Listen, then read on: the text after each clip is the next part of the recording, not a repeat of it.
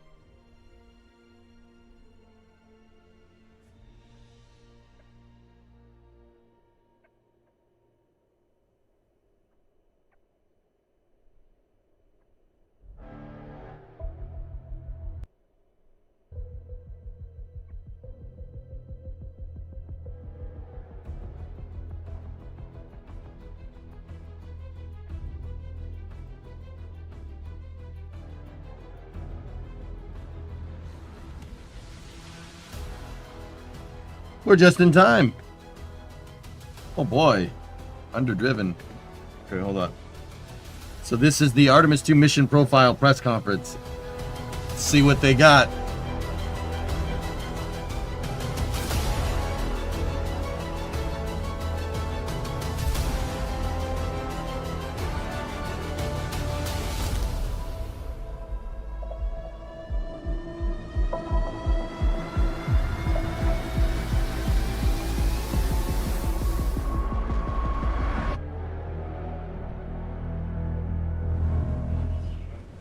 Good morning and welcome to our briefing today about NASA's Artemis 2 test flight, set to send 4 astronauts around the moon next year as the first mission under the Artemis program. And I'm Rachel reverb. Kraft with NASA Communications.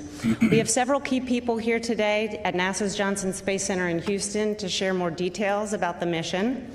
They are Lakeisha Hawkins, Acting Deputy Associate Administrator for NASA's Exploration Systems Development Mission Directorate, Charlie Blackwell Thompson, Artemis Launch Director.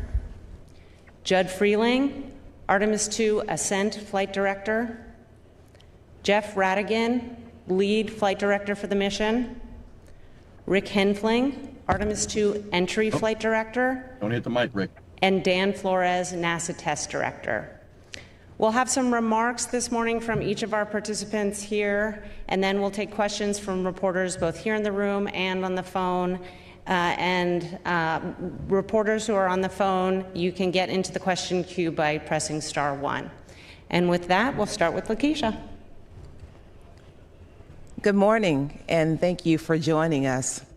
I'm glad we opened with that video. It gets your heart pumping, and it reminds us of the historic nature of the mission that we are about to embark upon. We're here today to talk about Artemis II, and we together have a front row seat to history. We're returning to the moon after over 50 years during the Apollo program, the Apollo era, and we are going back to the moon. Now, this is a series of tests, Artemis is. Artemis 1 was a 25-day mission. It was a great success where we demonstrated the capabilities of the SLS rocket, the Orion spacecraft, and all of the supporting operational and ground systems. We were able to test out those capabilities in a real deep space environment. And so now here we are moving on to Artemis II. Artemis II is a 10-day test flight.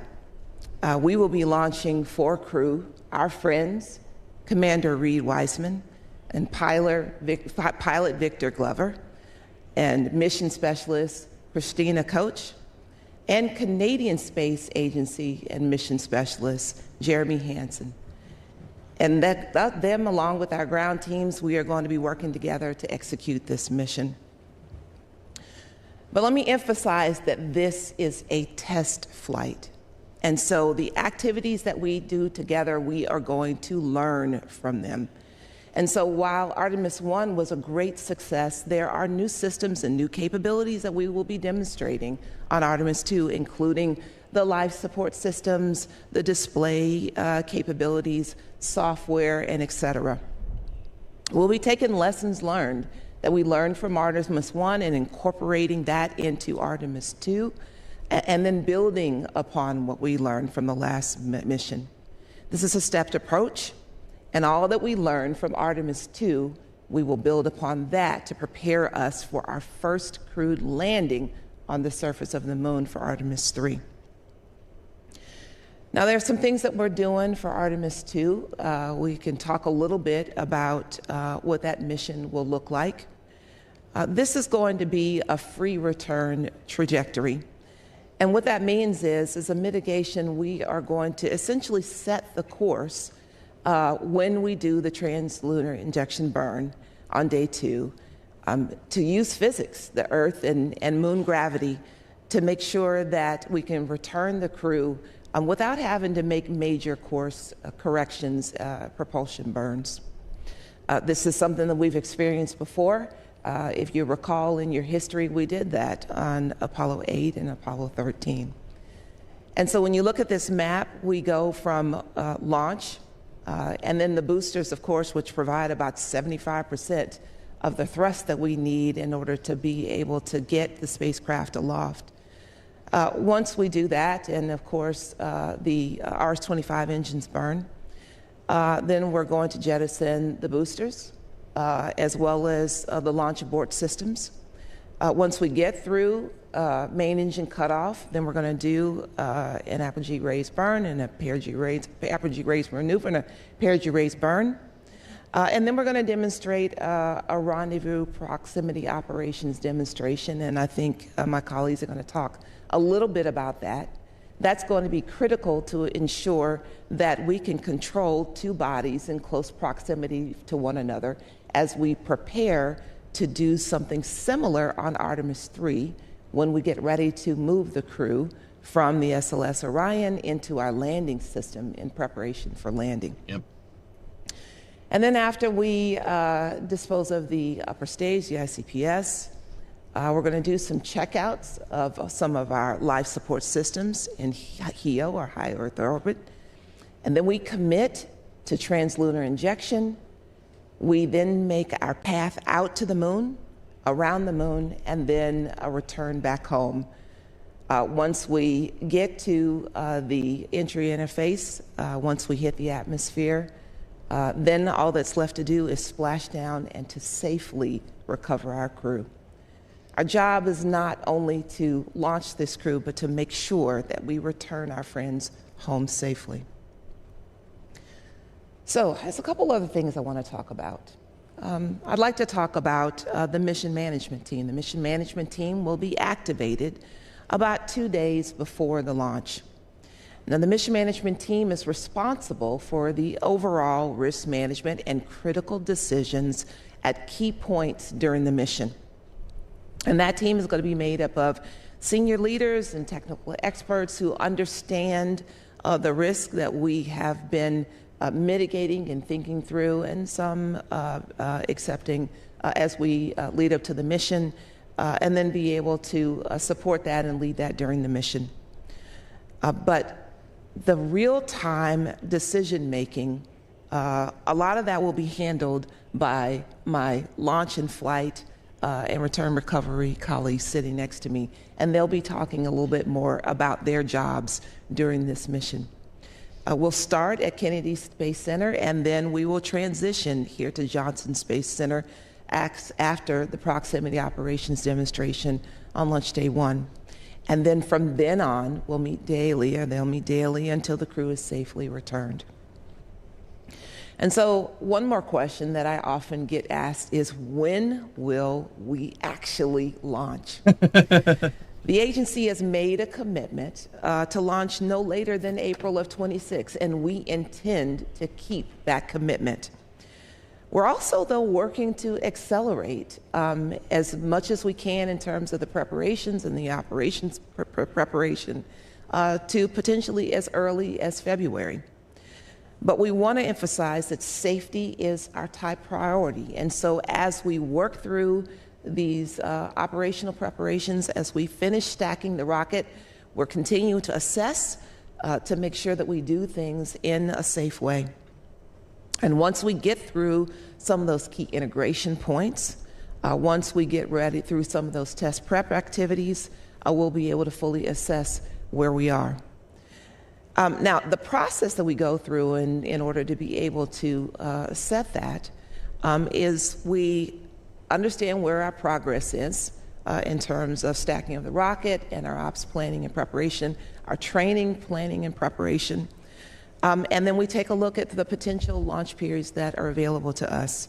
The launch periods, which is the days, and essentially that falls about monthly days available to us, as well as the windows within those days that are available that are suitable for us to be able to launch. Yep. And we take a look at our technical readiness. We take a look at potential constraints, technical constraints.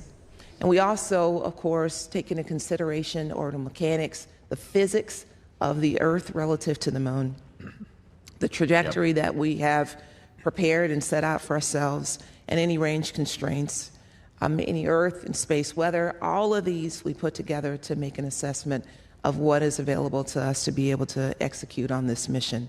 And as we get closer, we're narrowing that down, and we'll be ready to talk about that very soon. Mm-hmm. And so I'll just conclude by saying that we're making preparations, and when we are ready to safely launch, we are going to accelerate as much as we can to do so.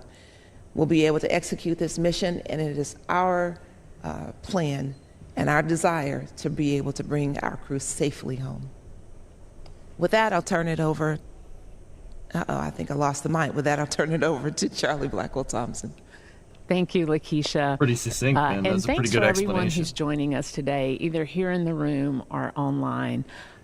Before Charlie starts talking, the reason why they have a no earlier than and no later than, guys, is because of lunar transfer windows. You can only go at certain times because of the phasing of the moon relative to Kennedy Space Center, et cetera, et cetera. The Apollo program had to do the same thing. You could only send it at a certain time because to get into the right orbit that you need, to get into that rectilinear halo orbit. I mean, the Apollo This is a free return, so it's a little bit different, but long story short, the moon has to be in the right place, or else the mission profile is not going to work. Rectilinear halo orbit has a lot to play into that. Free return trajectory also has a lot to play into that. It's not like KSP where you can just do it every time. Talk about our preparations at the Kennedy Space Center for this SLS rocket and the Orion spacecraft as we prepare for Artemis II. And as Lakeisha said, this is a very exciting time for us. Yes, Orion crude. is in its final Yeah, preparations manned and what one. we call Oh, yeah. our 4 offline people on board. processing. It is currently in the launch abort facility, launch abort system facility, or the LASIF as we call it back at Kennedy. And it is finishing up its processing there. We expect that to complete in about a week or so. And then it'll be headed over to the Vehicle Assembly Building, or the VAB. The SLS rocket is pretty much stacked and ready to go. Its test campaign is behind it. We are finishing up some of our closeouts and some of our other work, but most of our work there on SLS is behind us, which is a wonderful milestone. Later this week, we plan to stack the Orion stage adapter. It does have some payloads on board it that'll be going along Look at the people, for guys. the ride Look at how with us, big some that thing is. CubeSats. So we're looking forward to Orion's that pretty as well. big. It's a big spacecraft. Once Orion is complete over in the People down there? LASIF, we'll bring it over to the VAB. She's a It beast. will get mated to the SLS There's a door rocket, on the, and we'll begin our test campaign.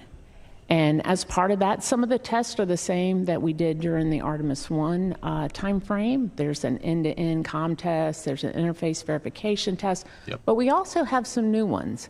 And those new tests consist of the countdown demonstration test, which is about our crewed flight. If any of you remember or were following back in the shuttle days, we had a similar test that was called TCDT, Terminal Countdown Demonstration Test. Yep. That's where we suit up the crew. They come out, we go through our checklist and our countdown. They'll enter the ship, we'll do comm checks, we'll get them strapped in, we'll do comm checks, we'll do the configuration of the crew module, and we'll count down to inside of terminal count before we have a planned stop. As part of that, we'll also do an egress demonstration, and that will be what we call a CDDT Part 1.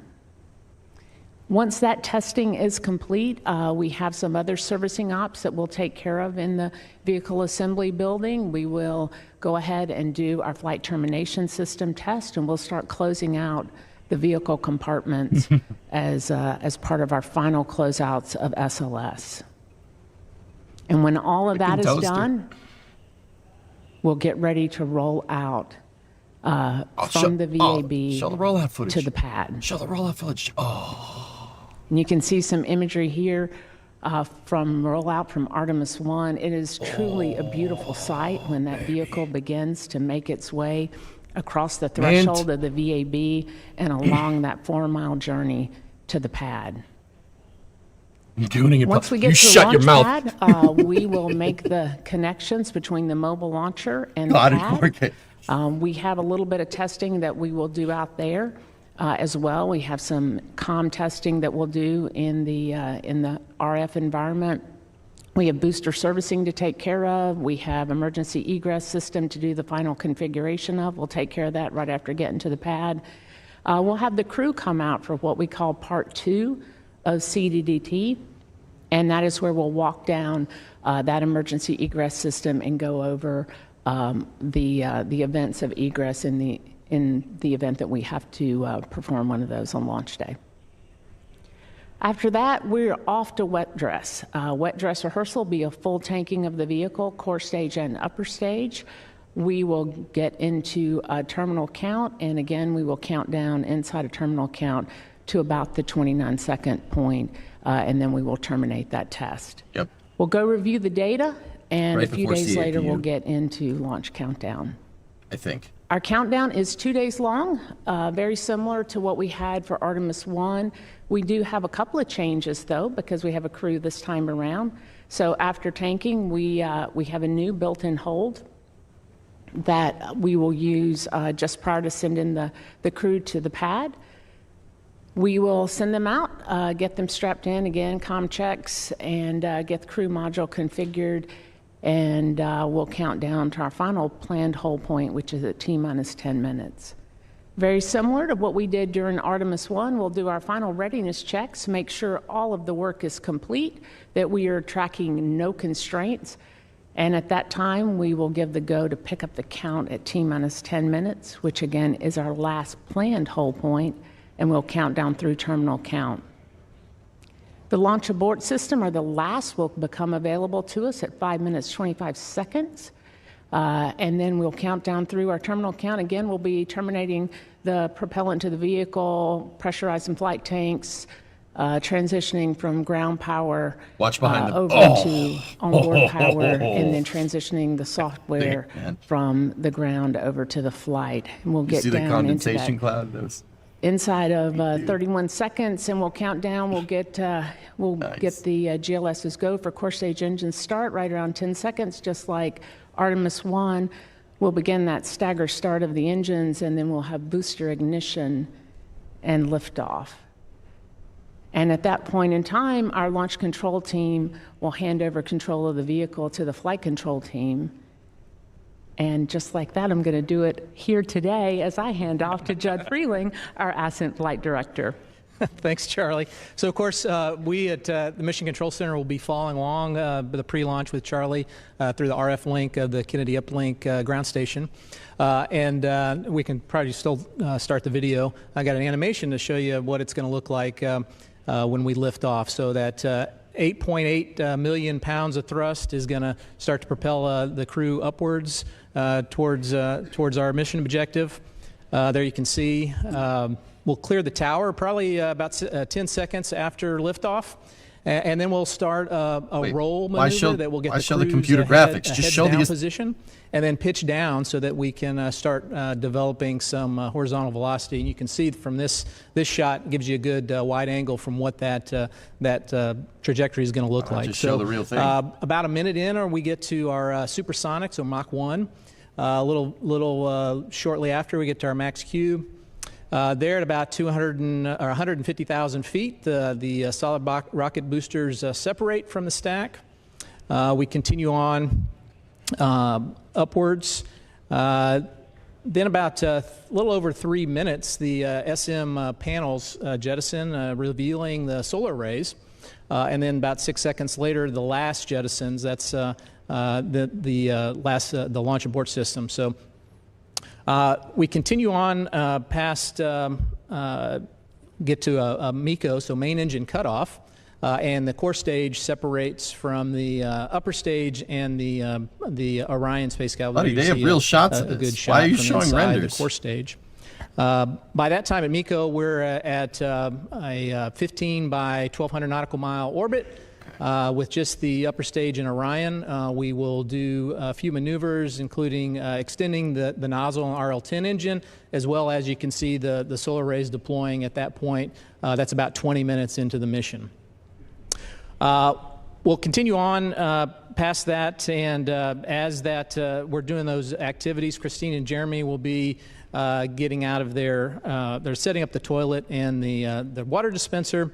As well as the last shot you saw there was doing the upper stage perigee raise maneuver. That'll get us to a 100 by 1,200 nautical mile orbit, after which we'll be in a safe orbit. This chart shows you, we're now on the right side of that chart a little bit. After that perigee raise maneuver, Christine and Jeremy will be getting out of their orange survival suits, and then we'll be doing several activities up until the apogee raise maneuver. And so the apogee raise maneuver is also performed by the upper stage.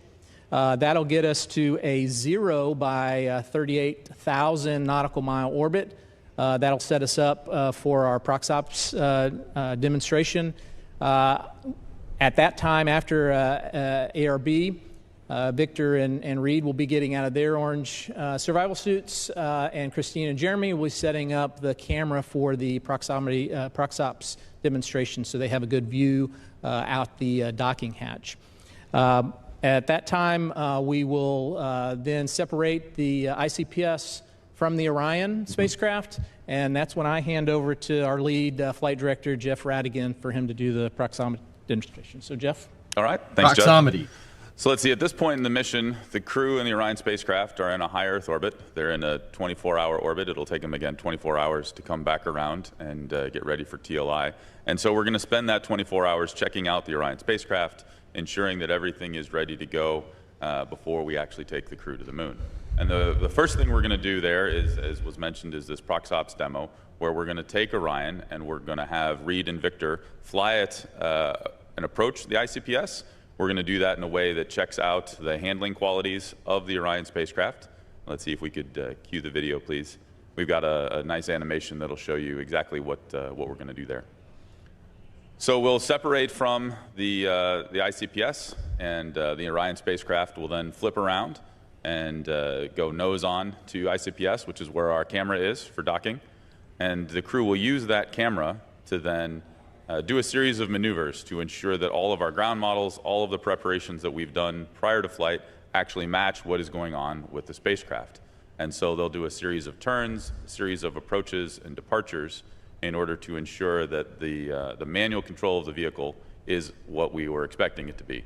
Of course, on Artemis 1, we did test the automated control of the vehicle, and that was very successful. This is an opportunity for us to test the crewed control and a way for us to check that out in preparation for future Artemis missions. After the crew does their checkouts there, then they'll set for the departure burn, our USS-2, our separation burn from ICPS, and of course we'll send it on its way, having done its job, and then the Orion will continue on to do a perigee raise burn that will allow us to raise our perigee off the Earth and to set up for TLI. As we check out our ECLIS systems and ensure that everything is working there, the crew then has a good night's sleep that is interrupted by that perigee raise burn. It's actually right in the middle of the night. Unfortunately, physics cannot be defied. We have to put the burns where they're necessary for the trajectory. So the crew will get a short nap, they'll get up, they'll do the burn, and then they'll go back to sleep again in preparation for TLI on the next day. Orion will come back down from the high Earth orbit to approximately 100 nautical miles off the surface of the Earth and perform TLI, sending the crew on the way to the moon. That's going to be a very exciting day. I have to admit, I'm very much looking forward to the day where we send a crew back to the moon for the first time in a long time. On the way to the moon, the crew will complete a series of checkouts of the Orion spacecraft. We again want to ensure that all of our systems are working successfully, and then we have a number of test objectives, as was mentioned. It's a test flight, so we're gonna put the vehicle through its paces and check all the systems, ensuring that everything is ready to go. And then all of those checkouts will be interrupted by a lunar flyby, and it'll be very enjoyable for us to watch the crew, and enjoyable for them to watch as they fly past the moon. It's going to look a little different than previous flybys, and here we've got the video going of what it's going to look like to the crew.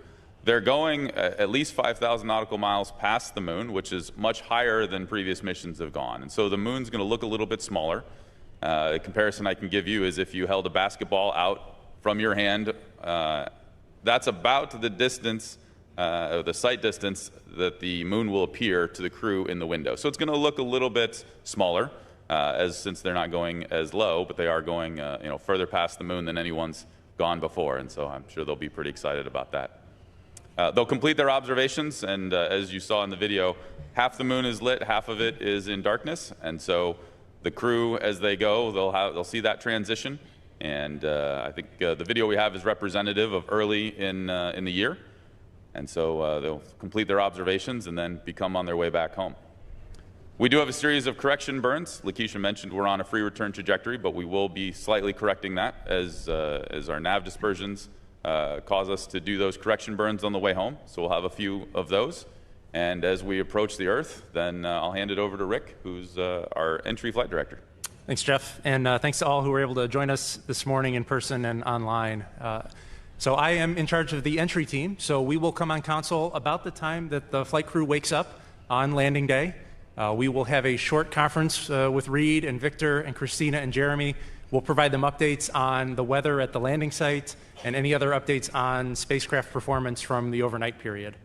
The crew's going to spend their morning tearing down the toilet. They're going to deconfigure the water dispenser. They're going to put away the food warmer. Basically all the things that they set up on flight day one, they're going to put away and stow for entry. Once the crew gets the cabin configured, we're going to perform that last final trajectory correction maneuver that Jeff talked about. This is going to put us on track for a bullseye landing in the Eastern Pacific off the coast of San Diego. Once that trajectory correction maneuver is complete, the flight crew are going to put their orange survival suits back on. They're going to do a leak check to ensure that they're leak tight for entry. And that process is going to take about 2 hours to do for all four crew to get suited. In the meantime, while the flight crew are donning their suits, the ground team is going to be doing some final spacecraft configurations like configuring the backup flight software to perform an entry in the event of a failure of the primary flight computers. Once we get to about an hour from entry interface, that's when the pace of activity is really going to pick up. The first major activity is we're going to hand down from the Deep Space Communications Network to the Tracking and Data Relay Satellite System Network. This is the first time we'll be back on TDRS since just before the translunar injection burn. So the comm system will get reconfigured about 38 minutes prior to entry interface, at which point we'll perform a comm check, and then we will start configuring the service module for disposal. We're going to position the solar arrays in a position that's favorable for separation. We're going to perform a test firing of the crew module thrusters to ensure they're warmed up for entry. And then we're going to get into the proper attitude for service module separation. Separation will occur about 20 minutes before entry interface. And the next step will be then to maneuver the crew module into the entry interface attitude. This is to get the heat shield facing forward to take the brunt of the heat that's going to be generated on entry. Just before entry interface, we're going to perform a firing of those crew module thrusters. We're going to do a burn called the raise burn. This is going to sweeten up our entry flight path angle to ensure, again, that we get that bullseye landing off the coast of San Diego. So at 400,000 feet and about 1,775 nautical miles from our splashdown location, we'll hit entry interface. And that's when the heat of the atmosphere is going to start interacting with our heat shield, and we're going to create that plasma trail. Real footage you see from Artemis 1. This is a video from Artemis 1 looking out the crew module windows towards the plasma trail. Oh, that's sick. The spacecraft is going to perform some bank maneuvers. It's going to roll right and left, and you can see that here in the video to fine-tune the landing spot.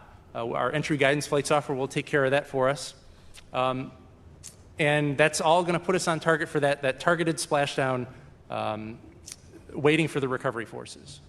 Once we get to about 325 miles per hour and about 24,000 feet altitude, we're going to start deploying some of our parachutes. We'll have 2 drogue parachutes that deploy, and then they'll bring us down to about a speed of around 115 miles per hour, at which point our 3 orange main parachutes will deploy. And that's going to bring the flight crew down to the safe splashdown velocity of 15 miles per hour. And that will be in a location right near where the recovery forces are waiting to extract the flight crew from the spacecraft. Once the spacecraft is landed in the ocean, we'll perform a couple of other reconfigurations, and then we're going to power down the spacecraft so that I can hand over to Dan Flores, who is going to be a part of the recovery team to extract the flight crew. All right, thanks, Rick. So again, Dan Flores, I am here representing the landing and recovery team. I'll walk you guys through the process of how we get to the capsule to recover both the crew and Orion back to the recovery ship. I'm going to say this is my favorite part of the mission because, like Lakeisha said, we have our friends flying around the moon. This is when we get to bring our friends back home to their families. Within 24 hours of splashdown, we're going to be positioned on the recovery ship in the Pacific Ocean, just off the coast of San Diego, which is our nominal landing site. The recovery ship is going to approach the landing zone, and a team of Navy divers on small boats, they're going to deploy from the well deck of that ship into the open water. Just prior to splashdown, our team here at Johnson Space Center, they're going to map out where all the various elements that Rick mentioned, the drogue parachutes, forward bait cover, all the mortars that jettison from Orion, they're going to analyze where they're going to land relative to the splashdown zone. We're going to map that out and deliver that to our small boats and helicopters to ensure that they're safely away from that zone. The Navy divers, they're going to be the first ones to approach Orion. And once they initiate their approach, they're going to conduct assessments of the air and the water surrounding the capsule to make sure it's safe to approach and help the crew exit the Orion. After ensuring the area is safe, they'll open Orion's hatch, and they're going to help the astronauts from their seats into a large inflatable called the front porch, which you can see on the screen there. Once all 4 astronauts are on the front porch, they'll carefully drift several yards away from Orion, and they're going to be awaiting pickup from the Navy helicopters that will be deployed from the recovery vessel. 2 helicopters, they're going to rotate, picking up all 4 crew members before they return to the recovery ship within a couple of minutes of each other. Once the crew has exited the helicopters, they'll transition over to the ship's medical bay, and they're going to undergo routine post-flight checkups, and we expect to recover the crew to the medical bay within 2 hours of splashdown. With the crew safely out of the capsule and attendant to their recovery, our team's going to start on the recovering of the Orion capsule back to the recovery ship. And we're going to use procedures similar to the ones that we used for Artemis 1. The Navy divers are going to secure a system of lines to the capsule using connection points and a pony collar that you can see around the capsule in that image. And that's going to help tow Orion inside the ship. When Orion's close to the ship, we're going to attach an additional series of lines to help stabilize the capsule as it transitions into the well decks. Sailors, our Navy sailors, are going to help manage the lines and handle the lines. They're going to pull on the lines with the assistance of NASA technicians that are going to operating key ground support equipment to help stabilize the capsule as it comes in. Once Orion is safely inside, we're going to start making our return back to Naval Base San Diego. And depending on our distance to shore, the Artemis 2 crew will either fly back to San Diego on helicopters, or they'll just stay on the ship and ride back on the ship back to San Diego. Once we arrive back on shore, the astronauts are going to depart back to Houston, while the NASA recovery team is going to complete our post-splashdown processing activities of Orion before it's transported back to the Kennedy Space Center in Florida. Some of these post-operations include initial assessments of the capsule and removal of any scientific payloads that need to return back to their NASA center of origin. Before I wrap up my opening remarks, I just want to take a moment and really thank our partners from the military who support our Artemis recovery efforts and have supported NASA since early days of human spaceflight. Our joint NASA, Navy, and Air Force team, they've been training for several years together to ensure a seamless recovery of Orion and the Artemis 2 crew. We had a successful recovery of the uncrewed Orion during Artemis 1, and we feel very confident that through our testing and our training alongside the Navy and other collaborators, we will make Artemis 2 just as successful. So thank you, and happy to take any questions.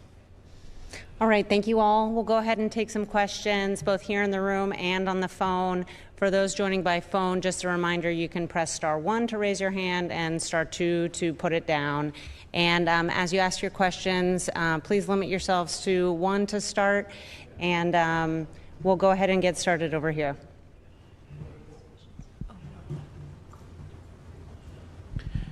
Thank you very much, Tarek Malik with Space.com. I think for Lakeisha or for Charlie, just about that opening of the window for Artemis 2 as early February. I'm very curious, like, what is that earliest date that you could be looking at in February, and what is the number of days per month that you're looking at to kind of have that time period in which to fly? Thanks.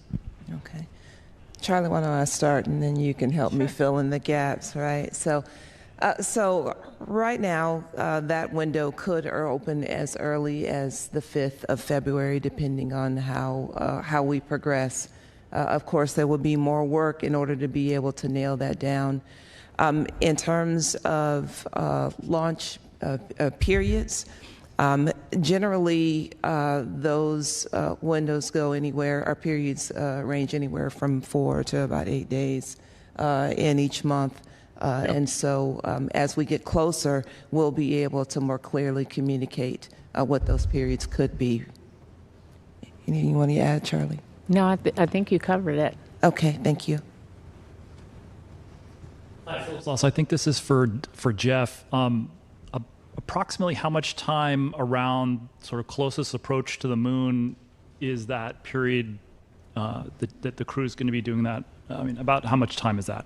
Thanks. So, yeah, and it's really, I would say, that voice. We think of it as a full day of science as the crew approaches, right? And they spend, I'll say, about 2 hours in that real close approach timeline, where you really, you can't really tell the difference in the moon's not changing size out the window is maybe the way I'd phrase it, because obviously you're still either approaching or leaving the moon, and your closest approach is only at a single point in time. But it's a couple hours where you can't really tell the difference. On the other hand, we're spending most of that day doing science as we approach the moon, and then as we leave it as well. And so really we're dedicating a full day of this mission to observing the moon and doing the lunar science that we can on Artemis 2. Hey, Bill Harwood, CBS. I think this is for Jeff.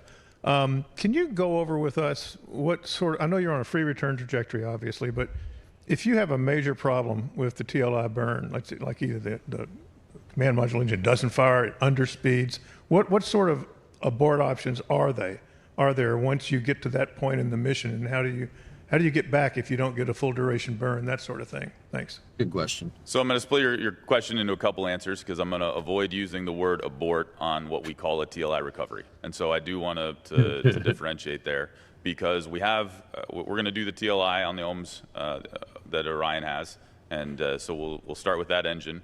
And were we to have an issue and do a partial burn in that case, we have the option of using the plus X thrusters that we have on Orion in order to recover that TLI burn and still go to the moon. And really, that's our first and primary goal, is to get back on our free return trajectory, get to the moon, and do the full completed mission. And so we have the ability to recover in a partial TLI burn case. We also have the ability to do an abort burn, and there's varieties of aborts, but we can use those same plus X thrusters to bring the crew home. Now it's going to take a few days. It's not like low Earth orbit where you come home immediately. It's going to take a little while to come home. But we have the opportunity to continue to take the crew past the moon, or if we don't think that's prudent, we can take a more circuitous pathway and bring them home. But we would still use that second set of thrusters to do it. Yep.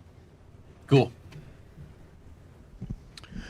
Eric Berger, Ars Technica. Oh boy. Question about the first day you spent in orbit around the moon, where you're checking out Orion.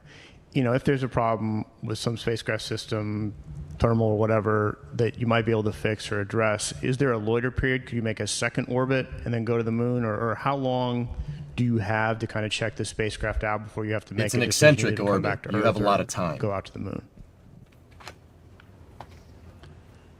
Let's see, I'll take that one as well. And so we, for many of our launch days, it's really a propellant question. How much propellant we have in order to ensure that we can get Orion to the moon. If we are unable to do that on the first opportunity of TLI, and we stay another rev in the high Earth orbit, obviously the moon's changing position. Yep. And so we have a new set of targets that we need to ensure that we've got enough propellant in order to fly past.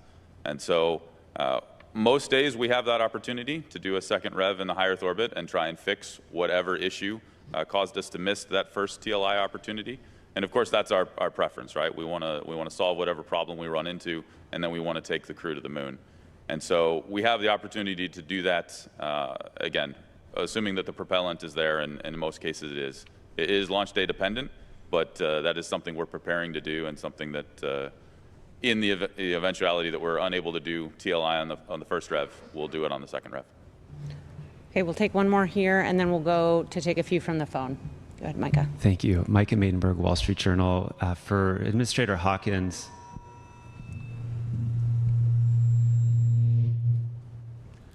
sorry. Okay. Try this again. Just given the time that has elapsed since Artemis 1, competition that NASA is facing with China at the moon, and new NASA leadership's drive to move faster, I wonder if you could talk about what kind of pressure or urgency you and your teams are facing to make Artemis 2 happen and avoid further delays, outside of the window that we've been talking about this morning. Thanks. What? All right. Well, that's a really good question. No, it's not. To be clear, right? No, it's not. The message has more patience been than I clear do. to us that this administration has us to acknowledge that we are not. indeed in what people have commonly called a second space race. There is a desire for us to return to the surface of the moon and to be the first to return to the surface of the moon. With that being said, NASA's objective, though, is to do so safely, right? And so we are certain, and we have done assessments, and we have worked together as a team to ensure that the progress that we are making is moving in an accelerated fashion, but that we are doing everything that we can to also ensure that this mission is successful and that we return the crew back home safely, right? And so I don't want us to lose sight of one for the other. It's a great question. What was it? But Okay, we have a few on the phone. I like Lakeisha. She's all right. We'll take a couple of those, and then we'll come back into the room. First up, we have Marcia Dunn with the Associated Press. Oh, hi. Good morning. I know you're going 5,000 miles beyond the moon, but what's the closest point to the moon that you're going to come? How far away will you be at the closest approach? And also, I'm thinking you are all now students of Apollo, which is considered still NASA's pinnacle half a century later. Do you think Artemis can set a similarly high bar, or are these comparisons unfair? And what, if any, takeaway lessons from Apollo are you actually applying for Artemis 2 and beyond? That was three questions, Marcia, but whatever. So I think that was multiple questions. Why don't we talk about the distance? I'll take the first one. I think it's the easiest. So the actual distance from the moon is actually launch date specific because we're flying past the moon. Once we have a specific launch date, we'll be happy to give you the number for each of the launch dates, but it is somewhere between 5,000 and 9,000 nautical miles past the moon. Trajectory shifts. That was the easy one. That was the easy one. Okay. I think the second part of your question, I think there were multiple parts, but I'm going to hit what I can remember, and we'll do the best we can here. I think you were hearkening back to Apollo, and part of your question was, is this the same, or are we doing something different from Apollo? And so similar to Apollo, yes, we are returning to the moon, and yes, we are moving in an accelerated fashion to get to the surface of the moon. But for different from Apollo, though, we are going back to the moon to establish a sustained presence on the moon. We want to demonstrate long-term capability on the surface of the moon. We are going to continue to add capabilities on the surface of the moon. We are going with commercial and international like-minded partners, and we are demonstrating those capabilities so that we can go on to the next destination. We've got our eyes set further, deeper into space, onto Mars, and being able to show that we can establish a presence on Mars and further destinations. And so we honor the Apollo missions and what was done, and even the flag that was left behind. And we are planning to go to the moon again for a sustained presence. Okay, we'll take another from the phone bridge. This one from Jackie Waddles with CNN. Hi, folks. Thanks so much for doing this. Quick question about a wet dress rehearsal. Can you guys give any indication on where you are on the timeline for a wet dress? And how far in advance of launch does that wet dress need to be completed before you start facing schedule pressures? So you want me to take that one? I think you should take that one, Charlie. All right. You mean schedule pressure? The moon has to be in the right place. Schedule pressure. There's no schedule pressure here. The moon has to be there. If it's not there and you go to send someone there, it's going to be over there. This is not hard. So our wet dress rehearsal is planned as part of our pad flow. There's a limited amount of activities that we purposefully take to the pad. All of our testing is done, the majority of it is actually done in the VAB. If it can be accomplished in the vehicle assembly building, we want to do that before rollout. So when we roll to the pad, it is to do wet dress or launch or both. And in this case, it is to accomplish both in the single pad flow. Yep. So our pad flow is a little over 2 weeks long. It sits at about 18 days of work. We do carry a few contingency days with us as part of our plan. And our wet dress happens toward the end of that flow. So the plan for wet dress is very similar to what we did for Artemis 1. Of course, this time a little bit different because we have Orion that is up on top. And while it is not cryogenically fueled in any way, that is the rocket down below. We do go through all of the Orion activities and terminal count with the configuration, the commands, the responses, and the LCCs. And so that is really our best risk reduction test that we do as part of our Artemis 2 campaign. And today that test will be finished up a few days ahead of launch. And so it's about 2 to 3 days before we would start into our 2-day launch campaign. So one more thing I'm going to add. Okay, so that was about schedule pressure. You don't have schedule pressure. The moon has to be in the right place. With that being said, if the wet dress rehearsal doesn't go how they want, right, and they don't get all the data that they want to verify that the vehicle's safe to put 4 souls on board, they'll do another one. And if they do another one, that's not a big deal. This is why you have a nominal window for your launch. You have net February and LT April. No earlier than February, no later than April. There's a nominal window in there that has a couple of moon transfer windows, and it's what Jeff was talking about a little bit earlier. The trajectory might change depending on the phasing of the moon. The moon is 6 degrees inclined relative to Earth's equator. It's going like this. It's not perfectly straight. And then Kennedy Space Center is 27 degrees north latitude. So KSC is up here and the moon is down here, and they're both kind of spinning around, right? And they have to be in the right phase. That's what it's called in orbital mechanics. You have to be in the right phase. If the moon isn't in the right spot to be able to get there from Kennedy Space Center, so if you launched due east out of KSC, because you're 27 degrees north, your orbit relative to the equator is going to be tilted 27 degrees relative to the equator. Now, that's not lined up with the tilt of the moon, right? It has to be lined up with the tilt. You have to get the tilts correct, all right? Now, they can do an ascent trajectory that involves a dog leg. So SLS will basically wiggle. It'll kind of turn left and then turn right to get into the right orbit. That's possible. But they also have many times to change your inclination during the perigee raise. And then the perigee raising burn and the apogee raising burn. There's plenty of times to change it. I would do it during the apogee burn, if anything, to get the tilts kind of aligned. Because if you don't get the tilt aligned, it doesn't matter how much power your rocket has. You're not getting there. Try to change the quote-unquote tilt of your orbit or inclination of your orbit is a very, very highly involved delta V maneuver. It's called an out of orbit or an on orbit plane change. All right. Those on orbit plane changes cost insane amounts of delta V. So it's important to try and match the tilt at the most opportune times.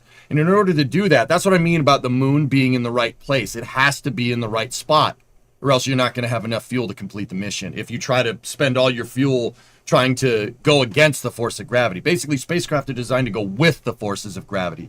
And in that regard, the moon has to be in the right spot. But there are transfer windows that happen basically. So how it was with Artemis 1, we don't have the exact trajectory windows here, but how it was with Artemis 1 is every week, some weeks KSC and the moon just aren't lined up. Other weeks, they're perfectly lined up. But even if they have a wet dress and it doesn't do what they want, they can opt to wait another week, wait another 2 weeks, and then send it again the next day. Or the week after that. So like I said, the moon has, it basically, the trajectory kind of resets every month because of, you have a full moon or a half moon or a crescent moon, right? Like you get different phases for the moon, and it kind of, once the moon goes around, which is basically once a month, it's not exact, right? You'll have those phases reset. So like there could be variations in trajectory because you waited for the second week window instead of the third week window. That's what Jeff was talking about. It's cool. It's good stuff, guys. This is really neat. I like that this has a lot of technical stuff in it. This is good. This is what I want. I don't want people doing crappy impressions of John F. Kennedy. This is the good stuff. We like this stuff. Okay, we'll take 2 more here in the room. Okay, next. Okay. Thank you very much. Ivan Semenek with the Globe and Mail in Canada. I have to ask, I mean, people have talked about the similarity with Apollo 8. One way this mission is different is you have an international partner on board in the form of Jeremy Hansen. I'm curious how that plays out in kind of the color and character of the mission so far and in the planning, how the international side of it, is exhibited. And if there's time for a technical question, what happens on the return if there are choppy seas or bad weather? I'm just curious about what contingencies are. Now, that's a Daniel good can answer question. That one. His first question is kind about, of how you plan for doo-doo. that. Thanks. The second one was a good question. They can adjust the So phase. I'll take the first part of your question and then hand it over to Dan. Jeremy is just a pleasure to work with, right? He's a fantastic astronaut. Every once in a while, you get the little bit of the Canadian accent, and we get to joke about that a little bit. Oh, But yeah, working but with an international partner, of course, we have a number of things where they bring a little bit different perspective, which I think is helpful. There's a lot of times where he'll ask, "Hey, why are we doing this? Why are we doing this?" And I have to provide him an answer. And of course, every once in a while, I start thinking to myself, well, why are we doing this? Why can't we do it a little bit differently? Why can't we do it a little bit better? And having that outside perspective is very, very helpful. And we appreciate his inquisitive nature. He's one of the most curious people I've ever met in my time here. Always wants to know exactly what's going on, and demands a level of rigor. Not that we aren't rigorous here anyway, but he just adds that little bit on the top that I think is truly helpful for our flight here.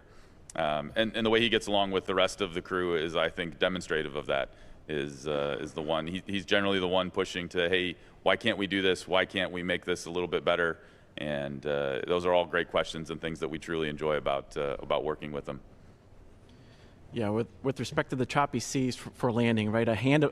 Well ahead of landing, our mission management team and our flight control team, they're going to be, and the recovery team, they're going to be looking at the weather forecast for the landing zone well ahead of time. If we have unfavorable conditions, right, that violate the limits of the vehicle, or for recovery operations, the decision is going to be made to either move the landing location based on the entry trajectory. So we have various weather alternate options, and Rick could go into details and all of those. But if for some reason after we land the weather is unfavorable, right, the Navy really just needs the small boats with the divers to get to the crew. We also have multiple contingencies that we work with the Air Force to ensure that we get personnel on time to the crew to rescue them. Yep. Okay, we'll go back here in the room. Hello, everyone. Michael Burton, University of Nebraska-Lincoln. Lakeisha, you talked a little bit about this, and I wondered if a few of you could comment. This is such an exciting time. It's so similar to perhaps when early colonists came to America. We're talking about sending people to Mars. This is one step in that direction. So can you talk a little bit about what it means to you personally in being part of this great time in spaceflight history? I feel like we have a front seat to a history-making experience. It's funny to me that you talk about colonists, but explorers, et cetera, right? Because growing up, that was always so interesting to me. I mean, one of my favorite book series was the Laura Ingalls Wilder series, the Little House series, right, where they were explorers themselves, right? And they were trying to figure out how to live off of the land. And very similarly, we are working with a team of pioneers. And ultimately, when we get to the surface of the moon, there will be very similar exploration going on. And the crew there on the surface of the moon will be trying to figure out how to live off the land, how to live off and utilize the regolith to build structure and to pull water from water ice and to be able to distill that down to fuel that's needed, and et cetera. We are very much on the cusp, on the verge of exploration in a very similar way. And this is a very exciting time to be a part of it. Yeah, man. That's Paul Hunter. In Broadcasting Corporation. Just a follow-up of a kind on the Jeremy question. He's the first non-American to get out there. And I wonder what, setting aside the curiosity that Jeremy brings, what was the thinking that went into that decision to broaden these types of missions beyond strictly Americans, and what do you think it means for the space program going forward to take it to include other countries and astronauts from other countries? Well, the team is looking at me, so I think that this must be my question, right? Oh, goodness. So I think I mentioned before, right, that we are going with like-minded countries, with friends. And I believe that this is a demonstration, part of the demonstration of America's leadership. Very different from the Apollo missions before. We realize that there is benefit from a strategic standpoint, from a resources standpoint, to be able to partner with others. And other countries, as evidenced by the many, many countries that have signed on to the Artemis Accords, many countries still see NASA and America's leadership as very important for the future of space exploration. And partnering with Canada, partnering with Jeremy, going with our NASA team is a first step in demonstrating that. Okay, we'll go here. Yes, Will Robinson-Smith with Spaceflight Now. Thank you so much for taking the time to do this with us. Question for Charlie Blackwell-Thompson. Regarding activities at the pad, you mentioned that the crew will be doing a walk down with the emergency egress system. Will they be riding the baskets down to the terminus point, or just kind of checking them out at the top of the mobile launcher? And then just during the wet dress rehearsal, if there's another hydrogen leak, would that be a potential showstopper that could result in the rocket going back to the VAB, or is the plan to, power through that based off the learnings from Artemis 1? Thanks.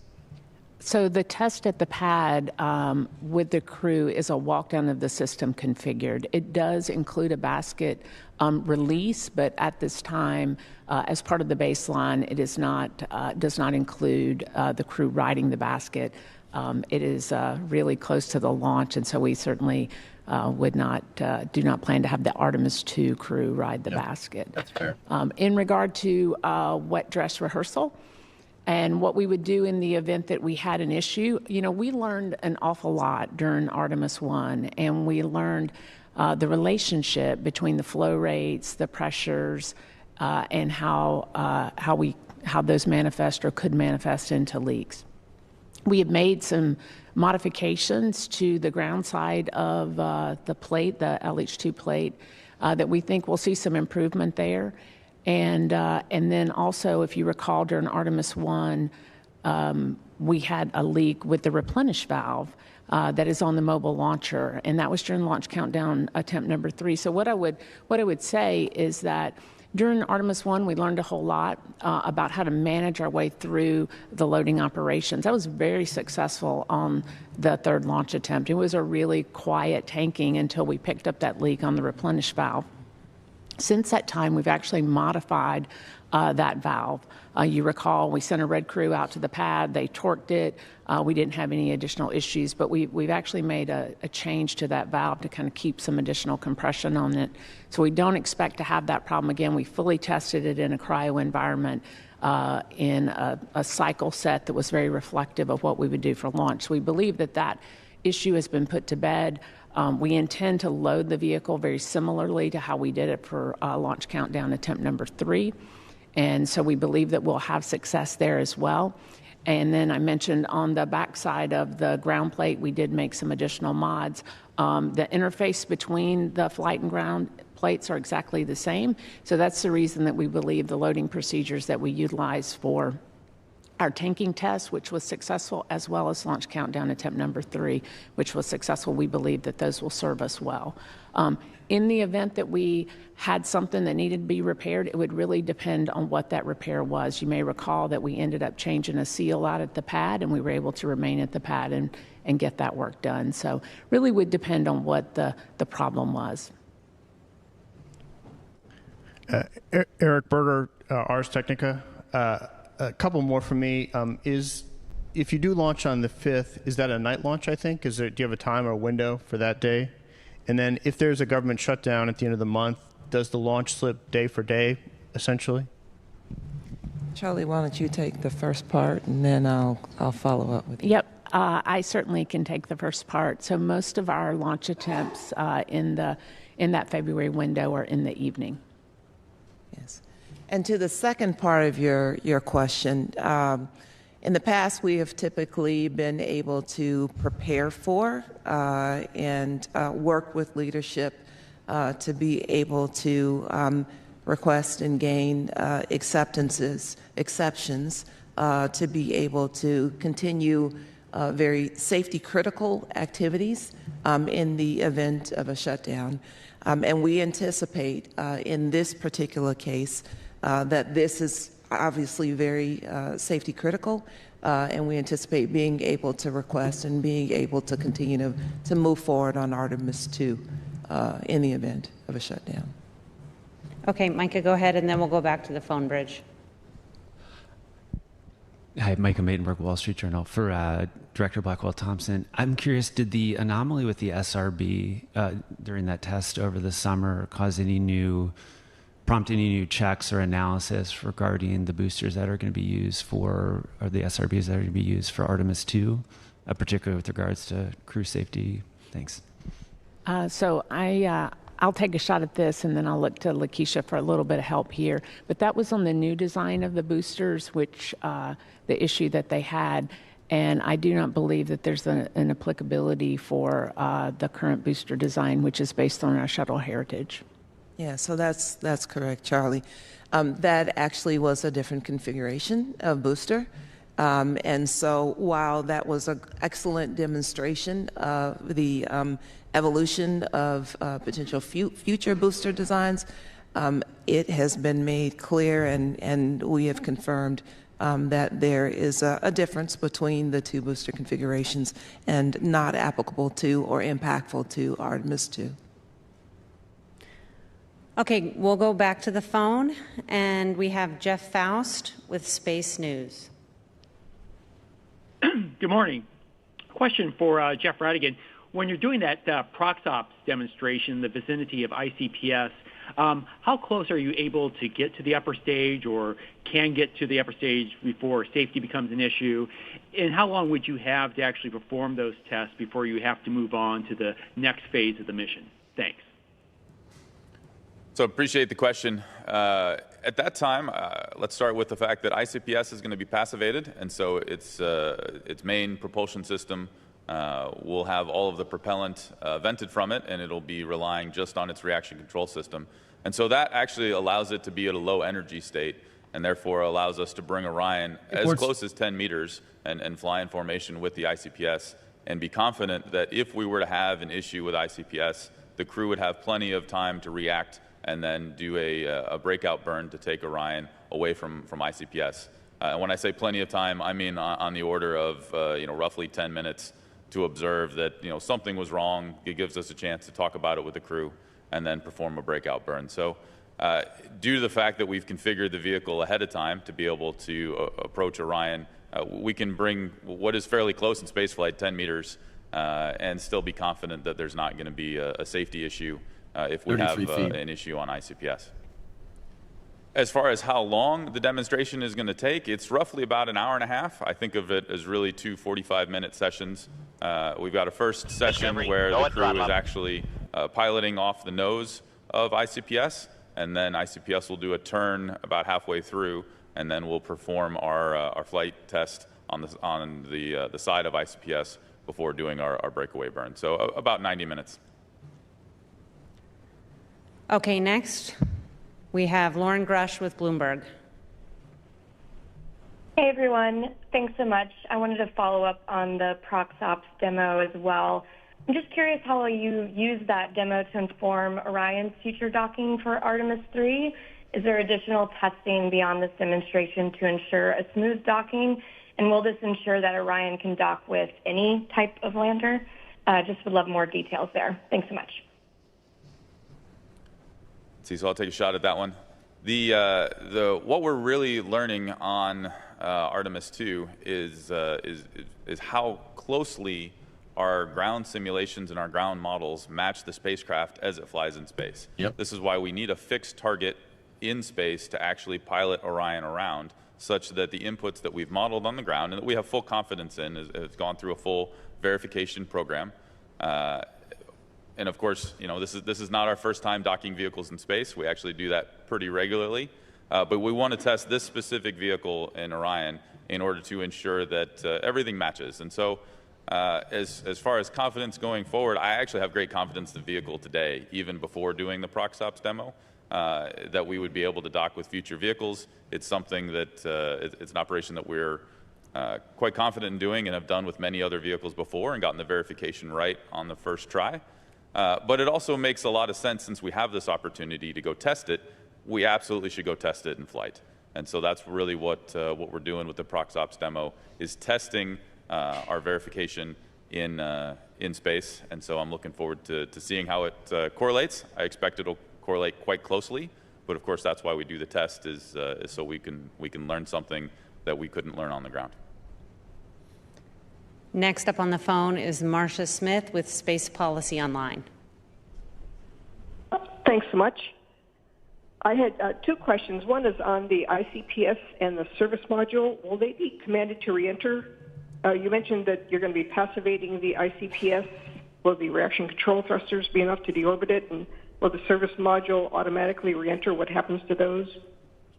But more broadly, I had a question. Lakeisha, you were talking about the importance of this historically, and I'm wondering what the plan is for NASA, and maybe Rachel could add something to this. What is the plan for public engagement during those 10 days? How are you going to bring the public along? What are you going to have the astronauts doing inside the spacecraft and beaming back to Earth? What kind of cameras have you got on the exterior of Orion?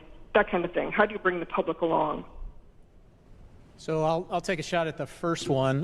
So the ICPS itself, recall the ARB, apogee raise burn, puts us in a 0 by 38,000 nautical mile orbit. I mean, that 0 means if we did nothing else, it's going to impact the Earth. And so after the ProcSops demo, Jeff and his team will perform the perigee raise maneuver for the Orion spacecraft, but the ICPS will continue down to that 0 perigee, and still has reaction control jets to basically target the correct part in the ocean for disposal. As far as the service module, that's really on Rick's shift, but I can answer that one too. After they separate from the CM from the SM disposes in the Pacific, behind the CM. So. And then the public, I think that's probably yours, Lakeisha. Yeah, so I'll talk a little bit. You referred to the historic nature of this mission. It is fully our intention to turn us into somewhat of the Artemis generation, just as the Apollo generation had the mission and the astronauts and the work that was going on the names of every American and people around the world. And so to that end, there is an expectation, and I'll get my friends to talk a little bit about the comm capabilities in order to be able to understand directly what's going on with the crew and the mission. But there's an expectation that daily we will be able to have press briefings, we will be able to talk about the progress of the crew, how they're progressing, how they're doing, so that we can bring the public along with us and that we can all have some ownership in this mission. Jeff and Jed, if you could talk a little bit specifically about the comm capabilities so that we can know what's going on every day. So as we fly further from Earth, of course, Judd mentioned we'll be on the various different communication systems. When we're on the TDRS system, the Tracking and Data Relay Satellite System, we have a much higher bandwidth, and so I expect the high definition videos that you guys are expecting from us that you see all the time on Space Station. And we'll be able to have that capability. As we go further from Earth and we have to go onto the Deep Space Network, we have a much lower bandwidth. And so we are prioritizing getting video of the crew, getting video of the cameras. If you saw from Artemis 1, we of course had a video set up as we got close to the moon and had that downlinking. But it is a much lower data rate. And so our ability to transfer high-def video is significantly reduced or not even possible on certain days of the mission. And so we're going to keep the video on as much as we can, but I do want to calibrate your expectations. It's a lower bandwidth. It's going to look a little grainy, and that is just due to the distance and due to the communication assets that we have available. It turns out the moon's a pretty long way from Earth when we start talking communication signals and bandwidth, and so we just need to set our expectations there. The good news is we're recording a significant amount of video during the mission, and afterwards, of course, that'll be released. That'll be amazing. And I'll just add, we do plan 24/7 coverage of the mission, starting with tanking all the way through crew recovery. We've been working very closely with Jeff's team, Charlie's team, and the team that Dan supports to make sure we can show you the crew and keep you apprised of their activities. And we're working hard to develop engagement opportunities to bring the public along with us. We recently launched an effort where anyone around the world can submit their name to fly on a little microchip that will be inside Orion. We've invited the public previously to submit ideas for the little plush animal or doll that will ride with the crew and indicate when they're in space, and we'll have more to come. Okay, next from the phone, we will have Anthony Leone. Hello, thank you for taking our questions today. With the Artemis 1 mission, when Orion came back, there were issues with the heat shield, and it actually postponed the Artemis 2 launch. So how was the heat shield with this mission? What you learned from Artemis 1, how did you incorporate that into Artemis 2? And how confident are you that the heat shield will be okay for Artemis 2? And my second question, how does it feel to be part of history? You are sending humans back to the moon, and someone else said, we are the Artemis generation. How does it feel to be part of this historic event? What are they going to say? It feels bad? Rick, why don't you start with that question? What kind of question is that? Thanks for the question. Oh, no, it feels awful. For those who are less familiar, on Artemis 1, we performed a skip entry trajectory, which means that we had an initial dip into the atmosphere to bleed off some of our energy, and then we lofted our trajectory a little bit, and then entered a second time to burn off the remainder of our energy. As part of some of the routine post-flight inspections, it was noted that some of the char from the heat shield had mechanically liberated on entry, and we took this problem very seriously. There were teams across the country, both involving NASA, other governmental agencies, and private industry, to really work to determine the cause of this problem, because this is ultimately had the chance of becoming a crew safety problem.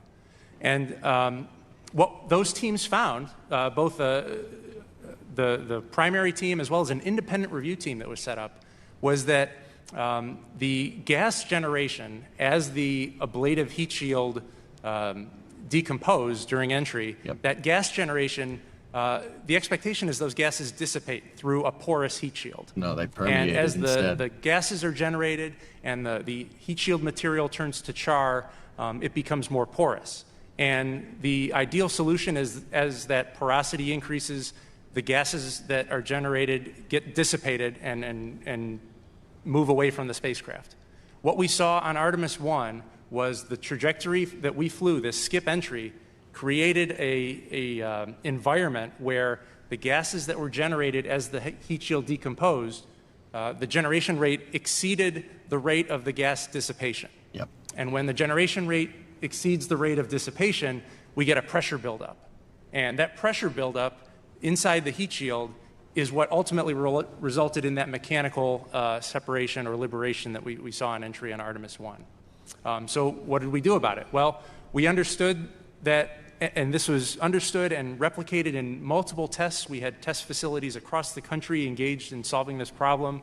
And if you look back, there's a great quote from Wernher von Braun about a test being worth 1,000 expert opinions. Well, we had a number of tests, and they all helped back up this understanding of what was going on in the char. And so the Artemis 2 trajectory that we're going to fly is going to be one that is not going to replicate that temperature environment, which was conducive to that increased gas generation rate. And so the confidence that we have on Artemis 2 is built upon numerous tests throughout the course of multiple years, and it helped inform how we were going to fly this mission. And I have the utmost confidence in the engineering expertise that went into the testing and the flight rationale that we are going to be able to bring the Artemis 2 flight crew home safely at the end of the mission. Rick, I want to emphasize, I appreciate that summary. I want to emphasize as well, right, is we brought in expertise from all over in order to be able to come to those conclusions. Not only did we bring in the NASA expertise, but we also brought along expertise from industry as well as DoD and DOE.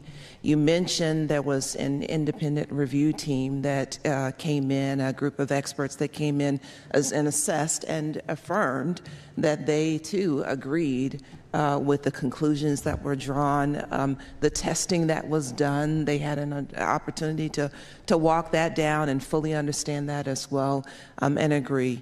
And this conversation was taken all the way through agency leadership. And so the leadership at the time, as well as the current leadership, understands and fully affirms that the way that we are going, as well as the trajectory that we have chosen to be able to mitigate Artemis 2, we are all on board with. And so from a risk perspective, we feel very confident that we are going to be able to bring our crew back safely for Artemis 2. And then the second question was related to place in history. I know at least amongst the flight directors here, none of us were born during Apollo. And so this is our opportunity to inspire a generation of kids to get involved in future space exploration. And maybe one of those kids who was inspired by what we do on Artemis 2 becomes that person who sets the first footprints on the surface of Mars. And so it's an honor to be a part of the flight director team, leading the flight control team to execute this mission. Okay, we'll take another from the phone from Christopher Mick of Hudson Star Observer. Good morning, thank you. I wanted to ask specifically about the CubeSats that are going to be on the ride-along, if there's any more information that can be provided on like the deployment sequence, and if any of the science they'll be generating will be applicable to future Artemis data sets.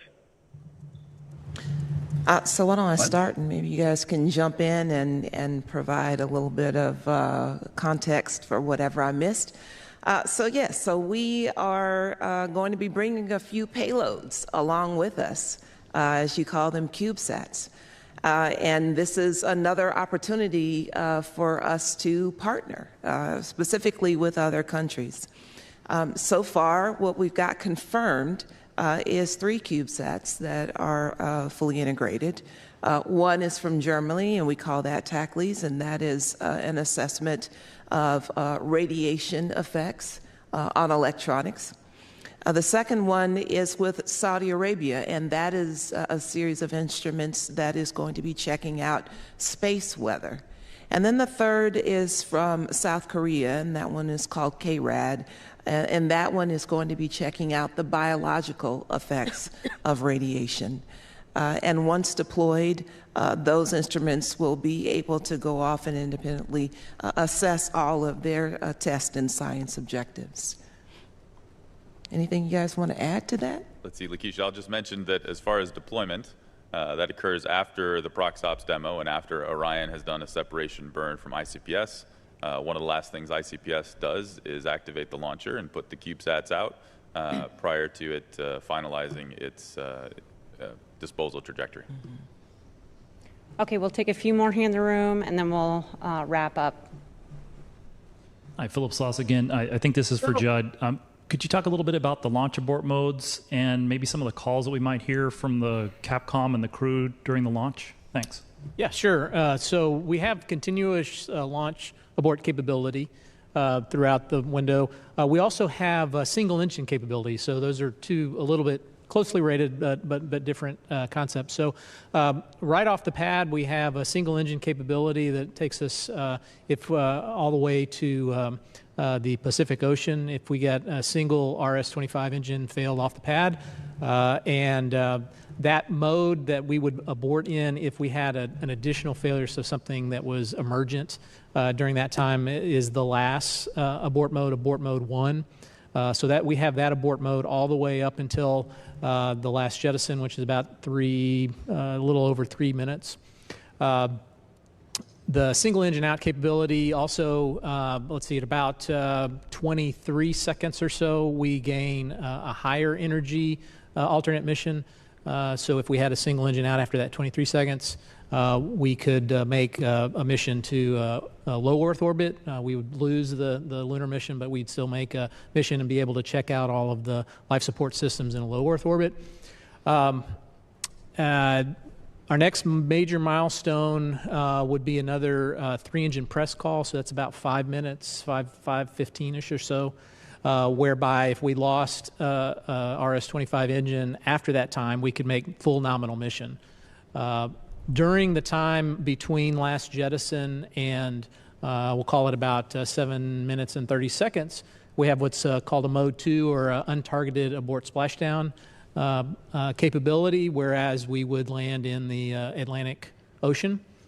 At about that 7.5 minute mark, we pick up what's called AOA capability, abort once around capability, whereby if we had an abort during the 7.5 minutes to the nominal MECO at around 8-ish minutes, then we could make the Pacific Ocean stretch capability off the coast of Baja.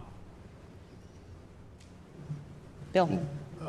Again, for Rick, That's a great question. About the environmental change for Bill's entry. the goat, man. But how is that done? I mean, I've heard it's still described as a skip entry, just not the same sort of skip entry, but I've also heard people say it's not a skip entry technically anymore. So can you straighten up exactly how the thing comes in to make you comfortable with the shield? Sure, thanks for the question. We characterize it as a lofted entry for Artemis 2. So what was done to redesign the trajectory for Artemis 2, we moved our target line closer to San Diego. So in my opening remarks, I had talked about how entry interface is going to start at 400,000 feet altitude and 1,775 nautical miles away from our landing site. By redesigning that target line, we shortened our entry range, which changes the temperature profile that the heat shield acreage material is going to see. And so by changing that temperature profile, that's what gives us that confidence that that the heat shield is not going to, we're not going to see those mechanical liberations on Artemis 2 like we saw on Artemis 1. Yeah, we don't go as high on that skip. It'll just be a little bit of a loft. That's Apollo. Okay. It's Paul Hunter again from CBC News. At the end of the day, what is the ultimate singular measure of success for Artemis 2? Getting the crew home. You want me to start? I'll take that one. I think you should. You know, when we look at what a successful Artemis 2 mission is, taking our crew back to the moon and bringing them home safely and paving the way for the next Artemis mission is really what we define to be a fully successful mission. And are there other things that we're going to do during Artemis 2? Absolutely. We're going to go test the life support system in a high Earth orbit. We're going to test the handling qualities of Orion. We're going to go perform a test flight. A test flight doesn't have one singular objective. It's got many of them. But in order for, at least me personally, to call this mission fully successful, we need to go fly by the moon and bring the crew home safely and welcome them back with open arms. Okay, I think that's a great way to end. We're going to go ahead and wrap up today. Thank you for joining us. You can tune in shortly at 11 a.m. Central Time this morning to hear more about the science and three dudes in the technology center. Aboard Artemis 2, and you can follow our progress at nasa.gov. Yeah, those three dudes in the center. Judd, Jeff, and Rick. Those guys are cool. Discovery. Flight ops is freaking sick, man. Those are the Gene Kranz's, Chris Crafts style dudes. Like, they know their stuff, man. It's a freaking pleasure listening to them. AP, 69-month resub. Nice. Feeling pretty good about this, dudes. This is I'll admit, so what Rick was talking about with, trading temperatures, they're opting for a steeper descent trajectory with Orion. And that's all fine and dandy, but a steeper ascent trajectory is actually going to increase your peak heating, but it will lower your period of heating. So if you're flying on a steeper trajectory, the heat shield will get hotter, but the period of time where it gets hot is going to be shorter. You're trading. On the skip trajectory, right, you're overall decreasing your peak heating. Your peak heating is going to be lower, but your period of heating is going to be a lot longer. It's very interesting that a steeper trajectory with higher entry interface temperatures is going to be the thing that keeps the heat shield in line. Why only stop one time and not do like 2 or 3? The capsule goalie can't really. The capsule doesn't have.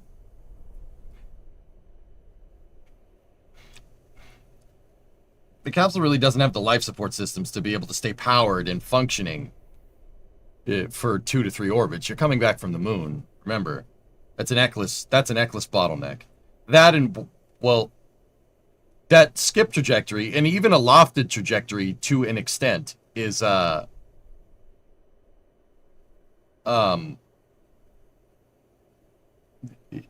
that's essentially like the equivalent of doing 2 orbits. You're just doing it all at once. So they are going to see increased temperatures on that heat shield, but your period of heating is going to be a lot lower. So, like, see, I'm wondering now, because the dude said that they introduced more heat into the heat shield. They introduced too much heat into the heat shield on the Artemis 1 trajectory with the way the heat shield is designed, right? And it couldn't bleed off fast enough. That must mean that the longer period of heating basically made the heat shield, it made the heat shield basically trap too much heat and mechanically char the heat shield. I'm really wondering, like, okay, so you're going to get a higher flux of heat with the reentry trajectory that they're using, but your period of heating is going to be shorter. I'm just genuinely wondering how that is going to fix that problem. Because your total impulse of heat is going to stay more or less the same. It just, there's only, you're going to absorb the same amount of energy, right? Because at the end of the day, you have to stop, right? So at the end of the day, you got to stop. The capsule's going to hit entry interface going like 25,000 miles an hour. It's pretty fast. Pretty damn fast. And it still needs to, relative to Earth's, keep in mind, this is relative to the ground. 25,000 miles an hour relative to the ground. It still has to decelerate from 25,000 miles an hour to like 300 miles an hour. So you can deploy the chutes, right? You still have to do that 24,700 mile per hour deceleration, right? You still have to do that. So that is, you have to bleed off a certain amount of energy. But the total impulse of heat is always going to be the same because you have to burn off that same amount of energy. It doesn't really matter how you do it. You have to do it, and you have to do it in a way that doesn't kill the crew and break the heat shield. I'm just... If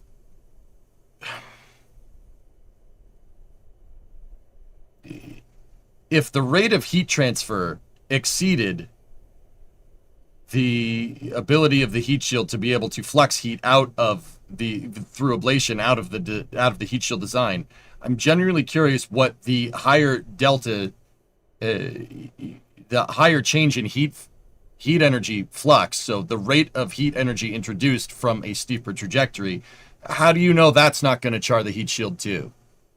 Like, how is that going to work? You're still introducing more heat into the heat shield, and there's a potential that that your point of saturation is going to exceed, and you're still risking mechanical liberation there. The window for mechanical liberation, I'll admit, is a lot less. It's a lot less with that steep re-entry trajectory, but also at the same time that you're still risking it.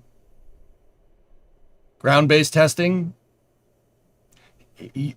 Reentry is a big pain in the butt, Sasquatch. There's really, you can test it on small scales. You can't test it at full scale.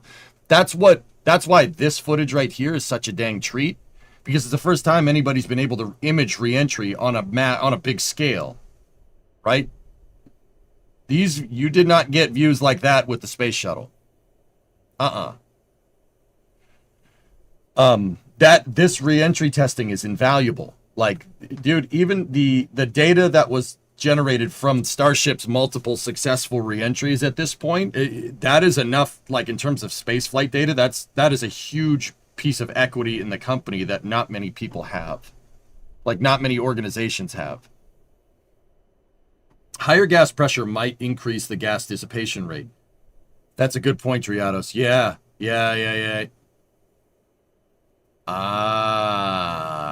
There you go. There it is.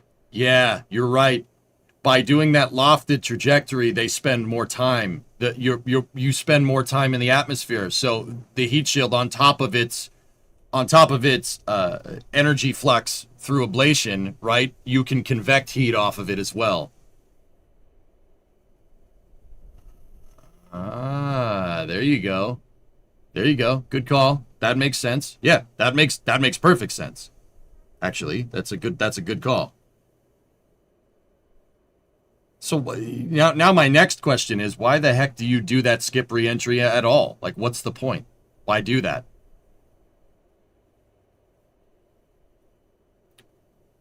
The higher the temp, the less heat would transfer inward.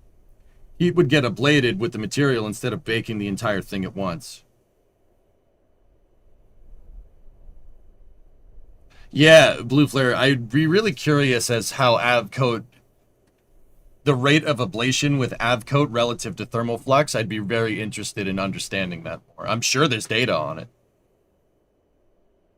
But yeah, basically your air, you know, if you fly that lofted trajectory, you spend way more time inside of the atmosphere where, you know,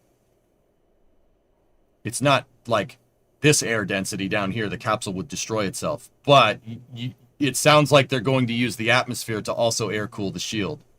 Which, I mean, you can convect heat when you're in the atmosphere because the gases in the atmosphere will be able to pull heat away. I mean, that's how a car engine works, basically. Didn't the Apollo engineers write down why they used the skip? Well, the Apollo engineers... So, guys, I want to be very clear. Artemis 2 is flying on Apollo's descent trajectory. It is the same thing. Apollo did a lofted trajectory. They didn't do a skip. They did a loft. I'm not sure what the rationale is. Like, that's what I mean. Why? Why do that? Why do the skip maneuver? My guess is that it allows you to... It affords you...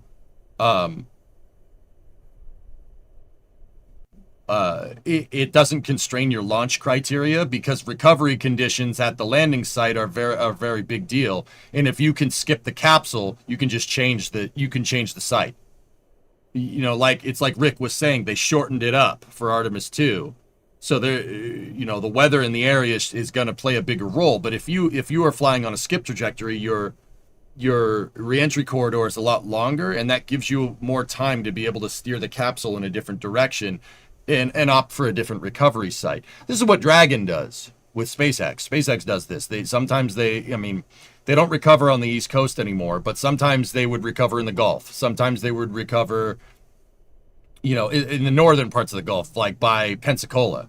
Sometimes it would be down by the Everglades in Florida. Sometimes it would be by Tampa. Other times it would be out in the Atlantic, near Jacksonville or near Orlando. That's the kind of stuff I'm talking about here. And coming back from the moon, you're going to need a long entry corridor if you want to have cross-range capability to be able to opt for a different recovery site. That makes sense, dudes. That's fine. That makes perfect sense to me. Are you going to cover the next Artemis conference in 30 minutes? Yes, sir. Yep, we're here for the duration. See, I love the technical conferences. These conferences are mint. They're so good. You get so much good information. And having guys like Phil Sloss there and Will Robinson Smith, those two alone are, and Jeff Faust too. I mean, Jeff was on the phone. They ask really good questions. They ask the kind of questions I'd be asking. Actually, nobody asked the question that I was going to ask, which was, is Orion this time flying with a docking port on it? You're going to do all these RPOD operations. Are you going to do it with a docking port attached? Not that it can dock to the ICPS or anything, but I'm just genuinely curious. Yeah, there's another one happening very soon. That was the mission overview conference. The next one is the crew news conference. Same thing. Oh, wait, nope. Hold up. The science news conference. That's happening in 20 minutes. The crew is tomorrow. You could have called in. I like listening, Manfu. These NASA press conferences, when you get like these technical ones, I listen. I listen and I absorb the information. Yeah, I listen. Could you text Phil that question? I should just ask him.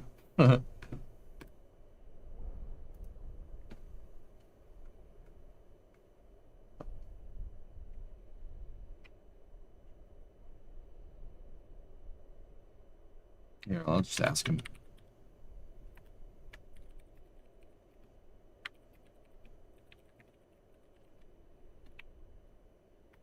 Let me see. Hey, dude, great questions during the presser.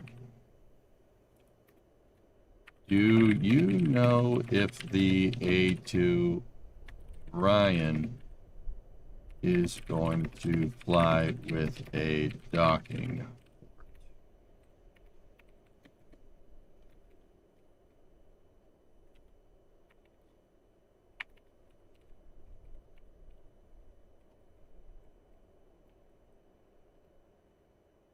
Here.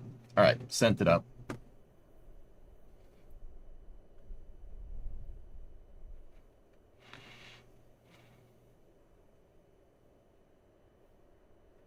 Yeah, I'll just ask him. Sometimes I forget that I have these guys on speed dial. Like, hey.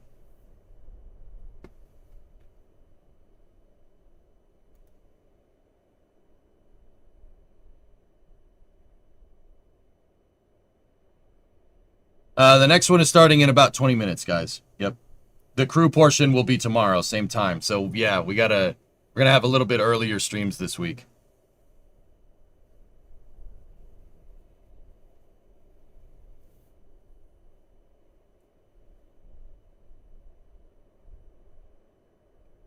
Are you two each other's confidential source? No?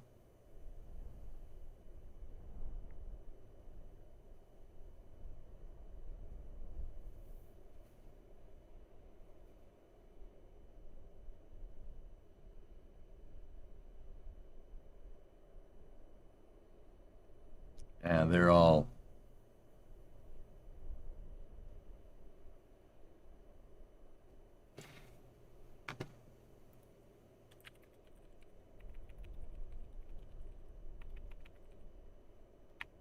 Hey, Pat, what's going on?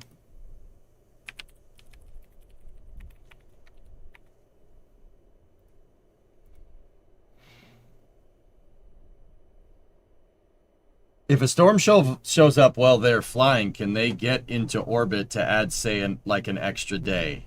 There seems to be a lot of contingency built into the whole mission. I've never seen that detailed of a breakdown for the A2 mission. It's pretty good, man. Guys, I'm not going to say it's safe. I'm not going to say, oh, yeah, you'll be fine. Dude, this is a ballsy mission. It's a hard mission. This is going to be a tough one. There's a lot going on.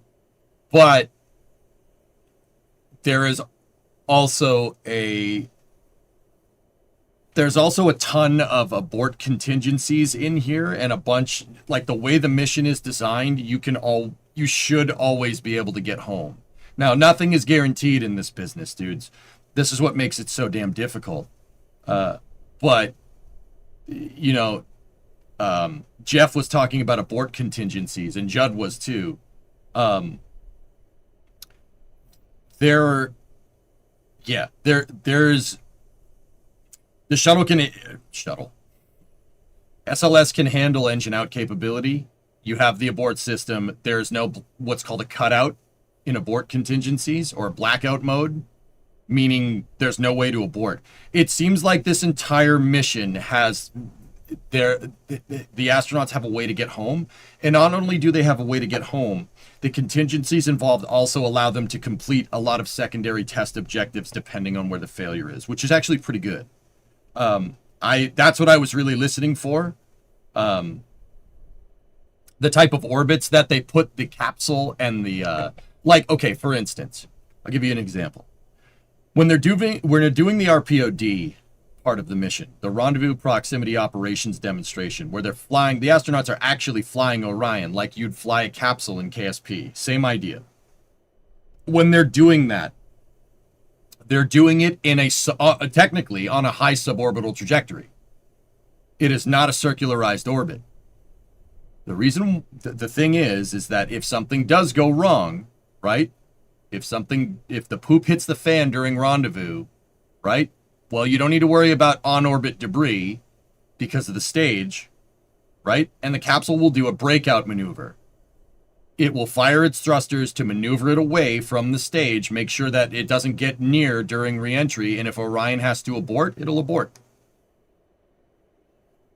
And the splashdown area for that stage is more or less, from what I can tell, it's more or less the recovery area for Orion at the end of the mission anyway. So the Navy's already going to be there. It's smart. That's really well thought out. I'm actually pretty impressed. The only thing I'm like about is the heat shield, but it seems that lofted reentry trajectory should be good enough. There's no guarantees, man. But thing I want to really, really, really emphasize, these are big boy missions. This is the real deal. And this is why it's cool. This is why I love listening to it. You know, I've been critical of SLS, I've been critical of Orion, but when it comes time to fly, no bullcrap. You know, I'm here to listen and I'm here to learn. You know? The Holiday Show, good morning. I just want to say thank you for making science cool again. In a sea of it, it's got electrolytes. It's got electrolytes! No problem, Holiday Show. Yeah, this is sick, dude. This is good stuff. This is what we want NASA to be doing. This is what they should be doing. Do more of this. That's what I've been saying this whole time. Do more of this. This is cool. This is cool, man. It's got what plants crave.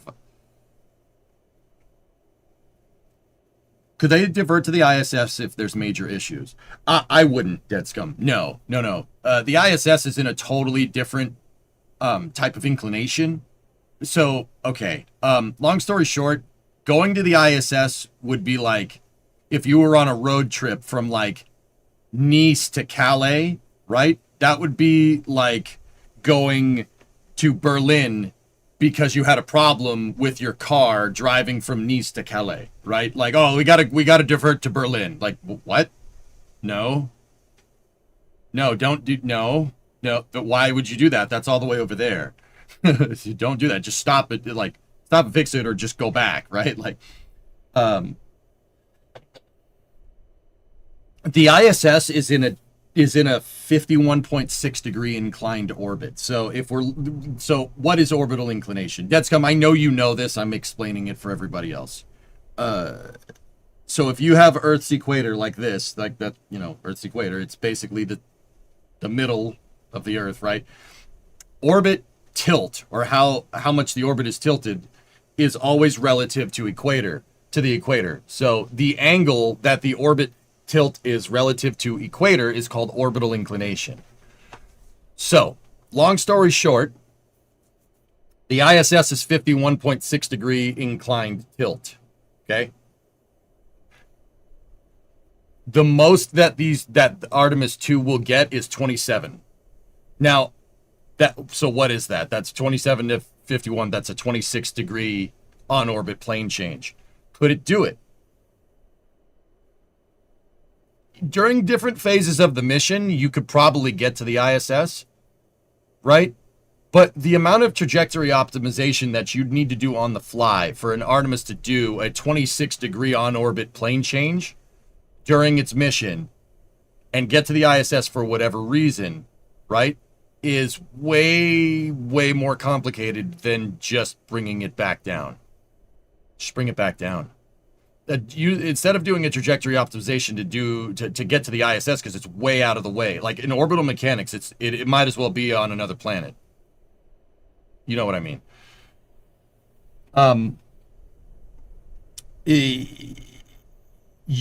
It would be better. It would be a better contingency to just get the capsule back down. But then again, it also depends on the phase of the mission. If it's any time before the translunar injection burn, just bring the capsule back down. Orion's heat shield will not char during a low Earth orbit entry. It won't do it. It's not going to... I wouldn't worry about heat shield char. I mean, you got to prove it, but I'm pretty sure they know that.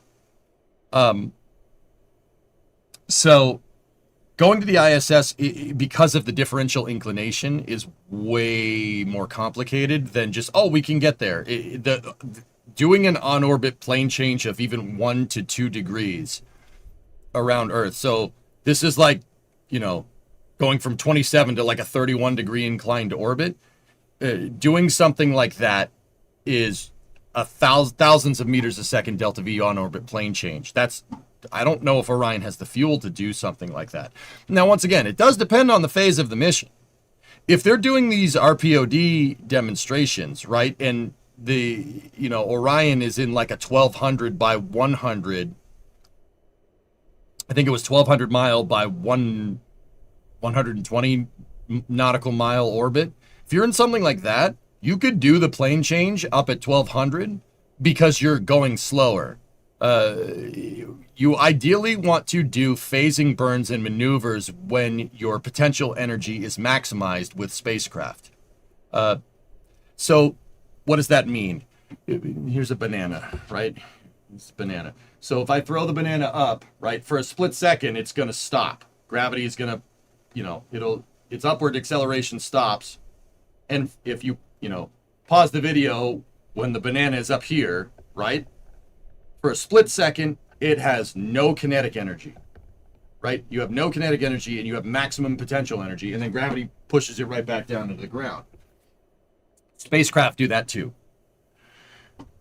But the difference is that this period of maximized potential energy in a high Earth orbit is going to be a lot. It's not going to be a split second. It's going to be for a longer period of time.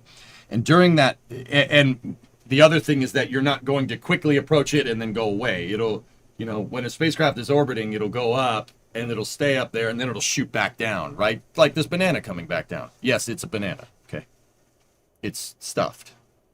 Nice banana. Thanks. I just had it stuffed. So during these periods of maximized potential energy, you can do on-orbit plane changes for lower delta V because your spacecraft movement relative to Earth's grav well is nil. It's not a lot. This, dancing around potential energy, kinetic energy, times to do maneuvers is called the Oberth effect, right? There's optimum times to do certain types of maneuvers. You want to boost your orbit? The best time to do that is when you're going the fastest, right? When your kinetic energy is maximized. Potential energy is minimized. That's Oberth.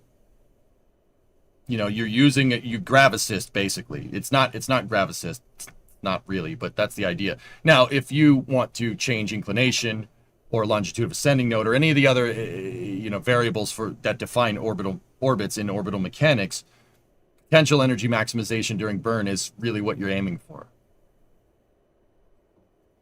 Are you counting doing this at the ascending or descending nodes? Graham, my analogy is taking into account that your ascending node is at apogee, which is highly unlikely. Right? It's very unlikely. I mean, yeah, that's another... that is another thing to take into account.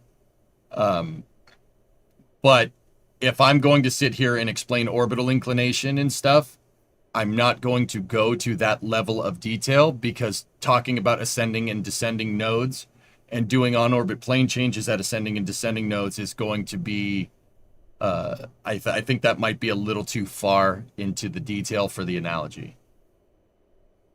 But yeah, yes, that is a thing. Not bad. You've had a rough few weeks, but EJ News makes it all better. All right. All right. Just play Kerbal. Yeah. Yeah, right. How much can Orion fly up there before they get into trouble? Up where? Goalie, the service propulsion system on this is way overfueled for the mission. And once again, that's added safety built into the design. The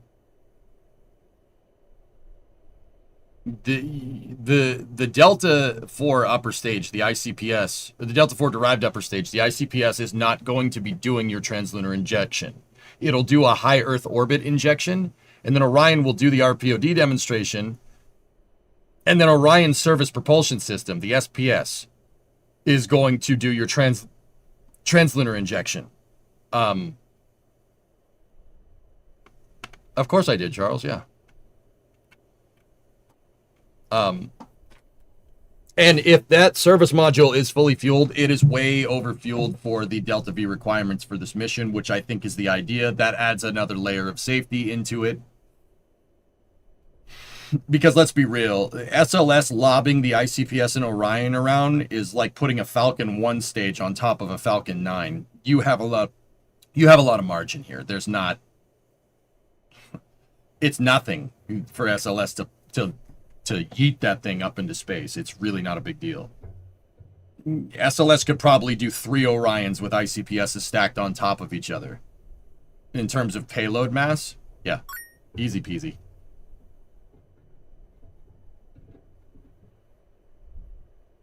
So with Artemis 2 following a hybrid free return trajectory, how do you think they're balancing the trade-off between crew safety and mission flexibility if the SPS burn fails post-translunar injection? Titan Jeff in that press conference said that, the thing about Orion's service propulsion systems and everything is that, so you have multiple thrusters on the back of Orion's SPS. Here, Orion's service module, the European service module.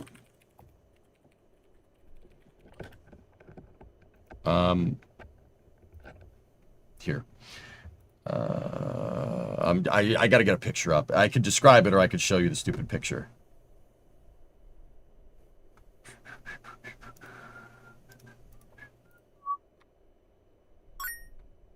Okay, combos. So keep in mind, this is a little bit of an older render. It's not exactly like this.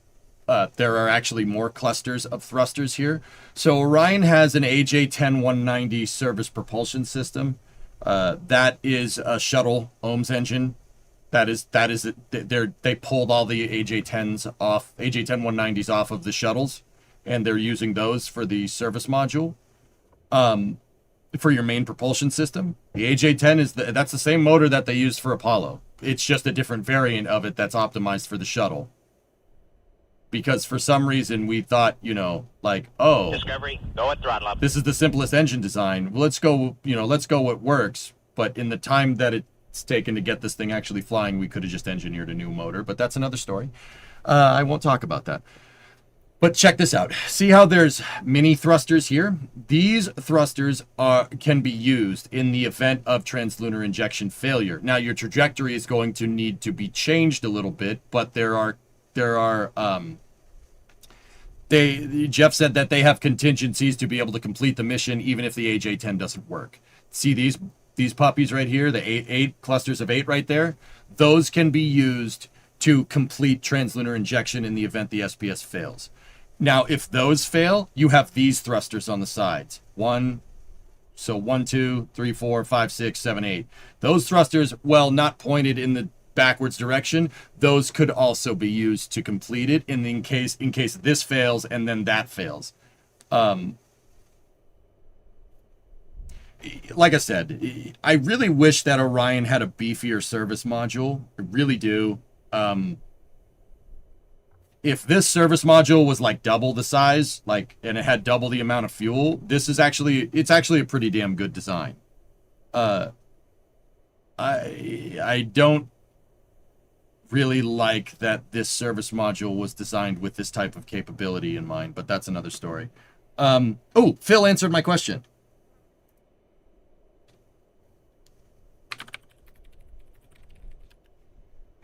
No. Artemis 2 does not have a docking port put on it. It's just a forward hatch. No docking port. For installation on that spacecraft. Cool. Thanks, man.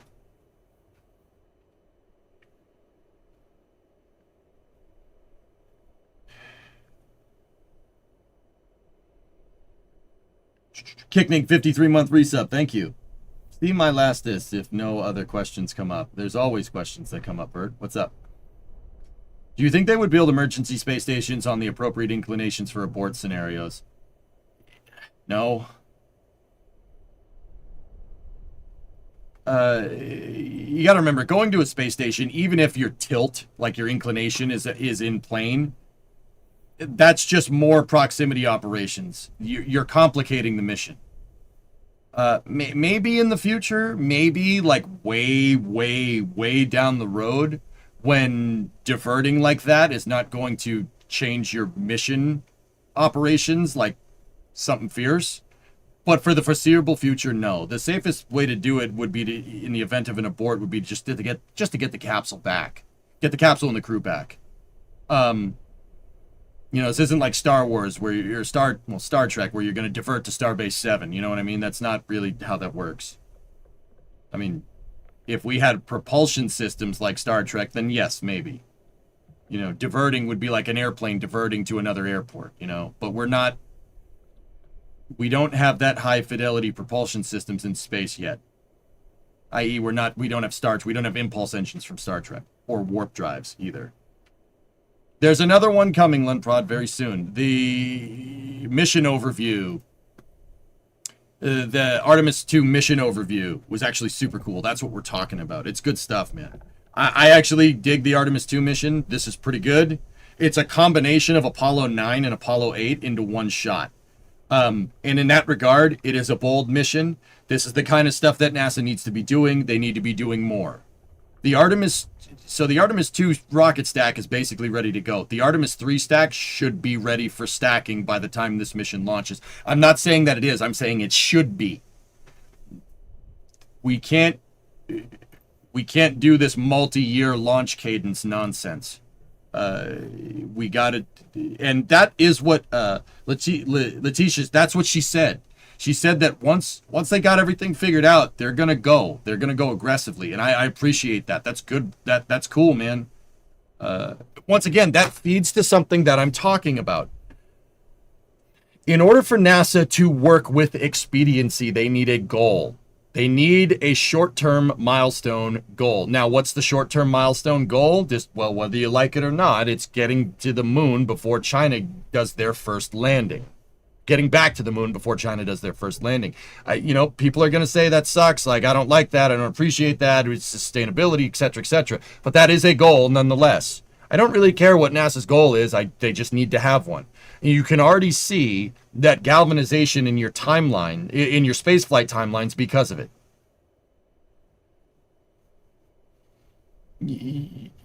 Talk is cheap, right? But Letitia, she said that they are going to work more expediently, which is what I want to hear. That's good. That is a good thing. That's good. Let's go. Let's ramp up. We need to ramp up Orion. We need to ramp up that EUS, despite me hating that stupid thing. You need to ramp up this stuff. You don't ramp it up, you're going to have an issue. You're not beating anybody to the moon. Show me more hardware. The hardware is there, dude. We just got to put it together faster. There it is.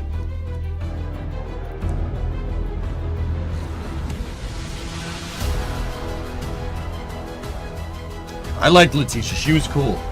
She didn't take no crap when she got asked a stupid question.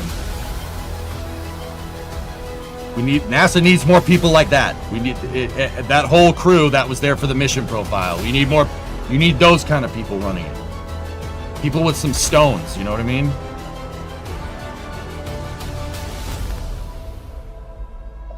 The orange suits have significance.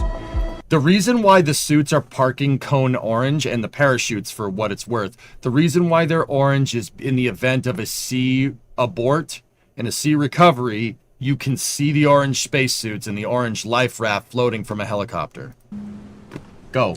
Hello and good morning. Welcome to the second of our news conferences today, which will focus on the science and technology flying aboard the Artemis 2 mission. I'm Nilofer Ramji with NASA Communications. Here to talk with us today, we have Mark Clampin, Deputy Associate Administrator for NASA Science, Matt Ramsey, the Artemis 2 Mission Manager, Debbie Korth, the Deputy Program Manager for Orion, and last but certainly not least, Jacob Bleacher, NASA Chief Exploration Scientist. After some brief opening remarks from each of our speakers, we will take your questions. For those of you in the room, feel free to just raise your hand and we'll bring a mic over to you. And for those of you on the line, feel free to press *1 to get entered into our queue. So with that, we'll kick it off with Mark. Thank you, Nilofer. So I'm really excited to be here today. Artemis is one of the most daring, technically challenging, collaborative programs ever undertaken. And science is a key part of that, and I'm speaking today on behalf of the Science Mission Directorate. NASA Science has always been a pathfinder for NASA exploration, and you can go back to the very first Explorer mission a year after Sputnik flew, which discovered the Van Allen belts. And in the time between that first flight and now, we've landed on the moon, landed robotic exploration on Mars. We've driven around Mars with a number of different rovers actually conducting experiments. We've even, in the last couple of weeks, announced that we may have found evidence of microbial life. We've flown on Mars with helicopters. And then we also worked with our colleagues in the Astronaut Corps to pioneer working in space on the SOHO mission, and then a lot of work on restoring Hubble Space Telescope. And just recently, we finally restored our ability to land on the moon with a successful landing by part of the CLIPS program. So we have a very large and invested role in bringing science into the Artemis program. This Artemis 2 mission will actually see 3 astronauts fly around the moon, and this provides a really great proving ground for doing some work that we believe is important as we, first of all, go to the moon, and then beyond that, go to Mars. So this will be the furthest and also the closest approach to the moon in about 50 years. And as you know, the goal is to stay and establish a sustained presence on the moon. So we think it's important that we establish a sort of playbook for what you might consider interplanetary travel. And we've been doing that in science for the last 25 years, working with astronaut colleagues on the International Space Station. And of course, as I just mentioned, we've also been setting robotic probes both to the moon. We've continued to monitor the moon with the Lunar Reconnaissance Orbiter for the last 20 years.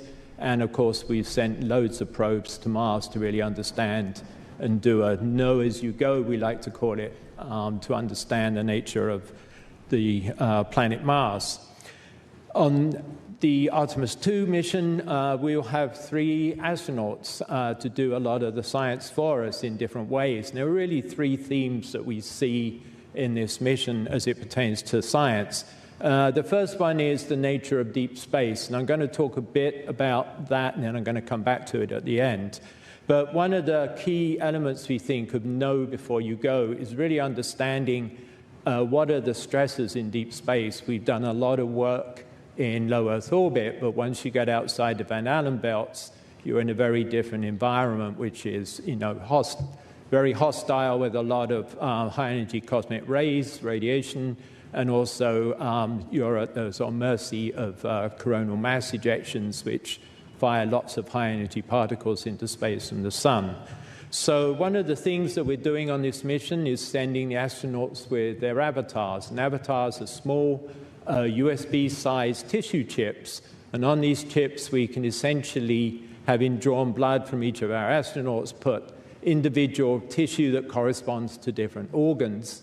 And we can use these to monitor things like the health, monitor how they respond to the environment. And this will be very important for building both our understanding of the stresses, just doing the very first Artemis 2, but later on as we go and establish sustained presence on the moon, and then hopefully go to Mars in the future, we can use these as a way of understanding what the impact on the astronauts is going to be. So it's a way maybe in the future that we can actually build health kits that help us ensure our astronauts are safe. Having 3 astronauts on the mission also means that we have eyes on the moon, and they will be able to probably see parts of the far side that were not seen during Apollo, so this gives us a lot of opportunity for additional geological work, and they'll be equipped with cameras and taking images that we can then use to basically follow up geologically and also potentially look for new landing sites. Finally, another important part for us is that this is going to be an integrated effort. So Artemis is fully integrated with science, and on this mission we will have science in the control room and an integrated part of the team. So Artemis 2 is really the first opportunity to test out that whole setup and make sure that we have everything right for the subsequent Artemis missions. So let me just return back to astronaut health. You heard Lakeisha talk earlier about space weather. Space weather is when the sun, when it's very active, ejects material, very high energy particles that can be a significant radiation hazard to astronomers. We found this initially with Apollo getting outside the Van Allen belts for the very first time. And tomorrow we will be launching from Kennedy 3 missions, IMAP, the Space Weather Follow-On mission, and the Carruthers mission. And these are all providing different pieces of the picture for space weather, so that for the Artemis 2 mission and for subsequent exploration missions, we can provide very accurate forecasting and monitoring for the astronauts while they're actually conducting these missions and ensure that they're safe for the whole mission. So just to finish up, as a big picture overview, NASA science is really providing a foundation for human exploration, both initially for the moon with Artemis program, and then later on for Mars, where again we need to know before we go a lot of things in order to make sure that we can safely go there and return. So we really look forward to exploring the moon, Mars, and beyond. And I will hand over to Matt. Thank you. Hey, thanks, Mark. Hey, it's great to be here today, and it's a pleasure being with you, all these bright and shining faces here. The panel this morning gave you a pretty good overview of what the mission looks like from pre-launch to mission to post-launch. I'm going to talk a little bit about the principles that drove the design of that mission and some of the mission objectives and some of the technology. So the principles that drove the design of the mission for Artemis 2 were quite a bit different than the ones that drove the design for Artemis 1. Artemis 1 was intended to be a shakedown of our machines that we're eventually will use to go to the moon and Mars. That was a fantastic mission, very successful. We were able to figure out how to operate the machines that are going to take us there. Artemis 2 is a little bit different. We're shaking down different things for Artemis 2. Looking forward to inclusion of the crew systems, and that's crew systems on the ground as well as in flight. So keep the crew safe, be able to retrieve the Orion spacecraft, because we do have reuse goals for Artemis 2 and beyond for the spacecraft components, and eventually reuse of the full crew module. So, and then the last thing is mission objectives. What do we want to accomplish? What did we want to accomplish in the design of this mission? And really, that's thinking forward to burning down risk for future missions, Artemis 3, 4, and beyond, where we will use this hardware to transfer the crew from Kennedy to the moon, and then from lunar orbit to lunar surface and back. So priority number one of the mission objectives is to test out the crew systems in space. There are environmental control and life support that Debbie will talk a little bit more about. That is CO2 removal, waste removal, that sort of thing is very important. We did not fly this system on Artemis 1, so it will be a shakedown of that system. We'll also utilize some of the equipment on board for exercise.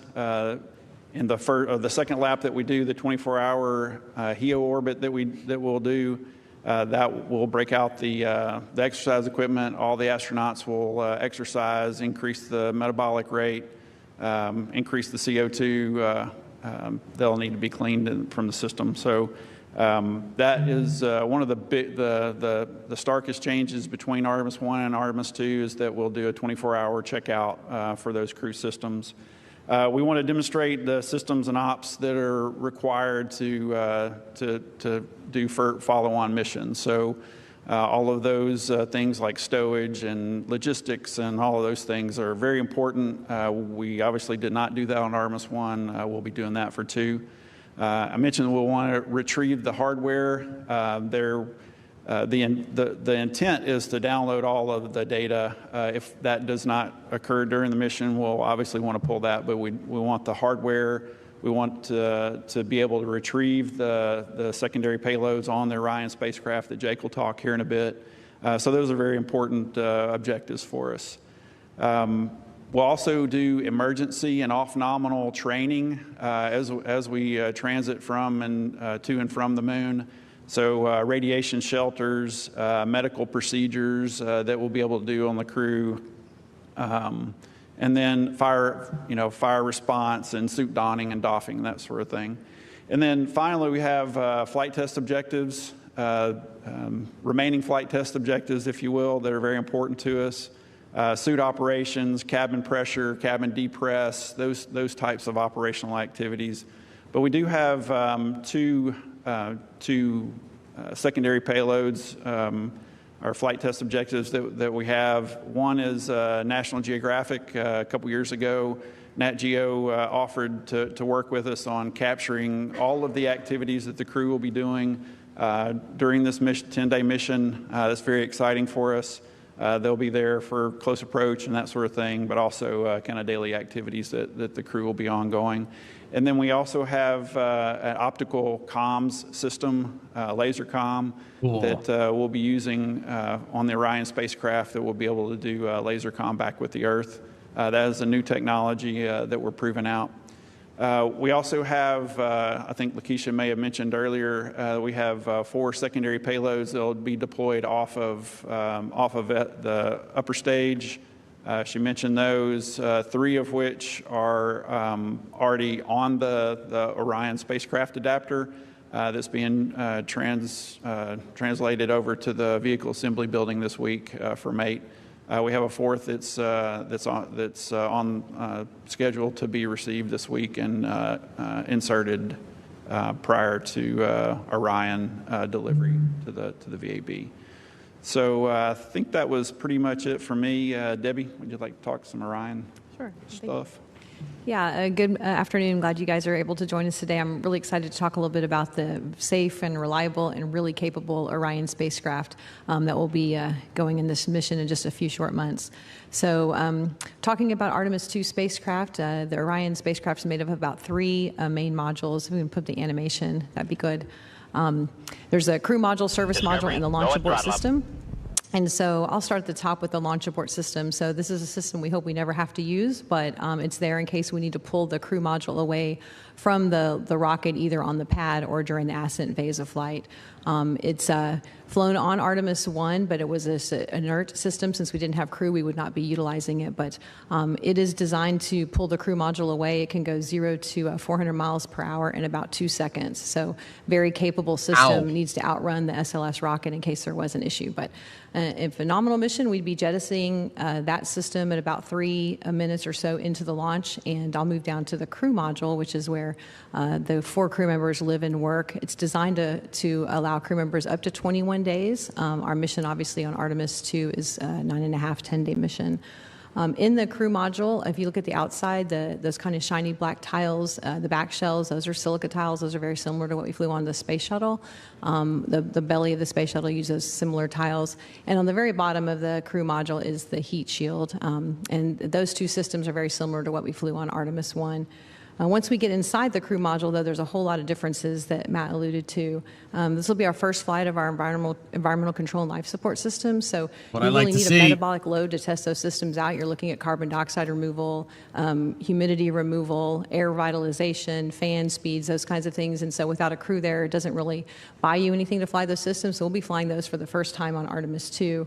The other new systems will be the displays and controls. So 3 displays that are provided to the pilot and the commander on this mission, mostly menu driven. There's about 60 manual switches, but the rest of it is very software and kind of a glass cockpit driven system to fly the spacecraft. As a part of the RPOD demo that Matt mentioned, we will be doing this fly around the ICPS once we undock from that in the HEO orbit. And the crew will actually be flying the spacecraft around that using those displays and controls, the rotational and translational hand controllers. Other new items mentioned are all really for the crew comfort and living space that they need. So a waste management system, basically a toilet. There's a whole hygiene bay that'll be flying in. An exercise device to keep the crew healthy. Any mission over, I think, 9 days requires exercise. So we're actually testing out this system on Artemis 2 to make sure that the environmental control and life support, the carbon dioxide removal and the humidity removal can keep up with exercising crew members in this small volume. Also flying a galley and a water dispenser system so the crew can, hydrate food and heat their food with a food warmer. So much nicer creature comforts than maybe some of the previous lunar exploration missions had. Also inside the... Well, Apollo CSM had no toilet. Didn't have the mass. They gave them Ziploc bags. Yep. So that's what she means by that. Crew module, there's a radiation protection that's provided. So inherent to the structure, there's radiation protection, but we also actually can utilize the Oasis bays, which is where all the stowage is. They can use that to protect themselves during a radiation event. Mm-hmm. And finally, I think one of the newer systems as well is the crew launch and entry suits, the orange suits that they wear at launch and entry. One unique feature about the Orion crew suits is it does allow for a contingency return in case there was a depressurized cabin. So the crew can actually live in those suits for up to 144 hours, has ability to provide them food and hydration, medication, and remove waste. So definitely a new system. Again, we hope we don't have to use that, but it is there for crew survival capabilities on their way back. That's super neat, actually. And finally, if you look at the bottom part of the spacecraft, that's the service module. The majority of that module is provided by our European partners. It's a European service module. It provides all of the commodities required by the crew module and the crew during the mission. So all the power, the propulsion, water, nitrogen, oxygen, those are all stored in those areas. Heat rejection. Includes 4 solar arrays, which is unique, allows these longer missions rather than just fuel cells. So with the solar arrays, we can actually extend these missions up to 21 days. It contains the main engine that'll be doing our trans-lunar injection burn on this mission as well. So the OMS engine on that service module will be providing that TLI burn. As Matt mentioned, we'll be doing that after we check out the ECLSS system in that 24-hour orbit. So where are we today in fabricating and getting the spacecraft ready? The next picture is a picture of the Orion 2 spacecraft that was in our operations and checkout facility at the Kennedy Space Center. That was right before we handed over to the Exploration Ground Systems folks. This was in May of this year. So crew module and service module stacked together there. You can see, solar arrays and the spacecraft adapter at the bottom. So this is as we were getting ready to roll out that spacecraft to the next facility, which is the MPPF. So the MPPF is where those service module commodities all get loaded. So all of the fuel, the oxidizer, the water, the nitrogen, oxygen, all those things get loaded in the MPPF. And that was completed earlier this year. We also performed a crew equipment interface test in that facility. So the 4 Artemis 2 crew members were able to get in their suits and get into the actual module they'll be flying in and do a series of system checkouts and testing out the interfaces that they have with the equipment in the crew module. That was successfully completed, and we moved on from there to what's called the launch abort system facility, and that's where the launch abort system gets stacked on top. So you can see here we just finished stacking the motor tower as a part of that launch abort system, and there's 4 ogive panels that are put on to close that out, something north of 800 fasteners to put that thing together, nearing the end of that activity. And very soon, in early October, the integrated crew module, service module, and launch abort system will roll out of that facility and head towards the vertical assembly building to get stacked on top of the SLS rocket. So, next picture is really a picture from Artemis 1, but this is where we're headed. This is we'll be in this configuration, likely end of this year, early into January. I'm headed out to the pad. So I love this picture. I love that picture of the moon in the background, our destination. And, and our goal with all of this is to provide a safe, reliable, and very capable spacecraft that can carry the crews to the moon and bring them home safely again and enable the science that we're talking about here today. So with that, I'll hand it over to Jake. Thank you. Thanks, Debbie. Cool. This really is an exciting time. We're preparing to send 3 United States astronauts and 1 Canadian astronaut around the moon. I mean, it doesn't get more exciting than that. And I just wanted to thank you all for being here with us to have this conversation and to help us tell the story about what we're about to undertake. As you've heard from my panel members here, that there are a number of objectives, test objectives with our test flight of Artemis 2. But you've also probably gotten the sense from us that we all agree our top priority is to bring our friends safely home at the end of this mission and to bring our spacecraft back. To do that, we have developed an integrated research campaign that will support all of our future Artemis missions to make sure that we can travel safely in space and bring everybody home.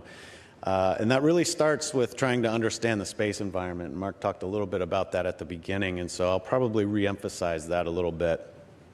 So we really want to understand that environment so that we can begin to spend more time away from the Earth, more time at the moon, around the moon, and eventually prepare ourselves to go to farther away destinations like Mars. Now, we're not starting from scratch on that. We do truly stand on the shoulders of giants. We've learned very much from the decades that we spent in low Earth orbit. But as Mark noted, the astronauts that spend time on the ISS are within the protective envelope around the Earth that helps shield us from some of that space weather in the deep space environment. We have learned much from the astronauts who traveled to the moon previously. But although we studied the moon, we studied our systems, we didn't necessarily study ourselves the way that we can today. So that puts us in a really good place for developing this integrated Artemis 2 research strategy to really focus on understanding that environment, how it impacts our astronauts, life in general, and the systems that we'll be flying in. I believe that when we leave home, one of the reasons we leave home is to learn more about ourselves. So in that sense, you could really say that the science of Artemis is the science of us. So we will be collecting some of the baseline data here of how humans operate when they get away from the Earth. It's what we need to have in mind if we want to spend more and more time farther away. I'd like to say that during exploration, science is our toolbox for survival. So with Artemis 2, we're taking the next steps for exploration into new places, steps for humanity to explore far beyond the Earth-Moon system. So with that in mind, I'll run through some of the payloads that we have underway. Our research plan includes a series of experiments and activities. And you heard Mark already mention AVATAR, a virtual astronaut tissue analog response. Again, this is a small experiment. But it could lead to really big impacts for healthcare, both for our astronauts, but also people here back on the Earth.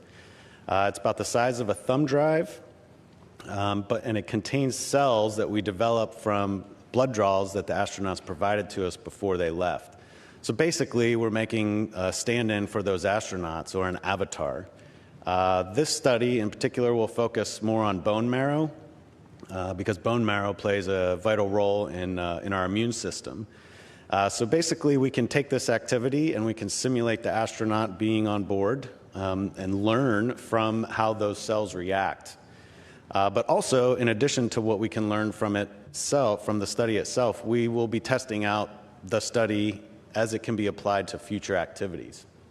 So as we think through how we can start to fine-tune some of these studies for individual astronauts and think about preparing for the folks who will be spending more and more time up there, we can prepare them by sending up avatars in the similar way that we're talking about here. The next study will measure astronauts' well-being, activity, sleep patterns, and interactions during their time in this deep space environment. This activity called ARCHER, which stands for Artemis Research for Crew Health and Readiness, involves our crew members wearing movement and sleep monitors or actigraphy devices, like this one I have on my wrist right here. They'll wear these during the mission, but they will also wear them before and after the mission as well. The wristband monitors enable us to study their real-time health and behavioral responses while they're in that environment. And as you heard from Matt, the crew will be conducting a number of activities that will kind of, one sense, generate them breathing more, generating more CO2, but it will run their bodies through a lot of different scenarios. And so as they do that, we'll be able to monitor how their body is responding. So we hope to gain a better understanding of how best to provide good sleep opportunities to the crew in their confined spaces and how to just help them operate at the maximum level that we can going forward into future missions. Our next study includes the collection of saliva, basically your spit. Saliva is basically a window into how our immune system is functioning. So we call this activity our immune biomarkers. So during Artemis 2, our astronauts will be able to supply saliva samples, and we can compare those with saliva samples collected back here on Earth as well. The crew provide those samples by blotting, basically licking these special papers that they'll store inside of a pocket-sized booklet. And then we'll store that saliva in a dry environment. When they return to Earth, we will then be able to rehydrate those saliva packets and conduct some analyses. So we can look for stress hormones, antimicrobial proteins, evidence of reactivated viruses, and much more. So this research provides insight into how a person's immune system will be affected during these deep space missions that we'll be flying in the future. Artemis 2 crew will also become the first astronauts in deep space to participate in our spaceflight standard measurements. NASA's been building a database of spaceflight standard measurements for some time in low Earth orbit. During Artemis 2, though, we'll be adding the deep space travelers to this database. So it's something we hope to continue as we look forward into future missions. The spaceflight standard measures during Artemis 2 will include psychological assessments, measures of head, eye, and body movements during, before, and after the mission, as well as looking at blood that will be drawn before and after. These data help us assess their nutritional status, cardiovascular health, and again, focusing in on their immune system. Also, the crew will conduct activities to assess their balance, vestibular function, and muscle performance. Yep. So again, we can generate those activities or we can watch as they go through many of the activities that Matt's already described. Once the crew then land back here on Earth, they'll participate in basically an obstacle course, followed shortly thereafter by a simulated EVA. One of the reasons we want to do that is really understand how the human responds to changes in gravity. And this is really important as we think forward as astronauts spend time traveling to the moon. How quickly can we expect them to operate and function once they land where they don't have a support network behind them? It's even more important when we think about traveling to farther away destinations like Mars, where they'll be in transit for many months before we expect them to operate on the surface. So this really is one of our first chances ever to start studying how the human responds to that gravity transition. We plan to take full advantage of that. We'll also have a suite of radiation sensors. Artemis 1 was well equipped with radiation sensors to help us characterize that deep space environment.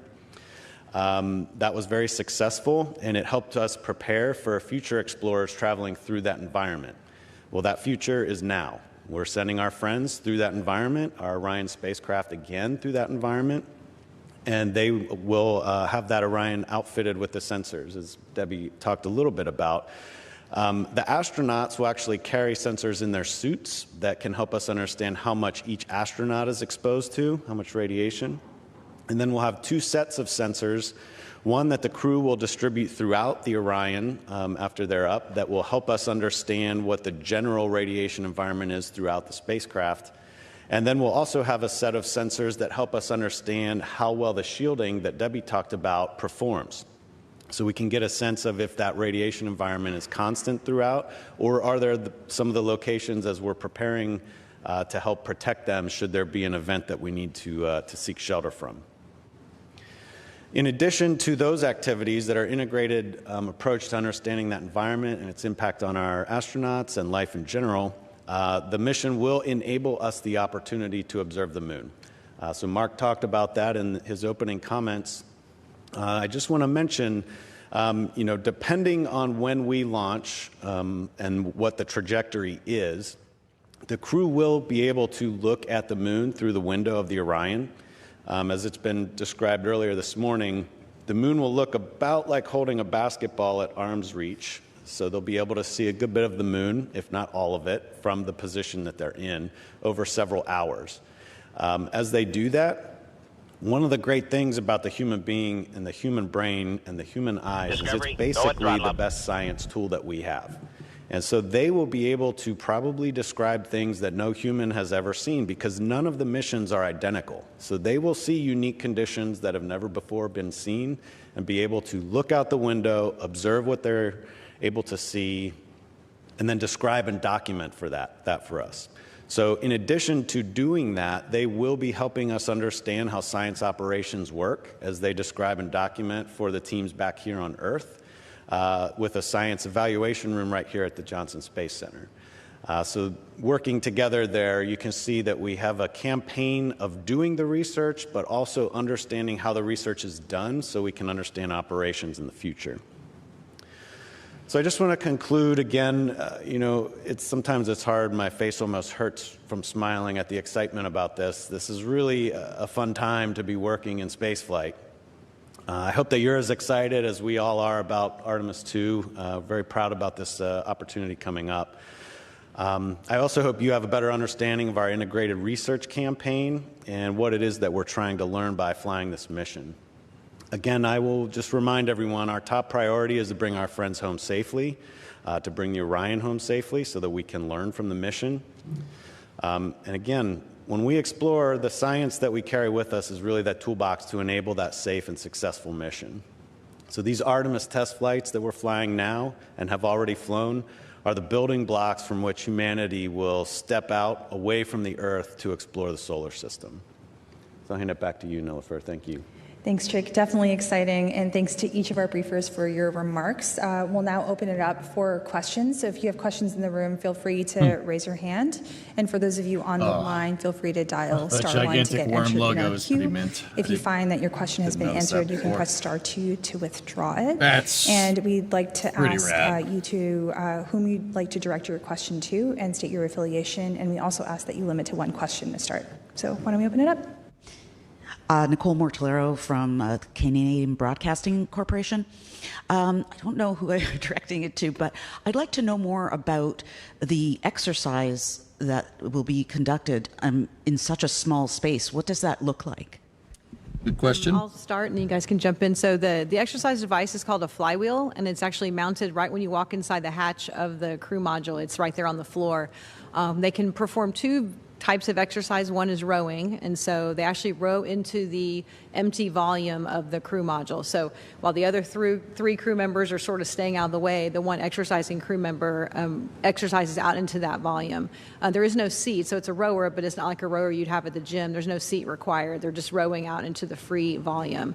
They can also use it for resistive exercise device to help keep the muscles strong as well. So the rowing is the cardiovascular part, and then they use it for resistive. They can do squats, deadlifts, other things. So there's different attachments you attach to this flywheel, and it's very much the harder you pull, the more it wants to pull you back. So there's a little bit of training that's associated with it. So the crew members are actually participating in training here at the Johnson Space Center on that device over in the astronaut gym. So they're actually doing their workouts on that device so they can get used to it. So it is tight. That's part of what we're looking at on Artemis 2 is to see how does this work when you've got other crew members trying to do other activities while you have one person, some of which are some very tall people on this mission, see how that works out. But that's one of the things we're testing out. We're also looking at how the dynamics of that device interact with the spacecraft because they're putting load into the spacecraft. So are our reaction control system engines having to respond? How does our GNC system read these disturbances that are going into the spacecraft? So this mission is short enough that exercise isn't absolutely required, but it's going to be required for longer missions. So we need to know how does the exercise work and then how does the spacecraft respond to this dynamic activity?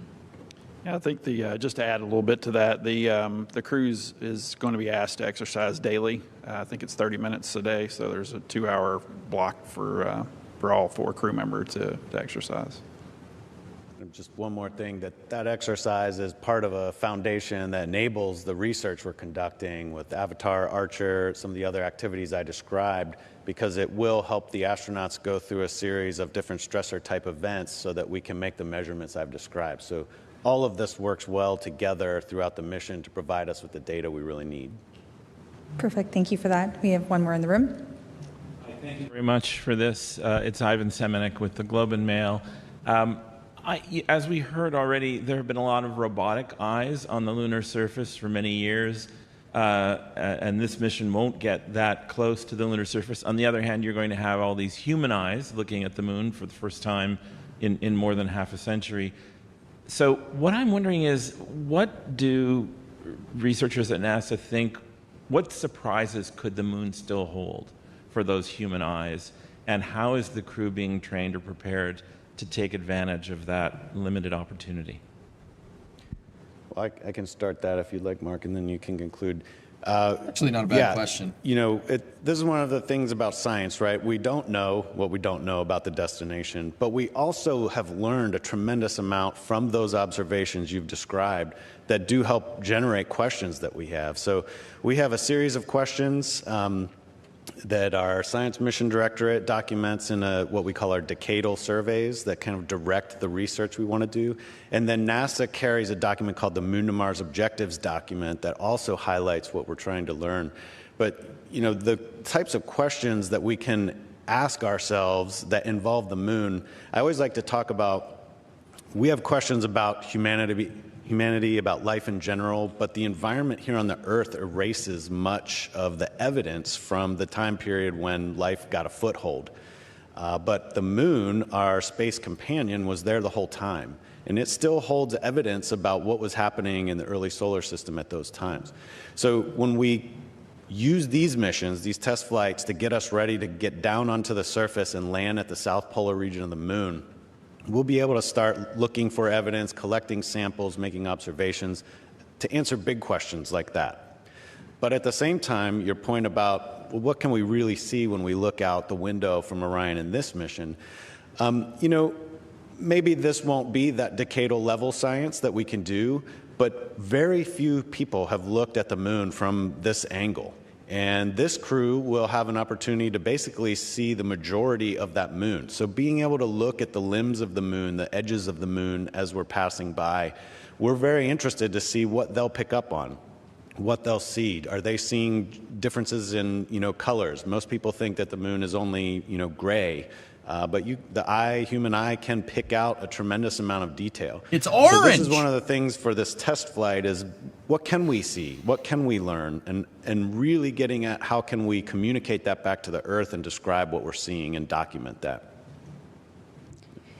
So I'm going to give a slightly tangential answer. I think Jake has talked about the moon, but I just remind you that the first time we did this with Apollo 8, one of the most inspiring sort of images of our time got taken, and that was a complete surprise. So Jake talked about the unknown unknowns. You know, if you think back to the Earthrise image that was taken by Bill Anders, nobody was expecting that to happen or to have such an impact.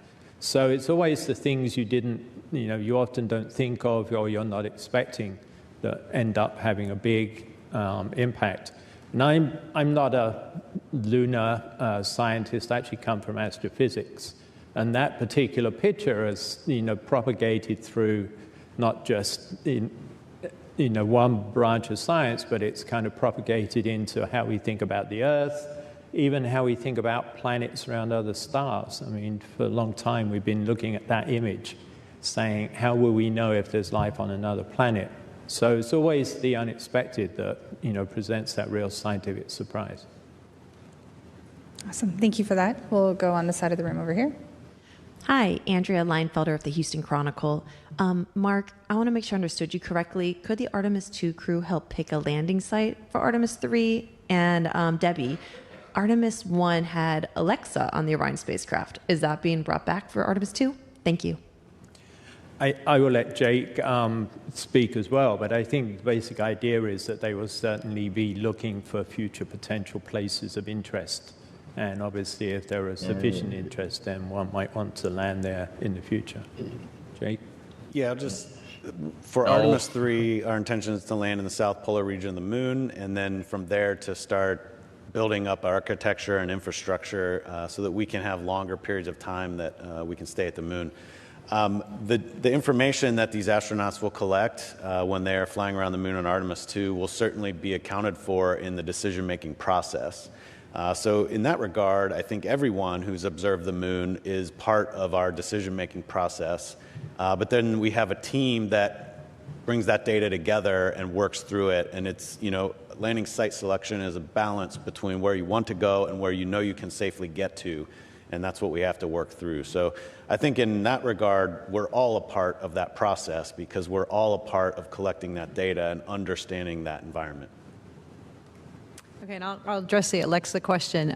For those that didn't know, on Artemis 1, we did fly a kind of a digital assistant on board, and it allowed people on the ground to interact in a more personal way with the spacecraft. We could ask it questions, where are you today? And Orion would answer where it was in the trajectory. It was a long mission, almost 26 days. You could say, play music, do party lights. I mean, it was a lot of fun and interesting way of engaging. We are not flying that system on Artemis 2 because we have the crew on board. So most of the personal interaction will be with the crew members, getting their direct feedback on what they're seeing, experiencing, and working with the spacecraft. They are looking at ways to integrate digital assistants for the future, but the short answer is for Artemis 2, there will not be Alexa. We'll have the actual 4 living, breathing human beings. Yeah. Thanks, Debbie. We will take one more in the room. Thank you. Mark Carreau with Aviation Week and Space Technology. During your initial mission description, you brought up the radiation protection, and I'm wondering how you will be monitoring that. What would prompt you to ask the crew or tell them they need to go to the shelter? And then how would they be prepared, and how long could they be in there? And how effective do you think it is if they were in the path of a coronal mass ejection? Could they be okay in that shelter? Bottom line, thank you. I can take the onboard detectors. We do have onboard radiation detectors. Of course, that would be way after a CME, but Debbie, you can probably talk to the radiation shield itself. Yeah, the radiation shelter, it's actually just in the floor of the spacecraft. There's a bunch of stowage lockers, stowage areas, and so they would actually empty out the stowage, and all 4 can fit in there during the event. I'm not don't know all the specifics of the training they're doing along how long they could stay in there, but the intent would be they could stay until that radiation event had passed, and the protection is provided by the structure that's as a part of that floor and the backbone system. Yeah, and I would just add to that the sensors that are on board the Orion, they're not an alert system to us. They are characterizing the environment that the Orion is actively flying through. The protection part of the studies are to understand how much protection we can provide in different ways within the Orion. So some of the sensors will be placed in locations so that we can characterize that. Were we put into one of those events, we would do the best we can to protect them, as Debbie noted. But I will add, and I'll kind of look to Mark on this one, is that the the system that we would use to help us understand if something's coming, we would lean on our Science Mission Directorate partners who have spacecraft in flight right now that is very critical for us to understand the space weather environment. That's where any ability to predict something that's coming our way would come from. So this really is a full NASA integrated effort as we learn how to travel through space. And I'll just add, our space weather team will use all of our heliophysics missions that are operated by the Science Mission Directorate and our partners at NOAA, the space weather missions that NOAA flies. I mean, primarily they're part of their weather satellites, but they are now starting to move to flying individual space weather missions. And as I said, we're launching the first of those tomorrow, the space weather follow-on. So the combination of all of those missions allow us to really sort of do as much forecasting as we can. And part of the Science Mission Directorate's mandate in heliophysics is to improve our ability to not just tell you space weather's happening, but actually understand the physics of the sun so we get much better at forecasting as well. And forecasting is going to be more and more important as you start to think about trips to Mars, for instance. Thank you for that. We'll head over to the phone bridge really quickly. We do have Marcia Dunn with the Associated Press. Marcia? Oh, yes. Hello. For Ms. Korth, I'd like some more details, please, on the galley and the toilet. Did any parts of the toilet or galley fly on Artemis 1 just to check out some systems? Are they similar to what's already on the International Space Station? And what's the backup plan if the toilet breaks, as it's sometimes prone to do in space? Is it a separate room with a door, a curtained-off area? Any details? Thank you. Sure, yeah. So the toilet, first of all, is located in what we call the hygiene bay. So it is a separate door. So again, when you walk into the spacecraft through the hatch, it's actually underneath the floor there. There's actually a door that they can use to close. There's also a privacy curtain, so if there's more space needed, they can leave the door open and put up a privacy curtain. So it's very much similar to the design of the U.S. toilet that's flown on the International Space Station. We don't have the equipment that station has to recycle water, so we're not doing that part of the design, but the actual mechanics of the toilet, how it functions, is very similar based on the ISS design. In terms of contingencies, in case it doesn't work as intended, we've had a lot of conversation about this, particularly about would we actually do the TLI burn or not, would we go to the moon? So we are actually flying contingency equipment, urine collection bags. They can still use the toilet for other functions, even without it functioning, to be able to dump the urine overboard. But there is actually contingency bags, collection devices that the crew could use and still be able to dump systems overboard. So right now the intent would be, if it doesn't work as planned, that's what they would go to as the contingency method. You mentioned about the galley. So the galley, we have a food warmer, again, very similar to what they fly on other missions. It's a kind of a suitcase-looking thing that's like a hot plate that lets you heat up your food. The galley is a water dispenser, so they actually use the water, again, very similar to previously flown systems, that you can refill dehydrated food and then actually use the food warmer to heat that up. So a lot of the systems that we try and fly flight crew equipment-wise are very much heritage, evolved some to fit within the size and mass constraints of Orion, but intend to use technologies from other spacecraft where possible. I don't remember the third. Was it about the flywheel? Did any of these fly on one? Oh, no, I'm sorry. None of these systems flew on Artemis 1. So we did not have the toilet installed. We didn't have the water dispenser, none of these items. So these are all first-time flight of these. This is why this 24-hour period is really critical, this checkout period in the high Earth orbit, to make sure all of these systems are functioning. We actually have exercise scheduled in that period so we can really wring out the entire ecosystem. But there are specific activities planned during that 24-hour checkout leading up to that TLI burn to say we're good to go and all of these systems are functioning the way we intended. Thanks, Debbie. We're going to take one more on the line. Jeff Faust with Space News. Jeff? Hi. Question probably for Jake Bleacher. When the astronauts are going by the moon and doing observations of it, are they going to be basically going through a checklist of looking at certain things based on what the science team on the ground wants to look like, or they're going to be open to looking at other things? And will they have anything more than the actual naked eye or perhaps a camera lens to observe the moon with? Thanks. Yeah, thanks, Jeff. That's a really good question, and I love the opportunity to talk about it, so I appreciate the question. Yeah, so the crew have actually gone through a good bit of geology and science training before this flight. So it's been great to start getting them wrapped into these activities as well as being prepared for the other activities that they'll be doing. So they will have a checklist of sorts of things to look through and suggestions about what to look for, but they will also have, the whole reason we send people is for them to have the autonomy to do what they think is right based on the training that we've given them.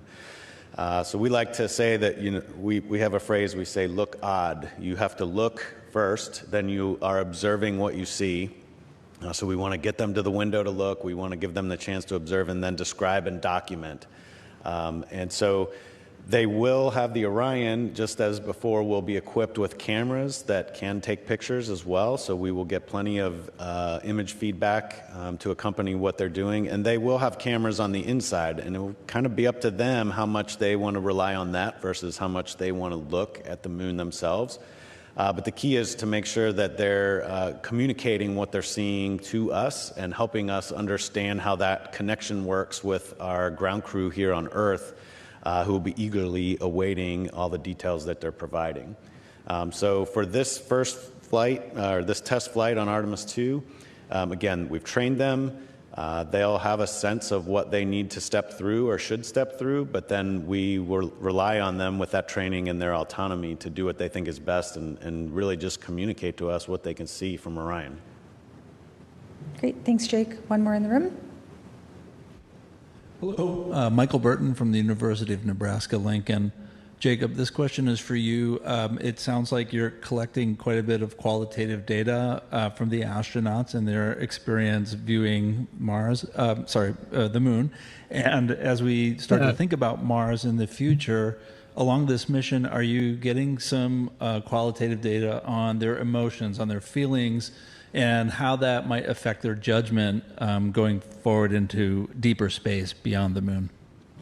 What? Yeah, that's a great question, and I just want to point straight back to the fact that we have an integrated research campaign for this trip, because most of what I described is really trying to understand how the human being responds to being in this deep space environment. And I talked a lot about how these activities will help us understand their immune system. So there's the core of just a human being in general, but there's a good bit trying to understand, are they able to repeat the same types of activities at the same level? Is there any change in the way they're operating? How are they interacting with each other? And I think that gets to what you're asking, is really driving towards how they work as a team and maximizing their ability to do that, to get the jobs done that we're giving to them. Because that really helps us understand how to plan missions, how much time we have to work with. And so again, going through a lot of the activities that Debbie and Matt described, like exercising in a small space, right? Like, are we getting in each other's way? Can we find ways to do these jobs so that we can get through it? So you're right there. There's a lot of quantitative data. There's a lot of qualitative data. And we want to see them go through these different activities so we can really judge that. And then we'll compare with when they get back to Earth, how are they doing when they get back here as well? Great, one more in the room. Micah. Hey, Micah Maidenberg, Wall Street Journal. Maybe for Mark and Debbie, could you talk a little bit about scheduling the astronauts over, each 24-hour period after that, assuming the TLI, checks out and, you go out there. Are you scheduled down to the minute? What's the balance between work and rest? And if someone could provide a couple of examples of food that the crew will eat, that'd be great. Thanks. Yeah, I can take the planning part of it. Yeah, so all four of the astronauts have all of their days fully loaded, meeting some of the objectives that I mentioned earlier. I don't know if it's down to the second. It's not down to the second, but it's it's very detailed. So I find it kind of funny. In fact, to further that, one of the comments earlier is that on flight day 1, we get through most of the work, and then they take a 4-hour nap, and then they do the major burn, and they go back to sleep. I can't imagine going to sleep beforehand or going back to sleep after, but that's the kind of blocks that we're talking about that we're scheduling each of the crew for. Yeah, and I'm going to add our friends in the Flight Ops Directorate, they're the ones that do all the scheduling, and so there will be a very detailed timeline day by day, as Matt mentioned, where, you know, every activity, every flight test objective, every DFTO, every experiment, everything that needs to be done is fully planned out before they go. Now, that's not to say every day something may change, and so those timelines get reworked kind of, you know, overnight while the crew's sleeping each day. So our Mission Operations Directorate here, the ones that, or Flight Ops Director, are the ones that do that work at the detail level. In terms of food, there's a huge variety of menu that's provided by the food lab here at JSC, and so the crew members actually spend time going to that food lab and sampling the different foods available to them. Several of these crew members that are flying on Artemis 2 have flown on space stations, so they're very familiar with the food choices. So they're over there now picking out their menus, working with nutritionists to make sure that the foods they're picking out meet their nutritional needs. So I don't know anything that's not on the menu. You know, you hear everything from pastas to shrimp to mac and cheese to hot sauce to tortillas to, I mean, it's a pretty extensive menu that they get to go customize for their needs. Awesome, thank you. We'll take one more in the room. Ken Chang, New York Times. This is for Mark. I was wondering, how good are space weather forecasts now? Can you forecast a week out that there's going to be a big sunspot pointed at Earth that might put out a CME? Yes. I think we're getting better, and we've been able to start to get a handle on, you know, the big storms like the Gannon. But a really solid forecast, I think, is still something that we're striving for. And obviously, you know, the missions that we're putting up now will give us much better insight into not just the one piece of the problem, but the whole problem, from what's happening on the sun to how that then propagates out from the sun and whether it becomes a real problem or not. So we have a lot more to do, I would say. And Matt, or Mark, if I could add to that. Sure. Just there's being able to predict that it will happen, but what's really valuable to us is knowing when it does happen, because it's not instantaneous that the radiation levels change at the Orion. So having the warning that it has occurred, whatever the event is has occurred, gives us time on board to talk to the astronauts and prepare themselves for it. And, you know, as we already mentioned, we have, you know, possible options for them to try and shield, and any protection is better than no protection. Yeah. Great. We do have time for one more question. We'll take one from the line. We have Manuel Mazzandi with Exploración Especial. Manuel? Thank you so much. Manuel Mazzanti from Exploración Espacial. I would like to know a little bit more about the optical communication systems that you're going to use. In the previous call, they mentioned that as Orion gets farther away from Earth, we are going to be switching to the deep space network with limited bandwidth. So my question is, I mean, we all know how important are HD videos and good photography for public engagement. So what do you need in order to have like a live feed using the optical, this O2O communication system? Do we need a relay satellites, or what is it? What do we need to have a live feed of good bandwidth? I can take that. Yeah. So the components of the optical comm, there's a transmitter receiver on the Orion spacecraft. There are ground stations at Table Mountain, California, and White Sands, and potentially a site in Australia. So there will be certain times of the day that we will be able to communicate with that optical comm system back to Earth. That we potentially have the real-time option, but it's not the baseline communication system for the spacecraft. That's the DSN and the near space network for TDRS and that sort of thing. So that's the primary, and we also have a secondary S-band comm, and then the optical comm is a flight test objective, basically. Great, thank you for that. Unfortunately, we are out of time to take our questions. So thanks to all of you who raised your hand, who submitted questions, and thanks to our briefers today who took the time to talk to us a little bit about the science and tech that's flying on the Artemis 2 mission.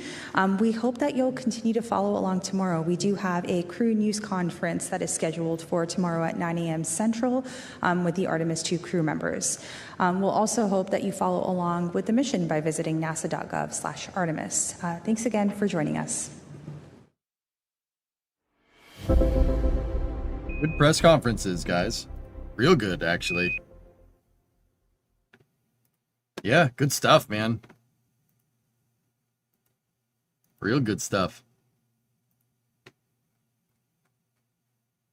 Orion has a toilet. That's what I learned from that. I don't know about you guys. That's what I learned.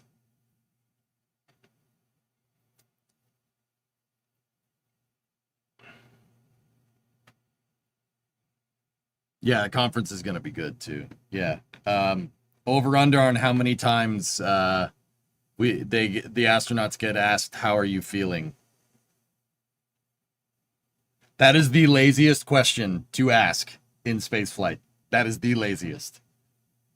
How are you feeling? Good. What are they going to say? Bad? Even if stuff was going bad, do you think they would tell you? That is the laziest question. Pay attention to these press conferences, guys. When people ask that question, lazy. Lazy. I feel indifferent. Yeah. Need to have a tape delay and delete it. But how are you feeling? Good.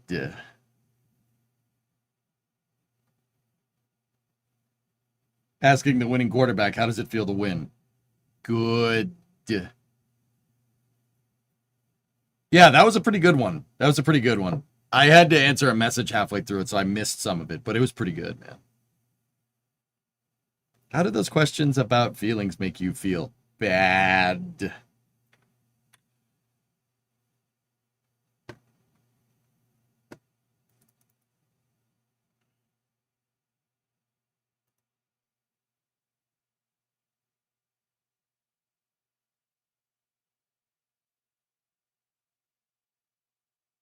Can SpaceX send Starlinks to the moon? I mean, they could. How is Starlink going to send the signal back? Starlink is a terrestrial communications network. So if you put a bunch of Starlink satellites out on the moon, they're going to be facing towards the moon and give you great connectivity on the moon, but not back and forth. Could SpaceX make an optimized version? Sure. Could they make it in the time frame? Probably not. I'm still not convinced Orion is ready for people. My only trepidation, Geek, is that heat shield.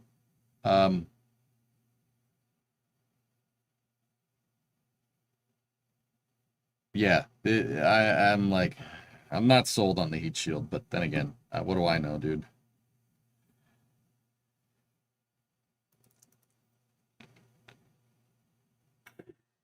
Did they mention a date? Yeah, Fire Fistus. Net February 2026. No later than April. So there's a window here. That tells me that they're pretty much ready to go. And the only thing that's going to delay this is if you know, like if something goes weird during the wet dress rehearsal, or you're just not in the right phase for the moon to meet the first window because something went weird with testing or an integration or whatever. That's about it. I would say that we are more in line for going in I would say late February, probably March, depending on the transfer windows. Any spacewalks planned? Not for Artemis 2.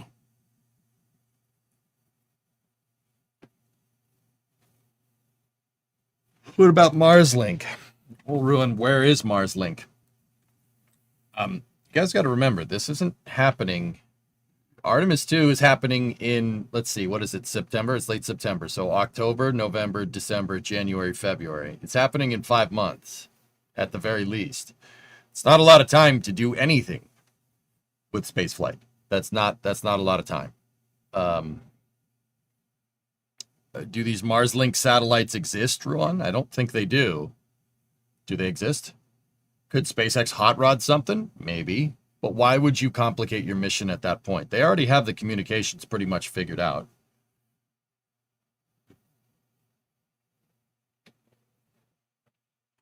I hope it's not February, only because the launch would be in the evening, middle of the night for us in the EU. It really depends on where the moon is, so... I was saying just for future comms. Yeah, maybe, dude, for future, but like you're not, it's the top, so ruin the topic of discussion is, you know, is there going to be any type of communication? Could we like get something ready by the time Artemis 2 rolls around? 5 months is not, 5 months is nothing in aerospace time. That might as well be tomorrow. So no. Can Starlink satellites orient themselves so they can communicate with LaserLink to sats in LEO?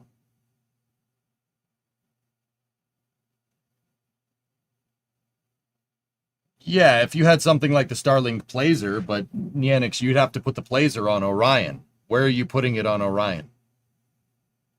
You're gonna make a modification to the Orion capsule at this point when it's basically the launch abort system is installed? I would not go modifying the capsule at this point. The time to do something like this would have been long before the Placer even existed. Now, future Orions? Yeah, they probably should. That would probably be a good idea, or at least configure their optical communications to go with to communicate with Starlink. Who knows? They might do it. But yeah, the time to do this for Artemis 2 would have been a long time ago. Hey, Aronok, what's up, man? Do you think Artemis 2 should have done more to prepare for Artemis 3, such as docking tests? Well, Mason, NASA got themselves in a right fine pickle by choosing a rocket's upper stage for SLS that was near its end of life. That was an insanely idiotic thing to do with SLS. I said that was a dumb thing to do at the time. I still think it's a dumb thing to do because after Artemis 3, you don't have an upper stage until Boeing decides they want their box to be their upper stage to be more than a box on a computer.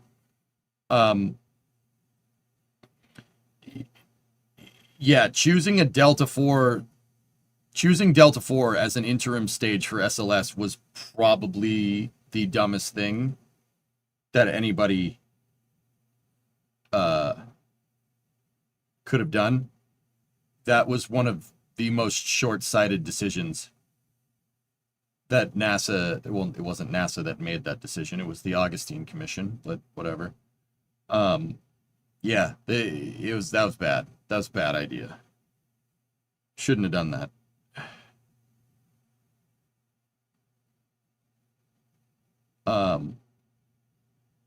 Should they do more preparations? Yes. And in that regard, Orion should have... okay. Mason, I'm going to make this quick. If anybody has any other questions, I'm going to give you the short answer. So the shorter answer is you shouldn't have canceled Constellation. Constellation had a much more robust testing regime for Orion. And by the time we would have been sending people to outside of low Earth orbit with the Orion capsule, there would have been a lot more research and development done and a lot more flight data done for Orion. Stuff would have been figured out with the heat shield by now. Yeah, dude, even if we were making SLS, like say we decided to make SLS and Ares 1, right? Instead of Ares 1 and Ares 5. That would be fine. That would be perfectly okay because you could have gotten your testing data on 5-segment boosters. You could have gotten your testing data on an Earth departure stage that you could put on top of SLS. And you could have gotten tons of data on Orion's heat shield and block manufacturing of Avcoat instead of a honeycomb porous design. It would have been much more robust in its testing regime. So you would have been able to buy down a very big amount of risk doing something like that. Now, it would have cost more money, no doubt. But that's what, all right. It would have cost more money to what? Make the spacecraft safer? Yeah, I'll spend the money. Thank you very much. Do you think Skylab around the moon would be beneficial or useless? That's essentially what Gateway is, Flykin. The Augustine Commission, Raiden, is the commission that President Obama put together during the middle of his second term to basically look at NASA and come up with basically re-baseline NASA. So at face value, that seems like a good idea. But the real problem is that the Constellation program was underfunded in 2008, 2009, and 2010. And what happened when the Augustine Commission was tasked with looking at the state of Project Constellation? What happened? Well, they went and looked at it, and they said, oh, it's underperforming and way behind schedule. Well, yeah, that's what happens when you don't give them the money that they need to do the thing that you told them to do. So the Augustine Commission said, no, let's re-baseline everything. Let's build SLS. Basically, they did the ultimate form of kicking the can down the road for beyond low Earth orbit lunar architecture. And said, you know, it'd probably be better to use a commercial option instead and eventually have that because this program is too expensive and underperforming, and it would take years and billions of dollars to get it done right. So the president said, okay, well, let's cancel it. So they did. They canceled it. And when Congress got wind of that, they said, no.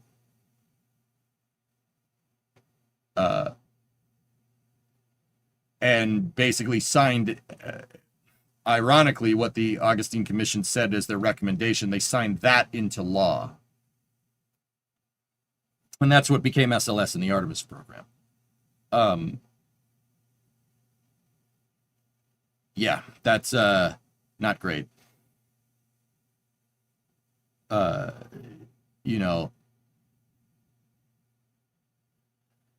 the idea was we can use off-the-shelf components to substitute out, you know, vehicles, to substitute out, you know, like we could use an interim stage from Delta 4 while we, you know, to help alleviate costs, to, you know, to do lunar missions, you know, the precursor missions, like before we land, like, you know, we need to test Orion, so we could put a Delta 4 stage up there. Now, like I said, that would have been all fine and dandy, and an interim solution isn't actually too bad of an idea. But the problem here is that they also decided that they were going to make the core stage, which is one of the most complicated spaceflight articles ever devised, save for maybe Starship and Super Heavy. Those are the two things, those are the only two other spacecraft that I think are maybe more complicated than the core stage. Core stage is basically a space shuttle minus the payload bay and crew tank and wings integrated into an external tank. It is a very, very complicated piece of equipment, particularly what's called the MPS, where the 4 engines are. So, you know, they decided that to implement a cost-cutting solution for the core stage, for the upper stage, but not the core stage. I'm telling you. The Augustine Commission and the subsequent implementation of SLS by law, because the president decided to pull the plug on everything at the time, it was an insane and idiotic thing to do. We are still reeling from the byproducts of that, and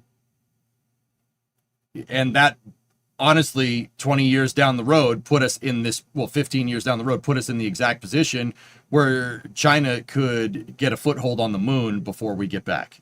That is a direct consequence of kicking the Constellation program down the road. That is a direct consequence of that.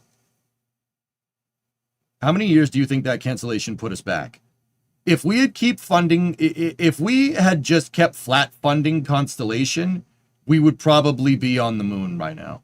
Barely, but we'd be there now instead of wherever. The Constellation program called for ISS rotation missions with Orion starting in 2015, 2016, and then heavy lift launch vehicle testing in the late 2010s, early 2020s.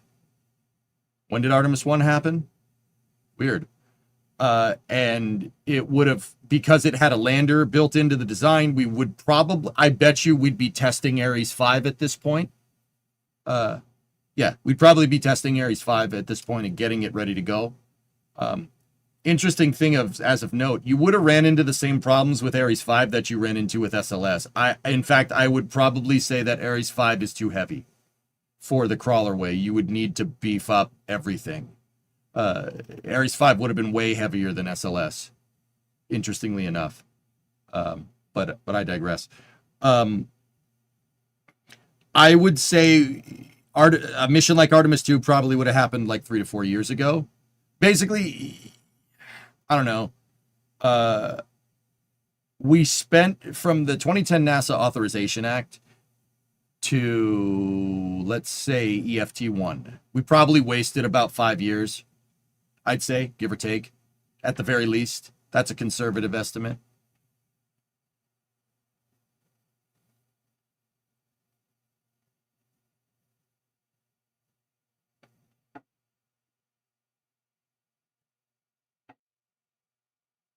I was the president, NASA would be getting the Pentagon's funding level and DARPA and the Department of War. That's too much money, Tigris. That would just generate an incredible amount of waste. NASA doesn't need the Department of War's budget. It does not. It needs maybe double what it has now to build out a good architecture, but that ship sailed at this point, dude. I would say that you don't even need to do that.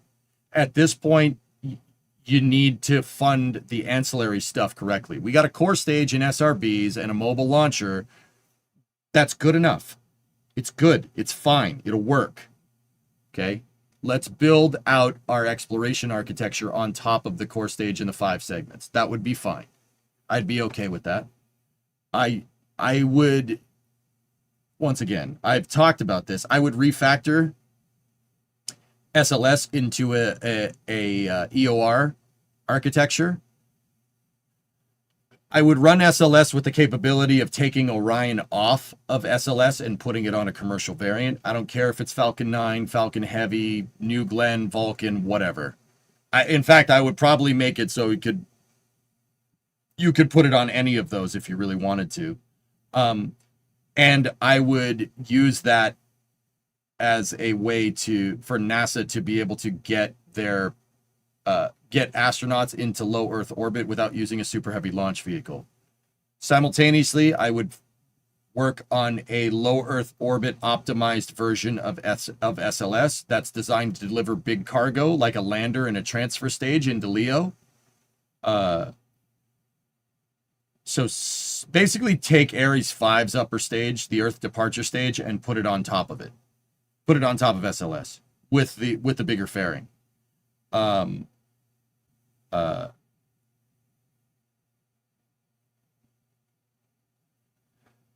Basically, SLS needs, and then use Orion and SLS to build out a architecture that'll get you a lunar lander that can go to the moon. NASA needs to fund the ancillary stuff, like a better upper stage, for SLS. The EUS is okay.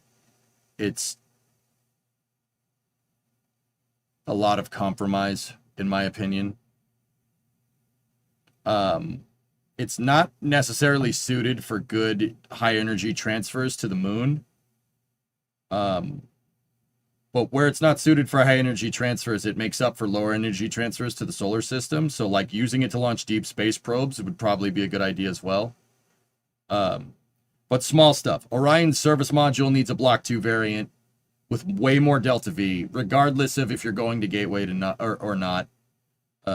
Yeah, once again, I don't mean to be a stick in the mud about this stuff. This is what NASA needs. They need to do this stuff. And maybe we'll see it. Maybe. But yeah, Goalie, I think that the consequences of the 2010 NASA Authorization Act probably put us back 5 to 10 years. Easily. Like, that's a very conservative estimate. I still don't know about all these old parts. The old parts work just fine, dude. They'll work fine, but eventually we're going to that. See, that's the thing. Using parts from a previous space program in your new space program is not necessarily a bad thing. The time to do that would have been 10 years ago. Well, the people that worked on all these old parts were still employed by NASA. We let the SLS program get so far out because the architecture is so inadequate that most of the people that worked on this heritage stuff and made it so the heritage stuff is usable have retired or have died. You know, like that heritage hardware becomes a bottleneck when nobody knows how to use it. If you're familiar with coding, COBOL, great example. Fortran, another great example. Those are the positions, those software engineering positions, if you know COBOL or Fortran, are some of the highest paid positions in software engineering nowadays. The reason why? No one knows how to use them because they're so antiquated. That actually works against you in spaceflight, using heritage components if you're going to use a design from 50 years ago. And that's NASA's own words, guys. It's not even my opinion. That's why NASA didn't remake the Saturn V, because the people that made it aren't around anymore.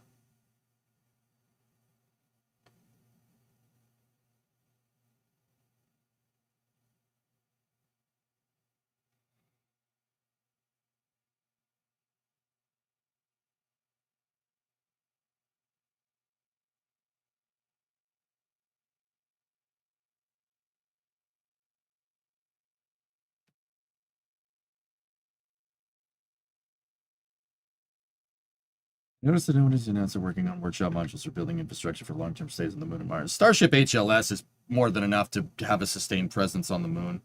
But, Tigris, my thing is that, you know, NASA just needs a two-person lander. They need something like the LEM. Because you're not going to want to put a Starship HLS down every time you go to the freaking moon. Are you? Are we? Is that what we're doing? And in that regard, I think Blue Moon Mark II is a much... It's not that Blue Moon is better than HLS. HLS is a fine design, but you don't need to put 100 tons down on the surface of the moon every single freaking time. What if you're just doing a crew rotation mission, right? Just a simple two-person lander like the LEM or something akin to that, something more like Blue Moon Mark II would be much better for doing sustained presence on the moon, because you once again, you're not going to throw an HLS every time you want to put somebody down on the surface. You guys know that HLS has 2 people on board. 2. You have a 100-ton lunar lander that has 2 people on it. That's way over-engineered for task. Now, the flip side of that is that if SpaceX follows through with what they want to do, if they follow through with what they want to do with Starship, that's not going to matter. Yeah, Starship could just, land people wherever. It's not a big deal. But I do believe in being thorough with your spaceflight architecture, and I do believe in having redundancy. You know, Blue Moon Mark II is a good hedge against putting Starship, in case Starship doesn't work. It's a good way to do that. However, I want Starship to work as well. I would like Starship to do its thing.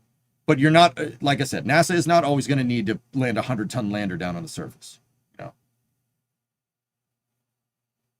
The more landers, probably the better. And I would prefer to have landers that are suited for application. But Starship is way over-engineered for a crew rotation. But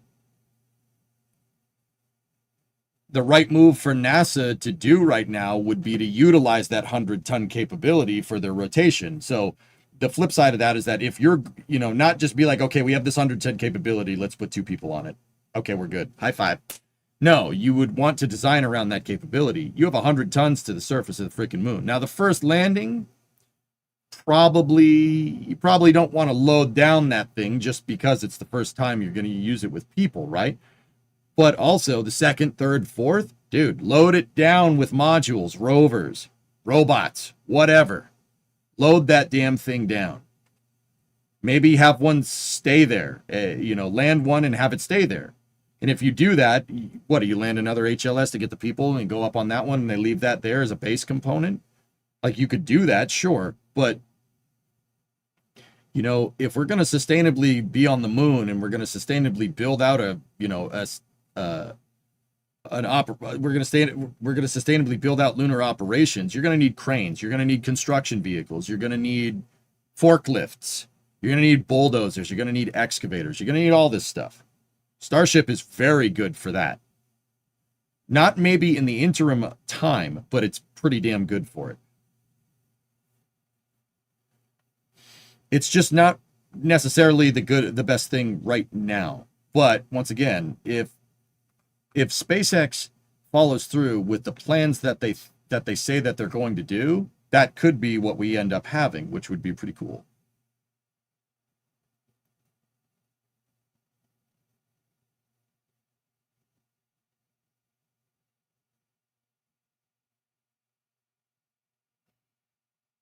Call me out if I'm wrong. You're wrong. But I think pretty soon Starship will become the Libre 11K to any large-scale project for space station. Like I said, NASA, it would be prudent of NASA to design around the fact that they have a vehicle that can put 100 tons to the surface. I'm not entirely sure that NASA understands. Well, they definitely do. They probably don't have the cash to start looking through this stuff, but who knows?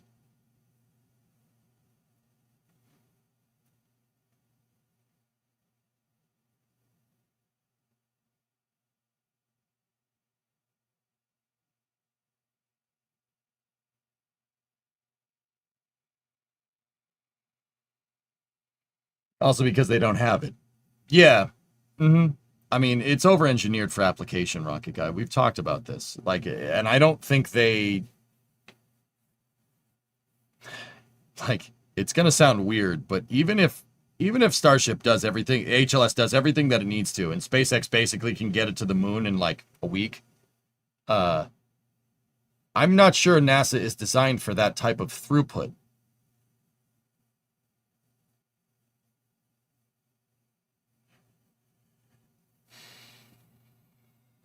Between a truck and a car, I would choose a truck for this. Yeah, exactly. But I would, if I could, I would have both a truck and a car. Yeah, exactly.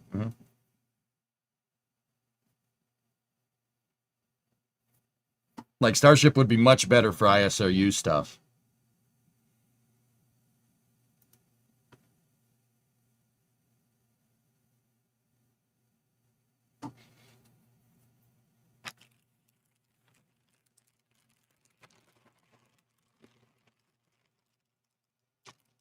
Everyday Astronaut devised a shorter, stubby HLS that Tyler has modeled on Kerbal and tested if it could actually work. In Kerbal RSSRO, that's actually super cool, man. Neat.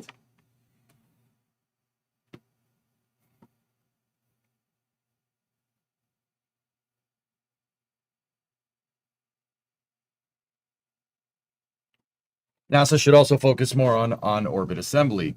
A few years down the road, there will be insane launch capability with SLS, New Glenn, and Starship, unmatched by anyone else for a long time. There's so much potential.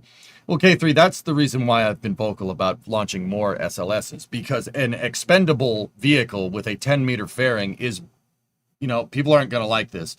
That is much better suited to building a transfer vehicle on orbit and launching it in a bunch of pieces and then docking it together. What do you think made a better space station, Skylab or the ISS? Which one of those was easier to launch? And in that regard, I think SLS should be, there should be a program for utilizing prototype transfer vehicles in LEO. And I think NASA should use that on top of commercial low Earth orbit destinations as a prototype training ground. And then, so SLS should put a big prototype transfer vehicle in LEO, maybe not with its propulsion module, right? Use that for a little while. As an ISS, you can send Dragon to it for commercial crew. Starliner, you could send an Orion to it if you have a low Earth orbit variant of Orion. And then that's what should become the gateway. SLS should throw one of those things out with minimal thrusters out to the gateway, out to rectilinear halo, and that should be the gateway, and then repeat the same thing over there.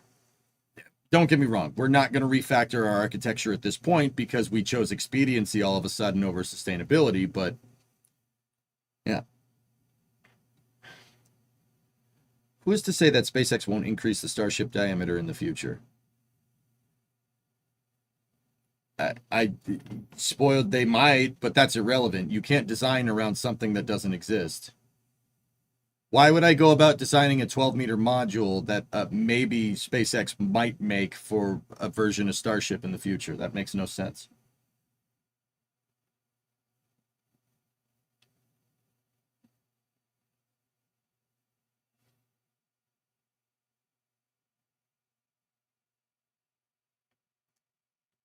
Do it right, do it fast, or do it cheap. Pick two. Yep.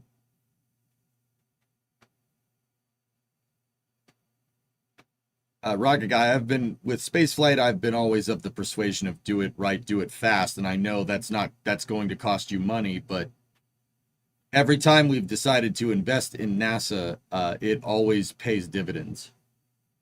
I don't understand why people don't realize this, but whatever. Look at the dividends that was paid from the Apollo program. You could even make the same argument for the ISS and the space shuttle. But what do I know, dude?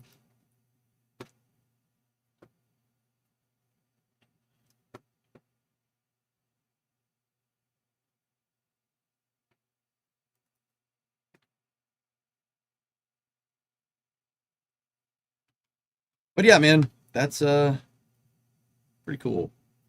Pretty cool press conferences, guys. I'm pretty happy. I'm pretty happy with what I saw. I have a little bit of trepidations about the heat shield, but I don't know better than NASA, so maybe it's fine. But we're getting to the point where we're gonna find out, which is pretty cool. Pretty cool, man. That's pretty neat.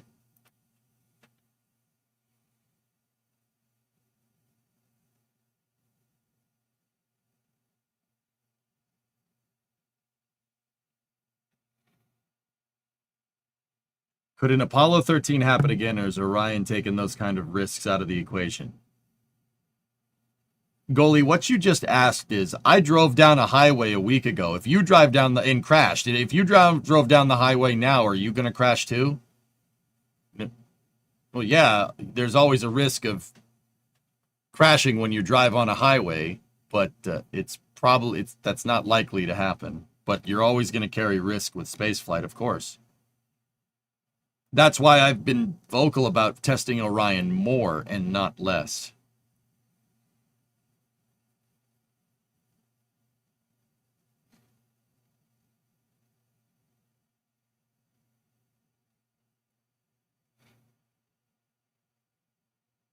Nord Space reset their clock to 2 hours. Yeah.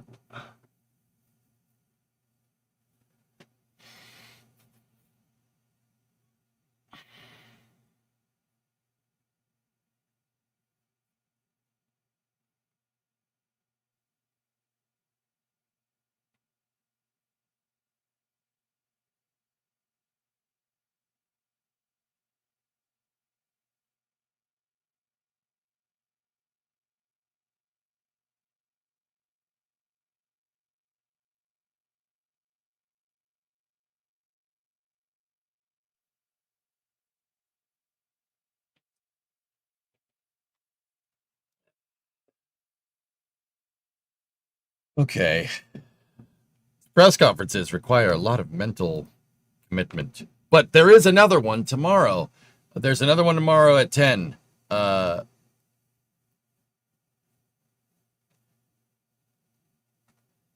is the astronaut crew conference. We'll cover that too. But anyway, let's shift gears, dudes. Let me think. All this talking about Orion made me want to make an Orion capsule, but we're already building another thing in KSP right now.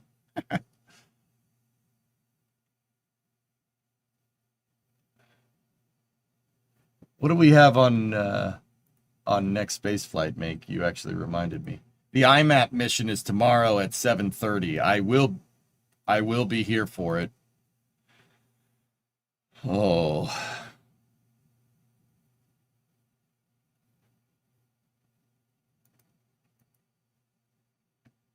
Is your back bugging you today? Yes, very much.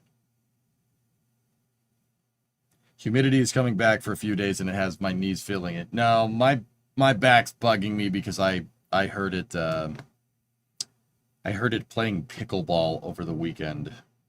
I took a wrong step and tweaked it a little bit. I'm all right. I'm fine. I sat on the inversion table and it went away. It's just still a little bit sore. Yeah, I know. Pickleball. I get it. With real pickles. Yep.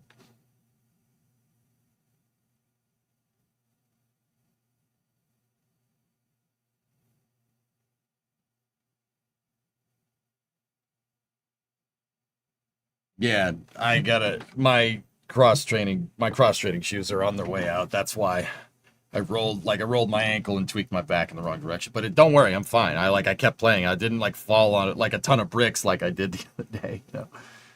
Yeah. So I do that because my neighbors have they have a court spray painted in their driveway and stuff. And it's just something to jump in and have some fun with. Try to get some cardio, guys.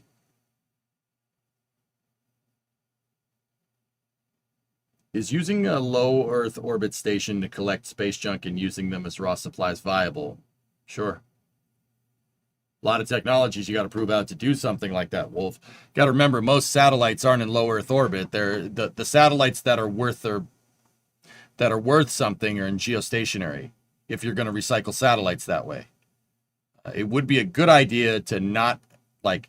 It'd be a good idea to go and get those satellites because right now when the satellite dies, we just right before it runs out of power, or propulsion, they move it into what's called a graveyard orbit, and they leave it there. That wouldn't be.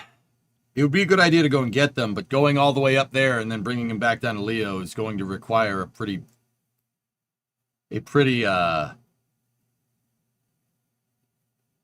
comprehensive architecture with a lot of technologies that really haven't been designed. Once again, it's not just about going and grabbing the satellite. How are you going to grab it? There's no docking port. There's no way to grab it. Unless, I mean, Northrop Grumman has been working on extension vehicles, or what's called MEVs, to mission extension vehicles to do what you're talking about. But even then, building a processing facility to, scrap satellites and convert them back into raw materials is going to require a crazy amount of power from a space station. Power demands on the ISS are always a thing, even with its gigantic solar panels. In fact, a lot of the modules, the original modules planned for the ISS got cut because they were worried about power consumption. Right? So the real thing that's holding you back there, and this is what, like a lot of stuff needs to be proved out. This is what I mean. Like we need to find a better way to generate power in space than solar panels. But that's another story.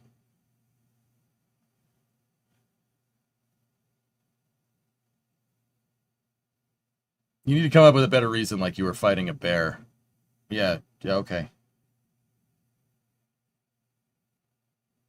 Why don't they re-enter the satellite? Decircularizing from geostationary requires a lot of delta V, dude.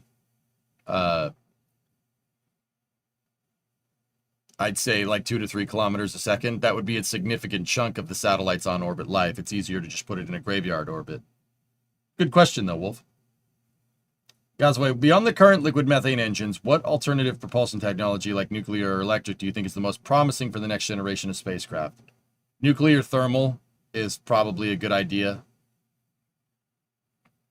And maybe eventually switching to some type of nuclear electric propulsion.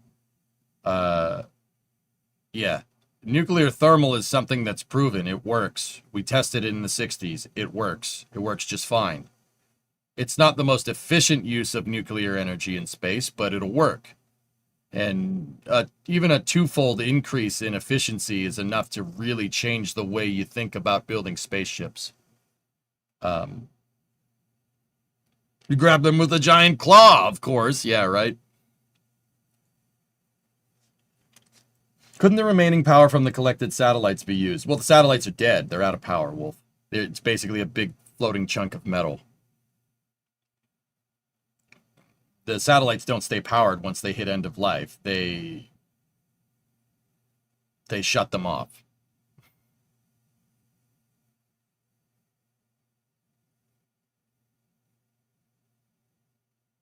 Is that the one where you toss a nuke behind you every couple seconds? No, I hate that thing, Space Ghost. That's a nuclear Orion drive. I hate that. It's called a pulse detonation drive. I hate it. That's stupid.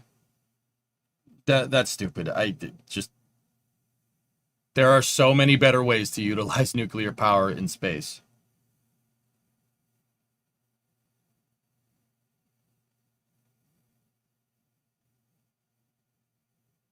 Nuclear thermal would require launch pad base in space, right? No. No. A nuclear thermal rocket is a rocket engine with a nuclear reactor inside of the combustion chamber.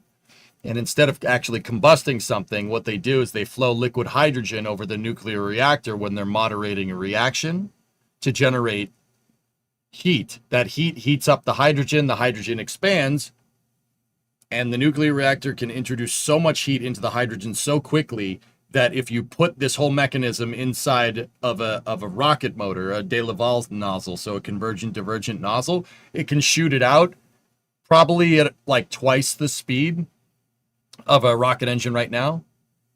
Yeah, it's pretty good, man. Satellites use solar power, Wolf. Yeah, solar. That's as good as power we can generate in space right now. Did we launch nuclear reactors into space during the Cold War in the 60s? Yes. Yes, we did. Does it work? Yes. Yes, it does. Do we still have stuff? Is there stuff up there that's nuclear powered? Yes. They don't use a reactor, though. It uses a radioisothermic electric generator. Basically, they have a tube that's full of plutonium. The plutonium is radioactive, so it's giving off heat, right? And they scavenge the heat and convert it to electrical energy. That's what Curiosity and Perseverance, Voyager 1, Voyager 2, New Horizons, they have that. What is the fuel volume for that? Why aren't we using it? Well, you could just use liquid hydrogen, something we know a lot about. Why aren't we using it? Because we're dumb. Nuclear thermal engines, they look on the outside, they look like a rocket engine. It's just a little beefier, right? Nuclear thermal rocket technology was tested in the 60s. What they were looking to do is replace Saturn V's third stage, which uses liquid oxygen and liquid hydrogen, with a nuclear thermal upper stage, which would have doubled the Saturn V's second stage's efficiency. Twice as efficient. You know, if the one that uses liquid hydrogen and liquid oxygen gets 30 miles to the gallon, this one gets 60 miles to the gallon. Little bit on the heavier side, but you have more delta V in space, right? And weight it's not really about weight, it's about mass. But a twofold increase in efficiency is enough to basically offset like something that's maybe 2 to 3 tons heavier or higher mass.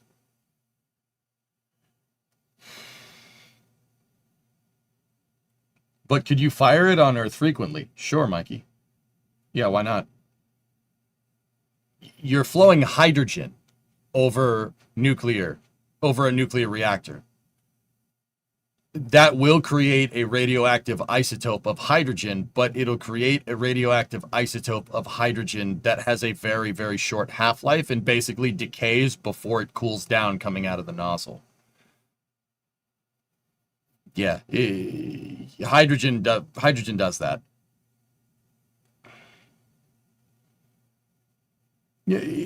Mikey, it's to the point where standing behind a nuclear thermal engine wouldn't be any more or less dangerous than standing behind a regular rocket engine. The heat and the sound would probably kill you before the radiation ever does. I.e., if you could get close enough, say, there's a rocket engine firing and you Naruto run into it, you're still going to get killed, but not because of radiation. You know what I mean? So the thing about nuclear rockets, guys, is that they don't generate a lot of thrust. You can make them generate a good amount of thrust, but it's not a lot. They're much better utilized as an upper stage. I wouldn't use them as a first stage engine or a second stage engine. I would use something that has a lot more characteristic energy, like Keralox or Methalox or something.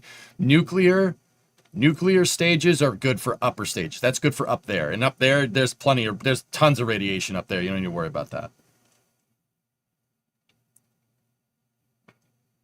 kind of protection would you need if they put an RTG on a spacecraft with people? Your spacecraft would need to be very long. I wouldn't want to be near that.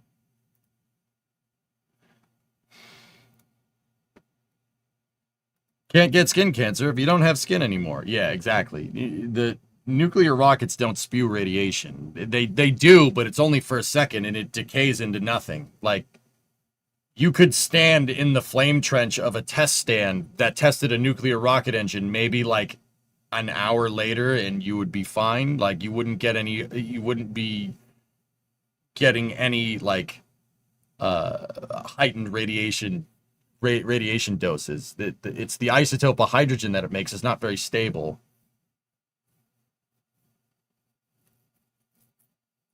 CD Willie, I think so. Yeah, I don't know. Maybe. That sounds right, though. Yeah, like I said, nuclear thermal rockets have been tested. They tested it in the 60s with Apollo. Like and when I say tested, I mean they built one and it works. Here.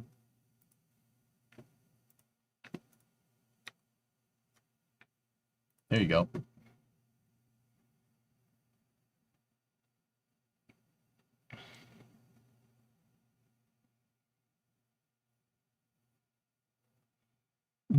Part of the reason why these things are a lot more bulky and they're a lot more higher mass is because of the shielding, because it is a nuclear reactor, like at the end of the day. And if you're going to attach this to a rocket that has people on it, you want to shield it. You don't want people near the damn thing.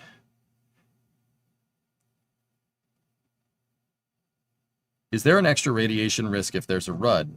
A RUD's less likely with nuclear thermal?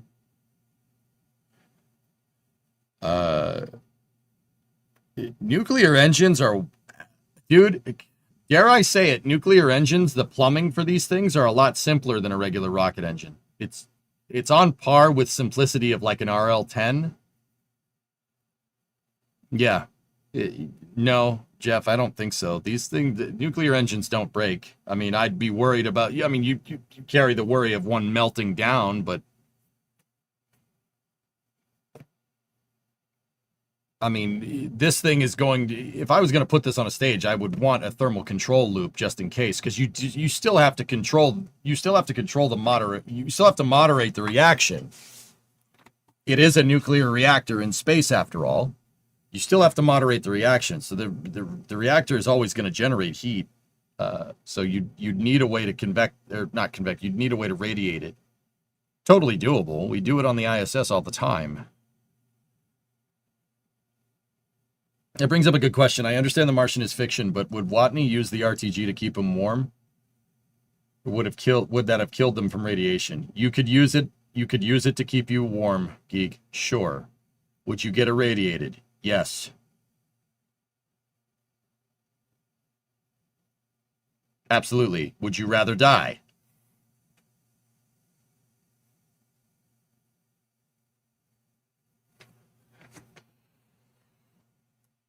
Any thoughts on solid rocket boosters that use an oxidizer to control the reaction?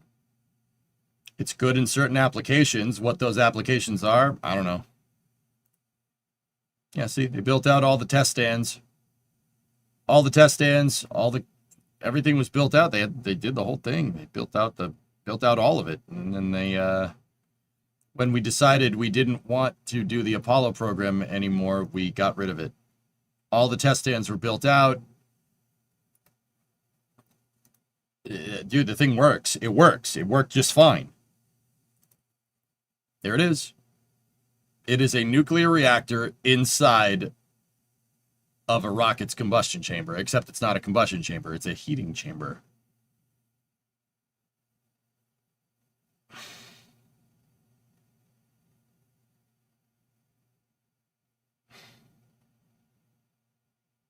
Pat crap rocket ideas. A nuclear rotating detonator.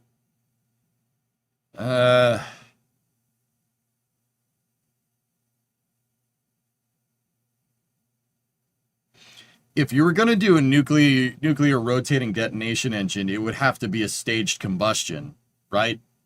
Like, you would have to use the Nerva to you're using NERVA to exchange heat and turning your hydrogen into gas and then combining it with an oxidizer.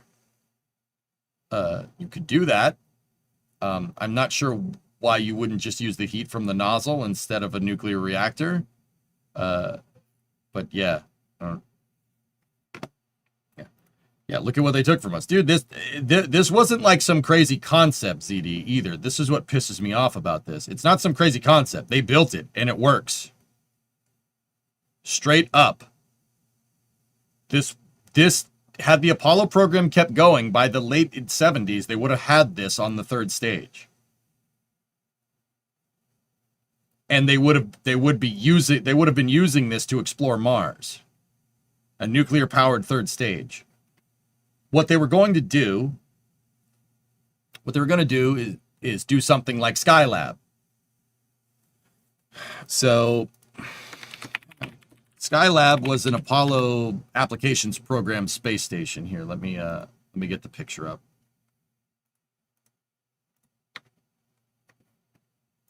So it was what's called a dry workshop, and what they were thinking about doing is putting a nuclear engine. So this is a dry workshop. This is a Saturn V third stage that they just hollowed out. They took all the fuel stuff out and took the rocket engine off the bottom and built it into a space station module. Because if it's enough to hold the fuel into space, hold the fuel going up into space, it should be enough to hold people going up into space. So Skylab itself didn't carry any fuel or oxidizer in it. But what they wanted to do is build a variant of this with a nuclear engine at the back, right? And that would have made it so you just need a hydrogen tank here, right? Inside of this bulkhead right here is the oxidizer tank. They kept the oxidizer tank because it's just simple, right? They didn't modify the stage at all. They just put a space station inside of the hydrogen tank, right? So you would eliminate the common dome on your S4B, right? And you'd put a nuclear engine at the back. You'd put that NERVA at the back of it, right? Then, so it would have been just one big hydrogen tank. Because you eliminated the oxygen tank, that would have afforded you to build a bigger space station module up at the front. And you wouldn't need the Apollo telescope mount to get rid of that.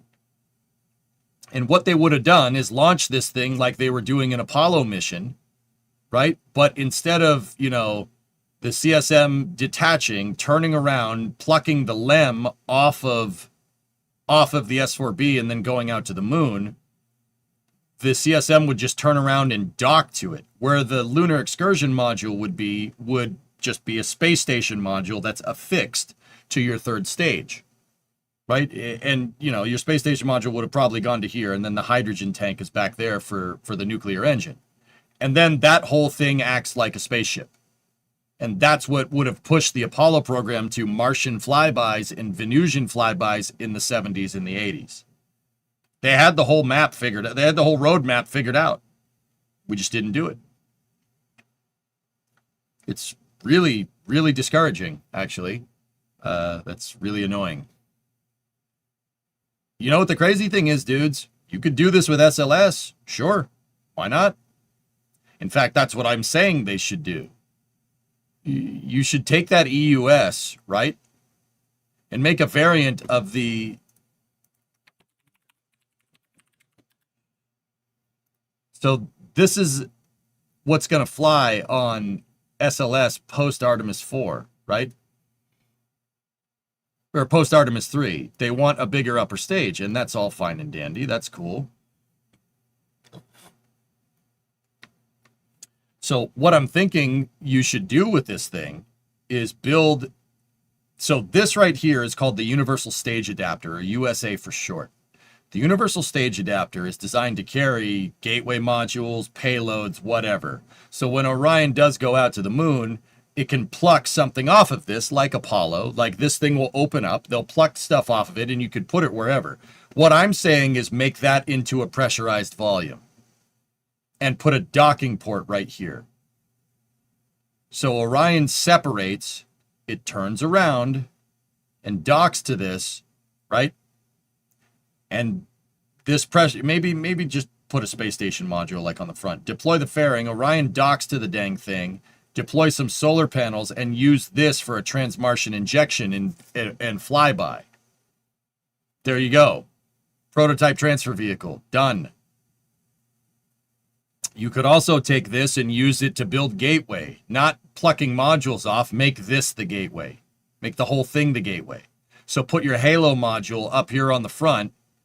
And then, so the EUS has an aft plate carrier on it. See this thing right here? You could put solar panels, RCS, electric propulsion, whatever you want down here. And you could build the power and propulsion element into the back of the EUS.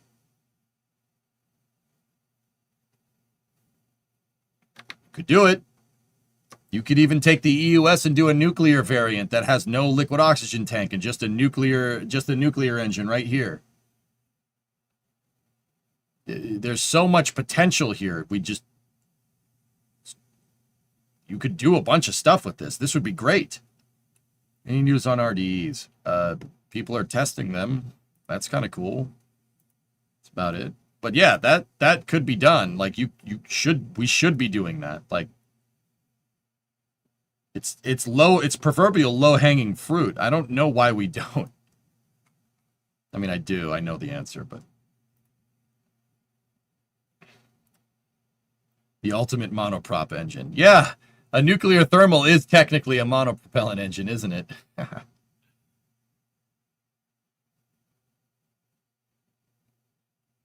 I know you want to get back into KSP more, but maybe not necessarily mission mode. How about building your ideal Artemis program using all the stuff you just described? After the press conferences today, I kind of want to, dude. How far could Falcon Heavy with a Dragon on top that has extra propulsion stage in the trunk go? You could probably get it. You could probably get it on a free return trajectory.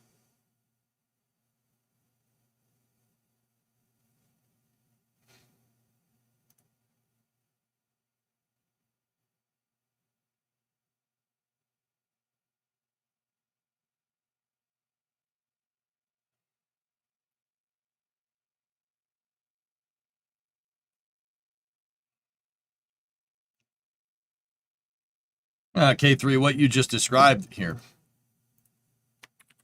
What you just described is what they wanted to do.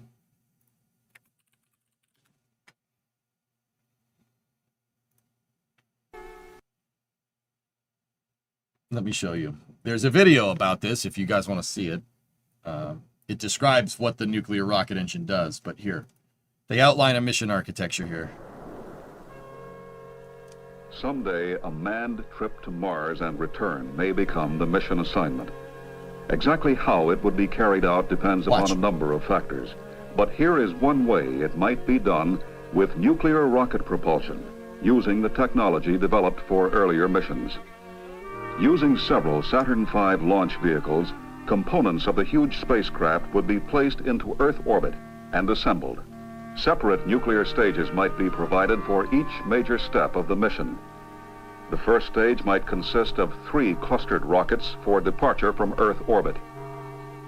2 other nuclear stages consisting of 1 engine each would be used in the vicinity of Mars.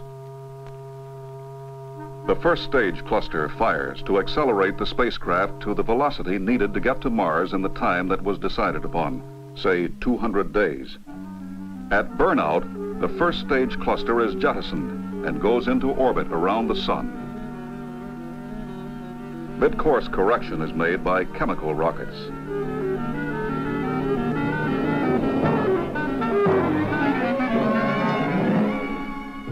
About 200 days later, the space vehicle approaches Mars.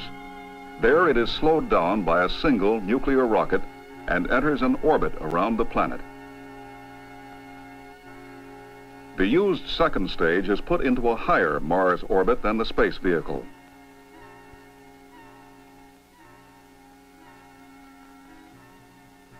A chemically powered module departs for the planet's surface. For the first time, men from Earth will set foot on another planet.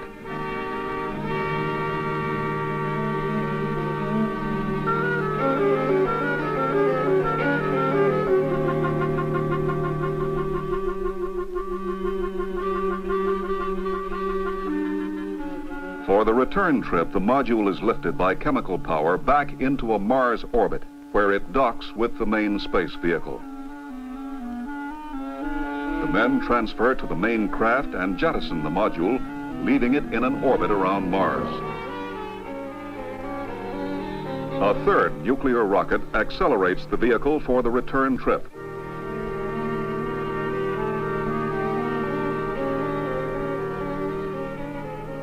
And it is jettisoned.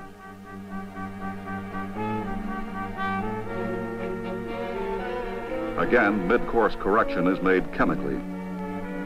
Just before reaching the vicinity of Earth, the crew transfers to a re-entry vehicle and jettisons the large spacecraft.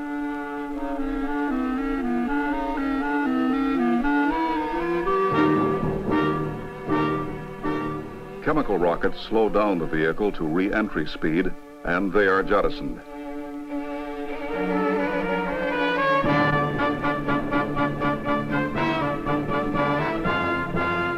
After deceleration through the atmosphere, the re-entry vehicle returns to the Earth's surface by parachute. A trip to Mars and back, for centuries a dream of earthbound men, is now much closer to reality. Of course, there are many, many other problems to be solved. This Artemis mission profile seems different. And we got, Kinetic, we got into talking about where it could go if, you know, NASA gets a little bit of gumption, you know what I mean? Before such advanced space missions can be attempted, life support systems for extended space journeys, more accurate space navigation, communication systems, power supplies, and so forth. But any successful advanced mission must begin with propulsion, the power to get there and back. That's right. Lower overall weight, larger payloads, shorter travel time. These are the chief advantages of nuclear propulsion. The technology needed to build a nuclear rocket is well advanced. It will be available when this nation determines its next great objective in space.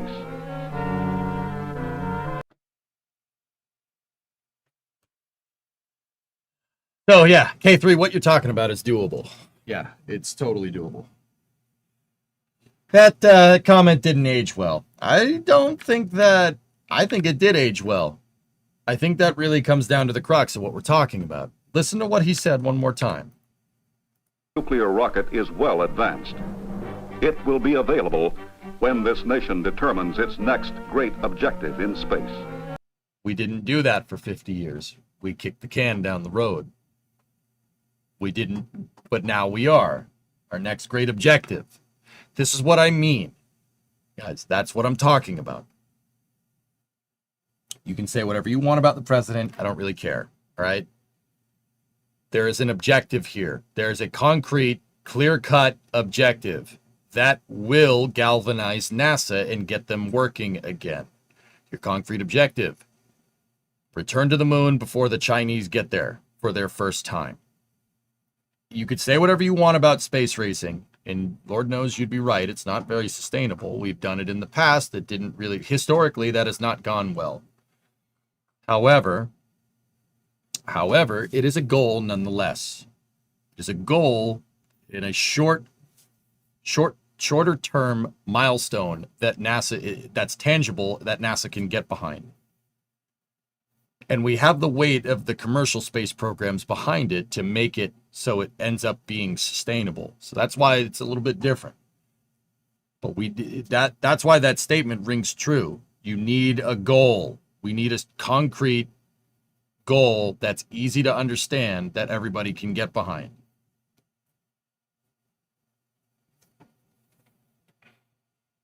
Can we get Elon on board with thermonuclear? He's the one who wants to go to Mars.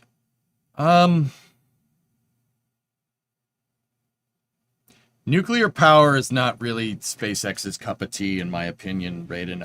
I think they would want nuclear power to generate it for ISRU purposes.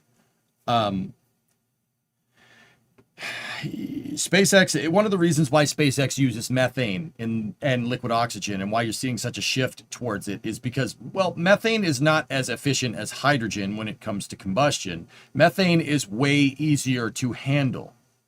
So it's slightly better over its Kerolox counterparts in terms of efficiency. It's not as efficient as hydrogen, but once again, what it lacks in efficiency towards hydrogen, it makes up for in simplicity.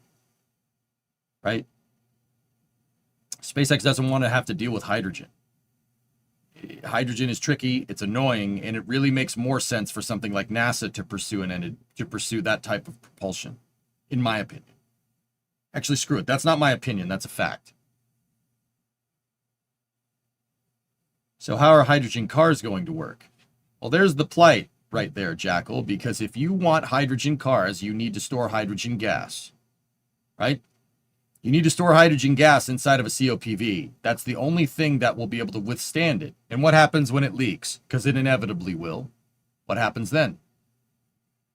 Cars with COPVs, what if you get rear-ended? You think the Pinto was bad when it got rear-ended? What if one of those COPVs depressurizes? Uh-oh. You just made a bullet that shot out of your car. That's about this big. Hydrogen is a pain in the butt because it's so ridiculously small. Hydrogen is about as simple of an element as you possibly can get. It is very tiny, it's very small, and it's very simple. And it leaks everywhere. It's the sand of the periodic table of elements. It's rough and it gets everywhere. Now a fuel cell to make hydrogen gas might be a little bit of a smarter idea. That is the idea. I'm sure you guys have heard, like, oh, you remember the guy that the government the government killed? He made cars run off water. Well, that's what he was doing. It's easier to store hydrogen when it has, oxygen attached to it. You put that through an electrolyzer, you make hydrogen gas, and then you put it in the engine, so you don't have to store hydrogen. You can make it run off water. It ain't no thing. That is a little bit more complicated, but doable.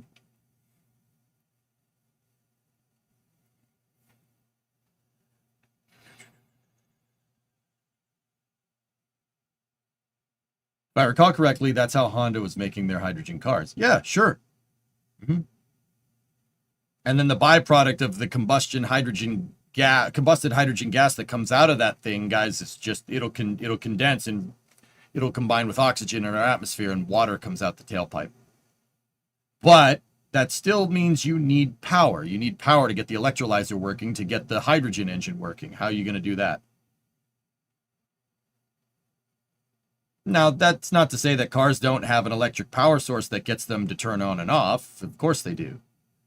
But it is more complicated. But if I was going to do a hydrogen car, that's how I'd do it. You would need distilled water to make it work, because if you put drinking water in it, it'll contaminate the electrolyzer.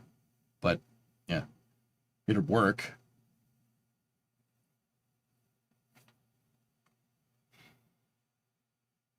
Still waiting on the Ford Nucleon.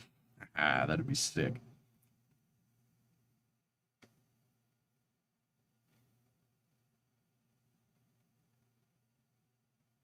How about a coal-powered rocket engine?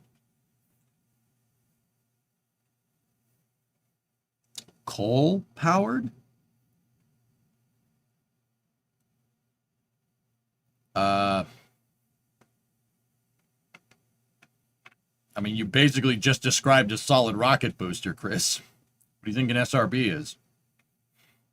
I mean, you're not putting coal in it, but it's a very, very sticky chemically version of it.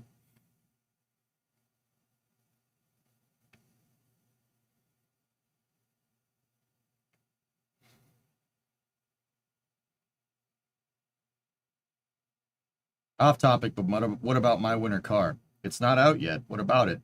We haven't heard anything about My Winter Car in a long time, Mask and Fisk.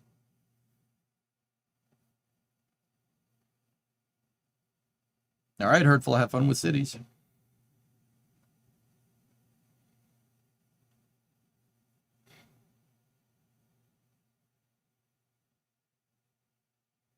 How about a rocket engine powered by Squidward's hopes and dreams? Oh man, we could explore the entire solar system with something like that.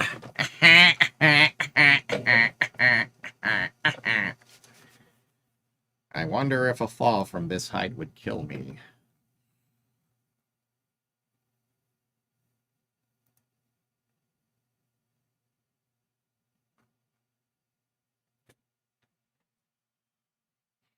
NOTAMs for Flight 11 have been released. Ooh, from Alex Pahizix.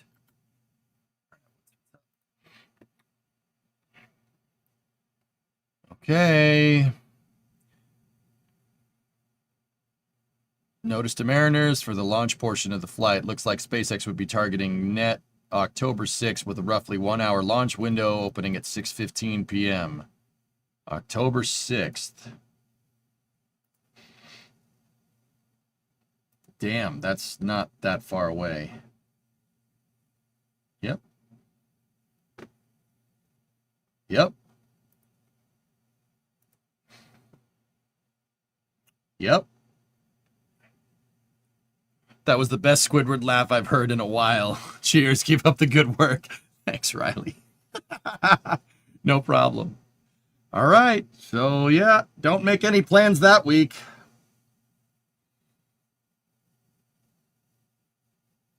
So we have the 6th through the 13th. Okay. Don't make any plans that week. Do we have an idea for the launch profile? It looks to be pretty much the same as Flight 10. Geek, that's what I would do. I would do the same exact flight as Flight 10. Just do the same thing. Yep, that's about a week and a half from now. Of course, that's your first week of class. Ask this a few times to NSF, but I want to hear it from you. Considering the nature of Starship being fully reusable whenever it's operational, what big space projects are you looking forward to?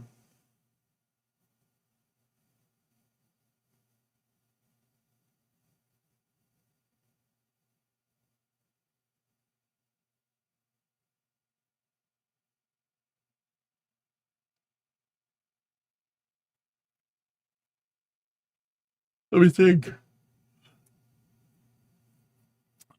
Hallengar, the thing that immediately popped into my head is utilizing Starship as a space station. So putting a Starship up on orbit, right, and its payload volume is just like, it's just a space station module. So like take HLS, right, the pressurized volume in HLS, right, cut the front off for the header tanks because it's got to come back down and land, right? Remove the lunar retro thrusters, right? And then give it flappy wings. So like a kind of a more vanilla looking Starship, but with a big pressurized volume and payload bay doors that open up like the shuttle, exposing that pressurized volume and have a docking port on the pressurized volume. And then having something like Dragon go to it. Yeah. Starship being utilized as a space station. That's what I'm looking forward to. SpaceX is going to have to test long-duration space travel. They're going to have to test their systems for long-duration space travel at some point. So a Starship space station, basically reusable Skylab, could be a thing. Now, guys, I showed you guys a picture of Skylab a second ago. I don't know if you guys saw it. If you didn't see it, I'll bring it up again. All right, I want people to understand this, okay? So Skylab was made out of an S4B. That's a Saturn V third stage that they hollowed out and put a space station inside, right? The reason why I call it reusable Skylab is because, see where that checker mark is? See the checker mark right there on the rim of the S4B? From there to here, the checker mark to there, that can fit inside of Starship's payload bay with the header tanks and whatever else you want. That'll fit inside of Starship's payload bay. Starship's payload bay is 9 meters, right? And then the curve would probably start happening like right here. Here, let me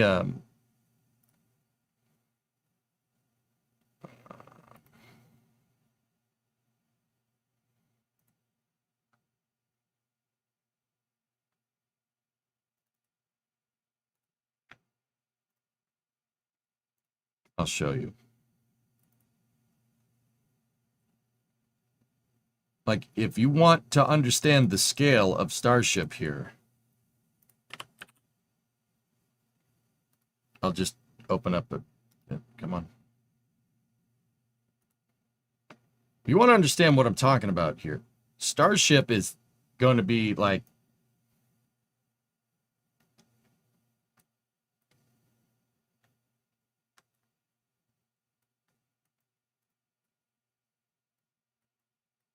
that's crappy flaps, but you get the idea. Something like that. That's Starship. Right? And then you have the methane dome would be right here. So that, I mean, obviously you'd have your header tanks right here, so you wouldn't be able to have any of this front part. But if you put a docking port right there, that fits. And I'm not saying put Skylab inside of Starship. I'm just saying Starship as a reusable space station would be a very, very, very, very cool thing. That's something I don't think people are taking into account. Like, and SpaceX has the vehicle to send to it. In fact, that's what I thought the Polaris 2 mission was going to be. I thought the Polaris 2 mission would be SpaceX putting a Starship up there and then launching a Falcon 9 with a Dragon and going to Starship and docking to it. That's what I thought Polaris 2 was going to be. I don't know if that's going to happen.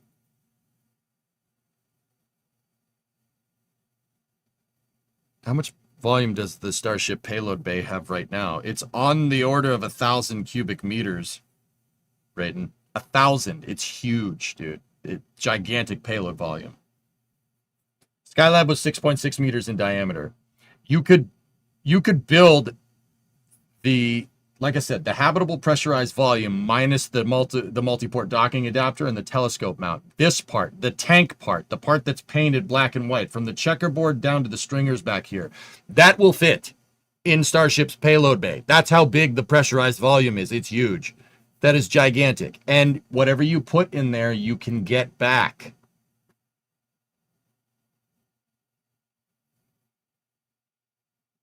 Wasn't Polaris 3 supposed to be the first crewed Starship flight? Yes.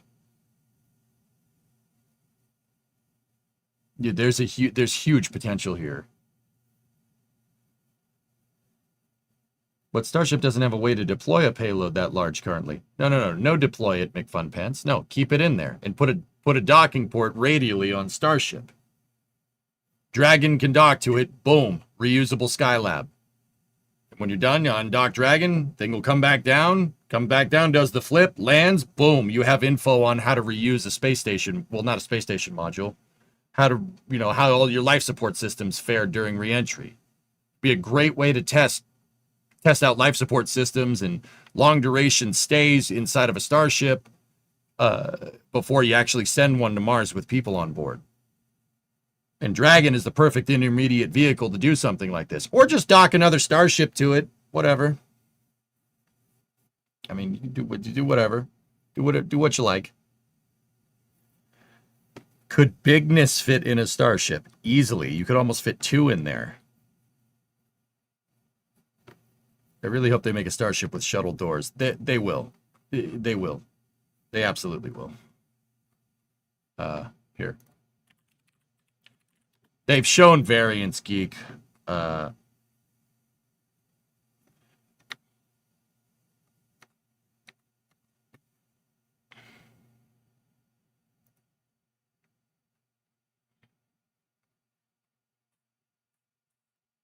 They've shown variants of Starship on their Starship page that show.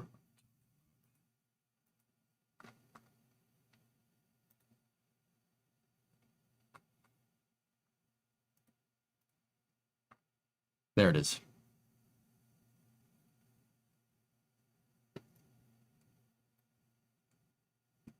That. So you have your on-orbit variant of Starship, right, with flappy wings, right, and a thermal protection system. It has those kind of doors on it. It goes up, the doors open up. You could put solar panels on the inside or radiators, just like the shuttle, right, and then have your pressurized volume here with a bunch of windows and a docking port, and then you could send a Dragon to it.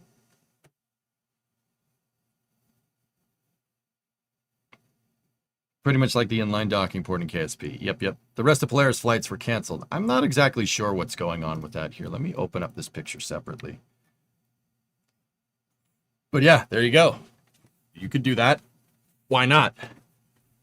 You could also make a payload bay variant of this, dudes. A starship with nothing inside of it but a place to put payloads, like a payload attachment fitting down here. And you could pop payloads out the payload bay. There's so much freaking potential here, dude.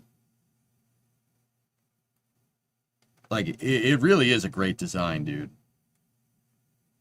And SpaceX clearly has plans with HLS other than just making this, you know, like other than just making the one that they're going to use to land. There's clearly a plan for variants here, right? Like,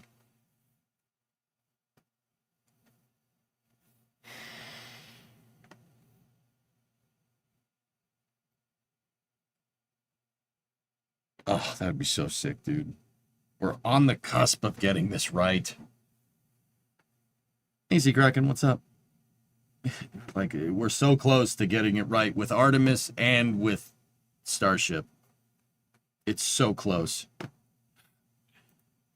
But, you know, we'll get it. Jeb willing.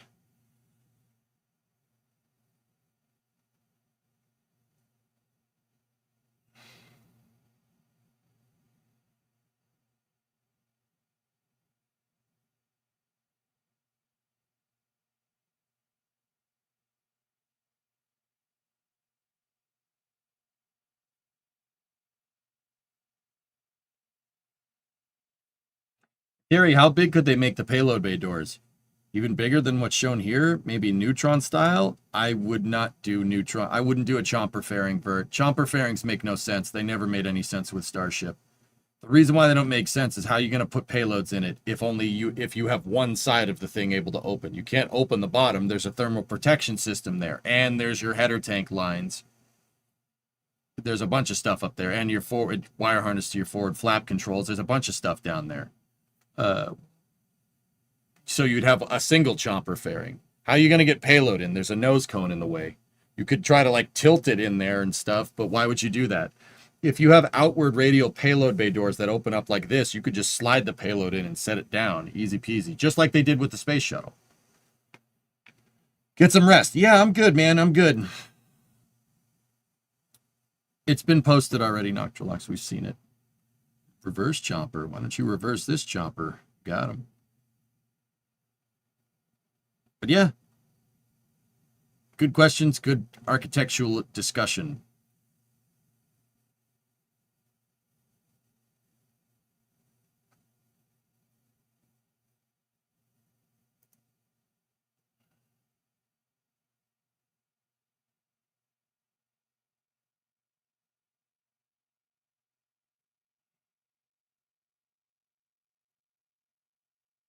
Gigabay, but on orbit, large-scale space manufacturing, maybe. Tilt Starship so you could lower it straight down. Easy. Could they jettison the fuel tanks on Starship and put an inflatable HAB module in there? Why would you jettison the fuel tanks? Just put a dock, put an airlock at the top of the fuel tank. And just use tank ullage to purge the tank out, and then use the tank as your HAB module if you really wanted to. Hey, Crazy Horse, how are you? And did you see your question above? Has it been thought of? I'm good. I'm good. You ever think they could dock a booster in space and get it to a suitable orbit for a space station? Even if they use a Dragon to raise its orbit. Crazy Horse, understand that the V3 and V4 variants of Starship, particularly the V4 variant of Starship, the Starship is as big as the booster. So, could they? Yes. Will they? If Elon has his way, sure. Have you seen the Have you seen the renders of the V4 Starship, man? Look.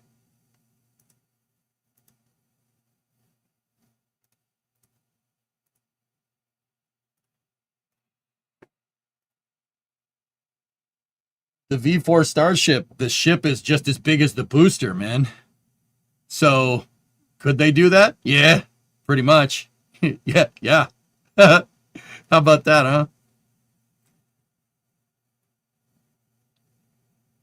Dude, heck, V3 is almost as big, man. But look at that, dude. Dude, the long ship looks so strange to me, dude. That looks so bizarre. I kind of hate it. I kind of hate it. I kind of hate it a lot. I kind of hate it. It looks so strange. These ones look right. That looks right. The V3 looks good. That just looks bizarre.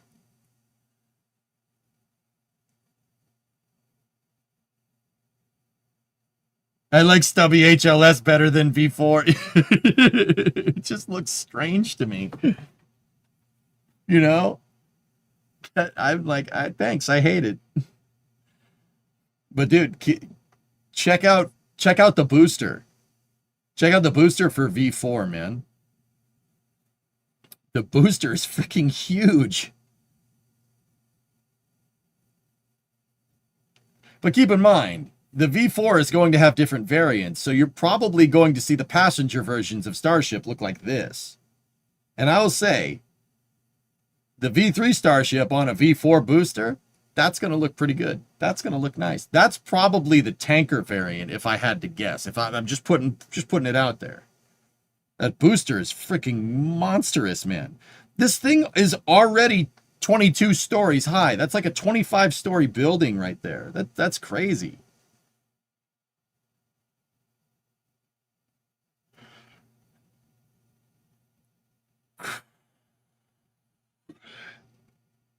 That begs the question, what does Raptor 4 look like? I don't know.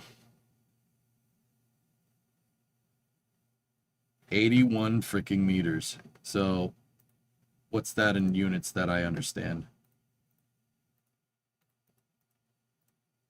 Holy crap. Man, 267 feet? That's freaking huge, dude. Wow. It's just a monster. It's kind of like a stretch semi truck.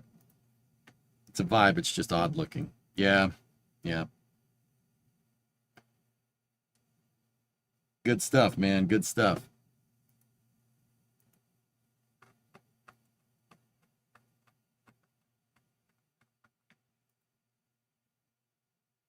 Pretty much, Kuju, man. Yeah. It's absolutely bananas. Do you think Raptor V3 is the final major iteration of Raptor? Raptor V4 is probably going to be a variant of V3 that's optimized for not mass production. If I had to guess, V4 is going to be based off of what they learned from flying those V3s. So the V3 is a baseline of a rocket motor that's designed to be used for mass production, designed to be mass produced. V4 is going to work off that optimization. Similar to every Falcon is flying with Merlin 1D engines right now. But it's really not a Merlin 1D. You could probably call it a Merlin 1E, right? But they don't do that. It's not the Merlin engines that were flying on Falcon like 15 years ago are not the Merlin 1D engines that are flying on Block 5. Raptor 4 is most likely a variant that's going to be optimized versions, further optimization on V3, on the V3 design. That's my guess. Like that, I mean, that's what makes the most sense.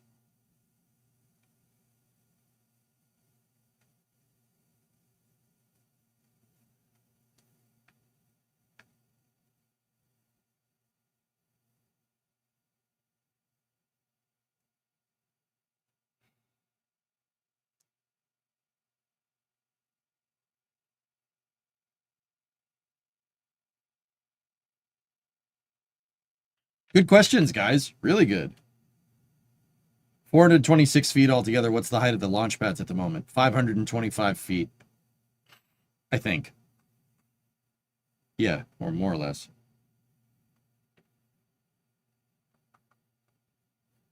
All right, dudes. This early space news schedule is really screwing with me. What do we want to do now? You guys want to play? I mean, we could keep going with the wonton vehicle design. The other thing is that building an Orion might be fun.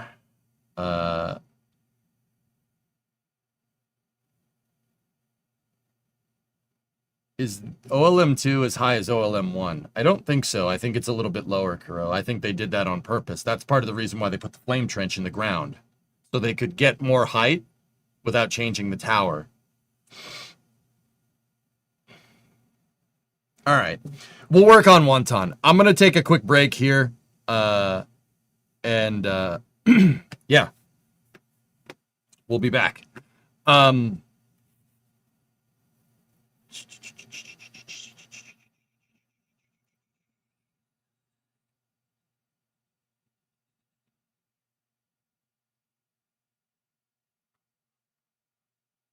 I'm just gonna grab a quick bite. Yeah, because my break's gonna end up being a little bit early. We basically already did space news for the day. We're gonna be playing through. We're gonna be playing through when we normally do space news.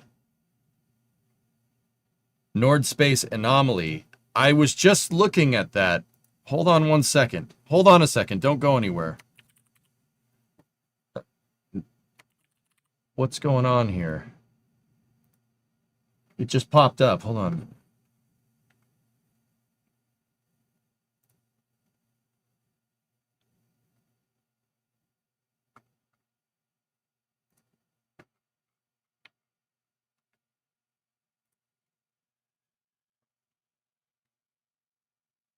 Peter Cowan. The fire on the launchpad at Nord Space rocket launch was because of extra propellant. They used oxygen and kerosene. The ratio wasn't right.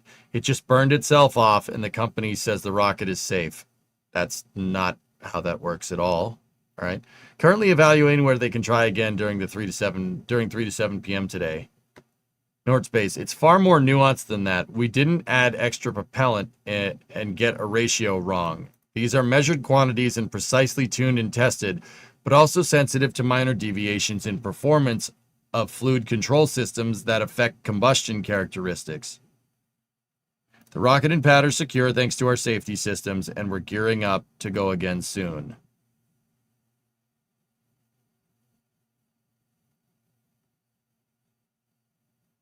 Huh. Did you see the Flight 11 news? Of course I did, man. Yeah, deviations in performance of fluid control systems. So, chill down.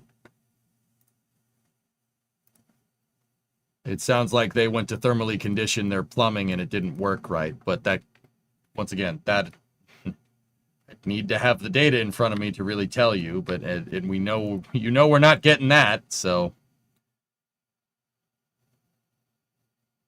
just go back a little. You can see the fire. Where's the stream?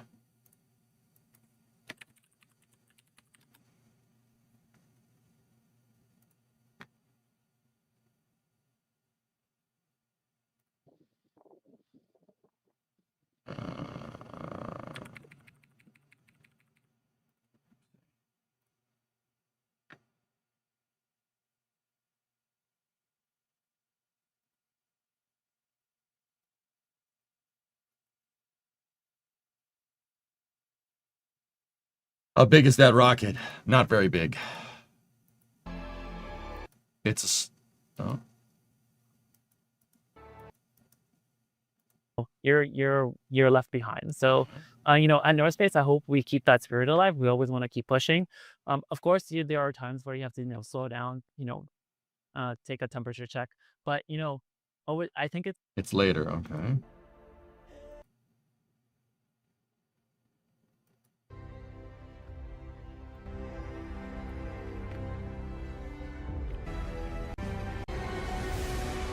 I can't.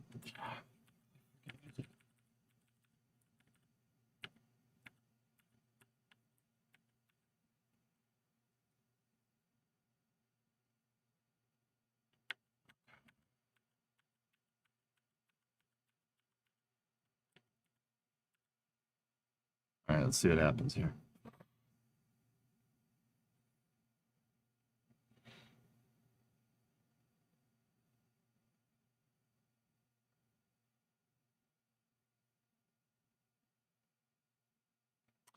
Oh, yeah, it sounds like a sticky valve. Well, not sounds like, it looks like a sticky valve. Look at all the locks that comes out of the nozzle here in a second. Ready? See?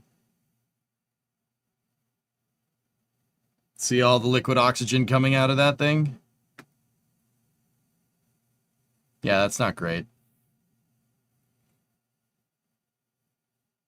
They tried to start it. No, they tried to chill down the motor from what it looks like, judging by that point in the count. You always have to prime the rocket engine. It looks like they went to prime it and something broke.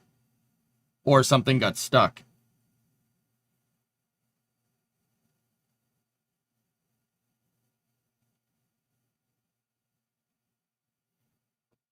Oh, great, Bob.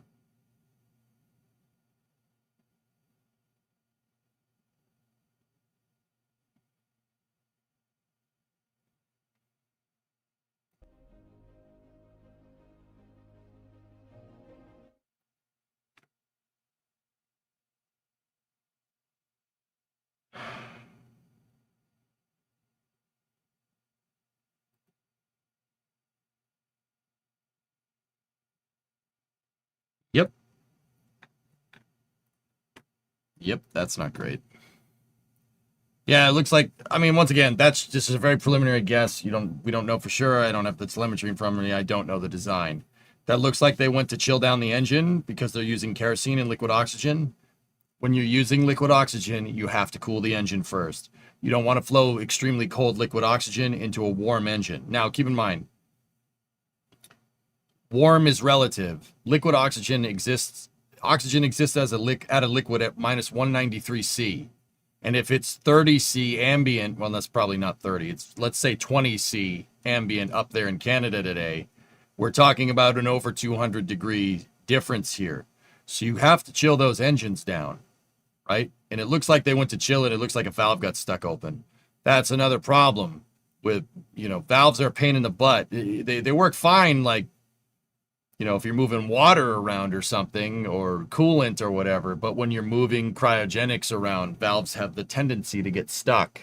They freeze solid, they freeze open, or they freeze closed. It does happen. It looks like one of their valves got stuck open when they went to chill the engine. Probably 10 C. It doesn't matter. It could be minus 30 C right now. You're still talking about easily 150 degrees difference here. That's what it's about. It's about the difference, not the exact temperatures.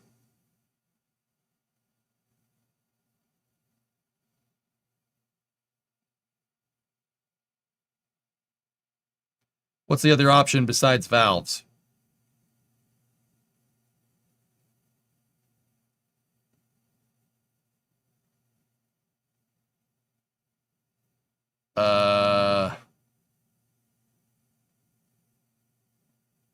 Yeah, about that.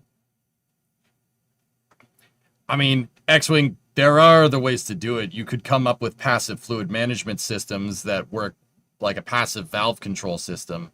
You want to start introducing Tesla valves into your rocket plumbing, please. If you want to do that, please show me how to do that, because I don't know how to do that.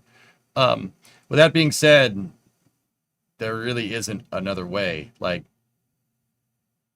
I mean, don't get me wrong, there is. You could probably figure something out, but what you just asked is, what's another option for a vehicle besides rubber tires? It's like, okay, there are other options, but no option is going to work as well as a steel belted radial. You know what I mean? For a car. It's the reason why all cars have tires.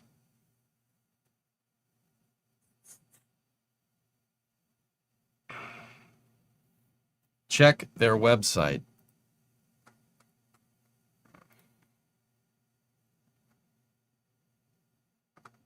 Okay.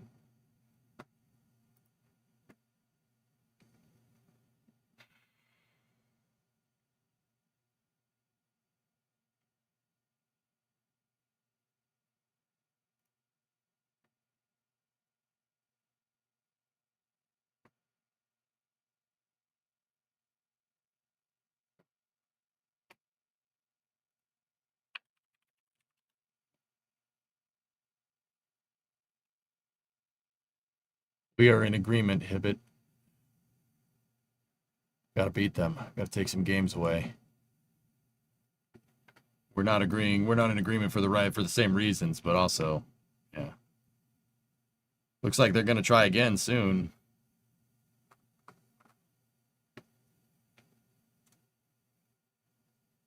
Hmm.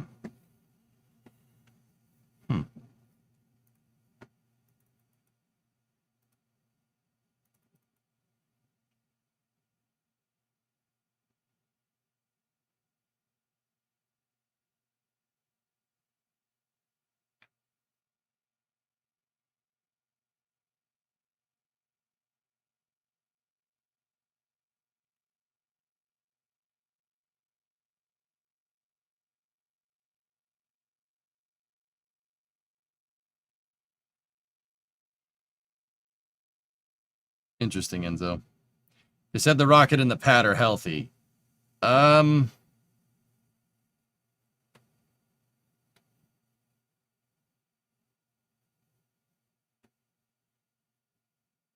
said the rocket and the pad are healthy, and they're gonna.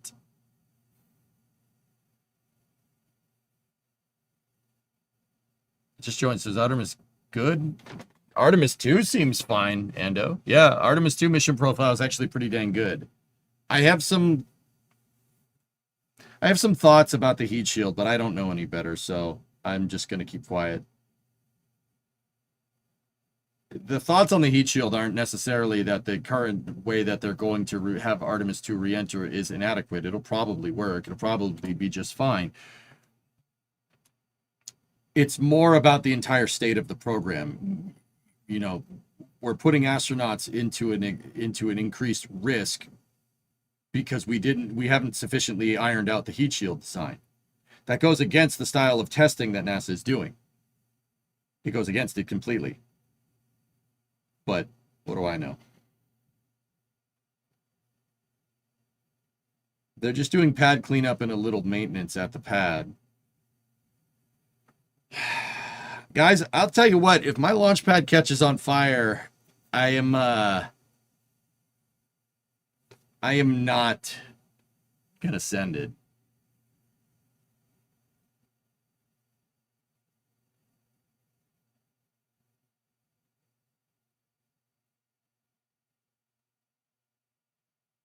I would not do that.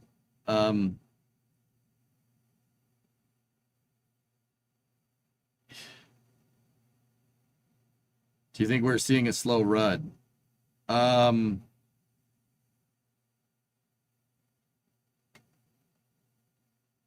So let me rephrase. If I was in charge of Nord Space and the rocket did that on the pad, and this is your inaugural launch, you have expectations for this vehicle, and you're operating off of a small budget, etc., etc. If that was the case, I would want to know exactly why that happened. Why did that happen? Is your telemetry telling you a valve opened and closed? They seem awfully confident for somebody that doesn't have the hands on the rocket. You know, they sent out the maintenance crews. Okay. Is somebody going to go in there and look up in that rocket's nozzle? How do you know which valve failed? How do you know, if at all? How do you know why the valve failed? You don't know why that valve got stuck. Your vehicle's certainly not designed to puke liquid oxygen all over the launch pad, is it? Why would you be okay putting it into a flight condition if that was your expectation, if that wasn't part of your expectations? I would basically take the whole damn thing apart. Or, well, not take it all apart. I would take it back into the hangar and look at it again. Because how do you know? How do you know for sure?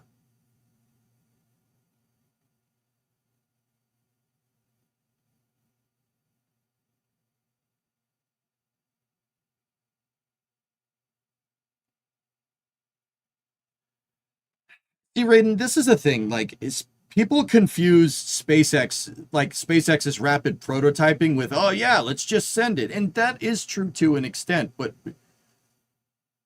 Nord Space isn't SpaceX. Not even SpaceX used iterative prototyping when they first started. Okay? They launched 4 rockets and they all failed. And then the 5th one worked. That wasn't iterated. That wasn't rapid iteration. That was, oh God, I hope we get it right because we can't afford another one. Right? I wouldn't take a risk on an inaugural launch like that. Just send it tomorrow. But then again, I don't know that rocket's design. I don't have its design in front of me. I don't have its telemetry in front of me. I would be taking it slow right now. There's a time to go fast, and I don't think after your rocket just caused a gigantic fire on the launch pad, this would be a good time to do it. Falcon 1 was successful in the 4th flight. Yeah, Aitor, I knew that. I just misspoke. Yeah, you know what I'm trying to say. You understood what I said, but you still mentioned that matter of fact. I was there. Well, I wasn't there, but were you even alive when Falcon 1 launched?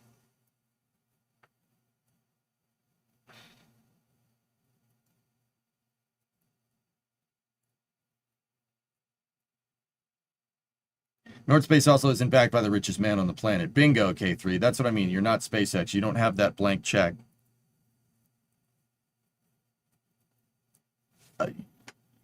You know, if you had another one waiting in the wings, that's fine, but it's not good testing to have your rocket catch the launch pad on fire and then just go clean it up with a sponge and then send it.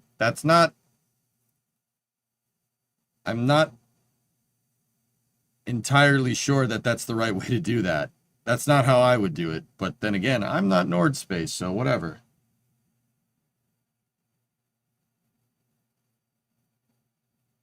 If they're confident enough to know what caused the problem. So here's how my mind works. You guys tell me if I'm nuts. Here's how my mind works. You are confident to know if you're going to go for another launch attempt. You're confident enough to know exactly what went wrong with that rocket. So if you know exactly what went wrong with that rocket and you're confident enough to do another launch attempt, why, if you knew that could happen, why did you allow it to happen? Right? Because you're not going for another attempt. It's not about what you know, it's what you can prove. Okay? Your telemetry is telling you that this happened. It puked out some propellant all over the place, right? It's telling you that. Does your telemetry corroborate to what actually happened? You're not going to know until you get hands on the hardware. You have to be able to prove both sides of the argument, what the computer is telling you and what actually is going on. You have to make sure that that's the same thing, right? And you have to go get hands on the vehicle. And that's probably what they're doing right now. But once again, if you were confident enough to schedule another launch attempt, right? That means you knew that the valves could do that and it could potentially puke it out. They certainly weren't surprised by it. But if you know the valves can do that, why would you put the vehicle out and try to fly it at all? If you know the vehicle has a potential to puke propellant all over the pad, why would you do that? This is some big red flags are showing up in my head here. Now, once again, I hope they prove me wrong. They'll probably go to launch. It'll probably work fine. I mean, clearly they're confident enough. They're confident enough in their flight rationale here that to go for another attempt. But how do you know that's not going to happen again? How do you know it's not going to do the exact same thing? Are you going to change something?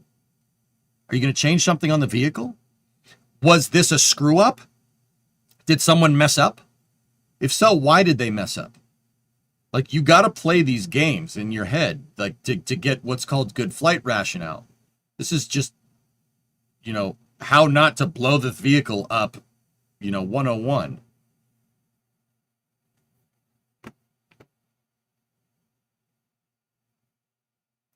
Something is on the runway near you.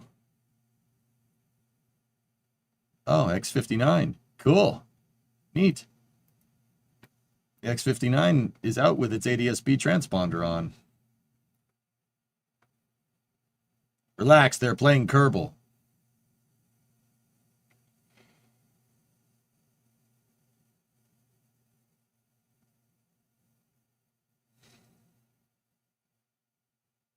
What if it was a commanded event and they just didn't expect the fire?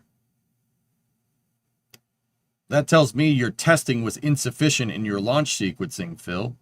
This whole thing screams just send it.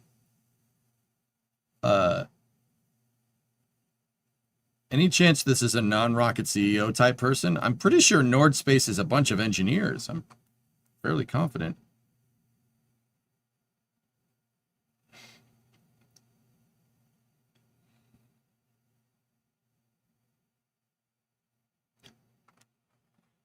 The way to ensure the best outcome of success here, guys, is to make sure you know the vehicle and you understand the vehicle's behavior through and through from the ground up.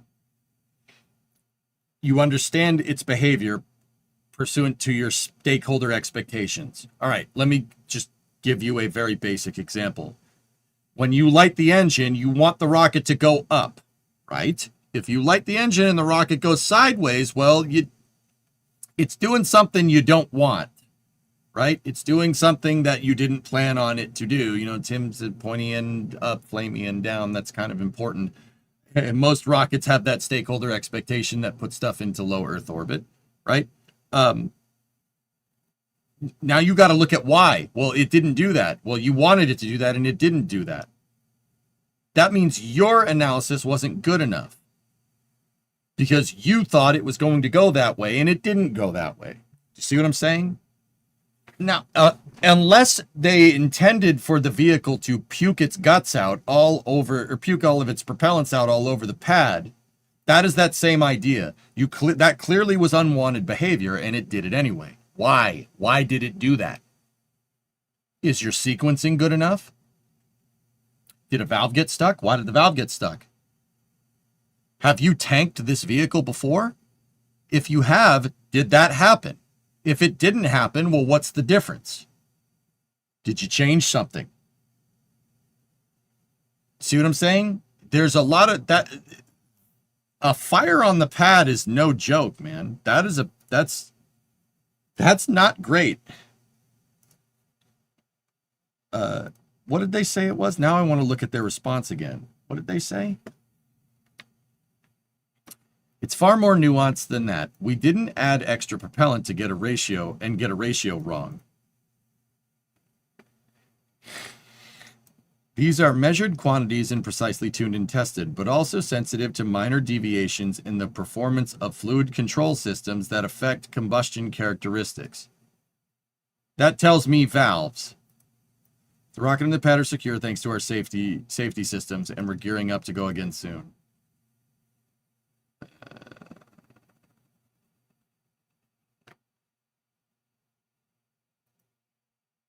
If you understand that it's sensitive to minor deviations in the performance and still let it happen anyway, why are you letting deviant behavior? Why are you letting this deviant behavior happen? That's how stuff blows up. Like, once again, I don't have a bone to pick with Nordspace. I want them to do well.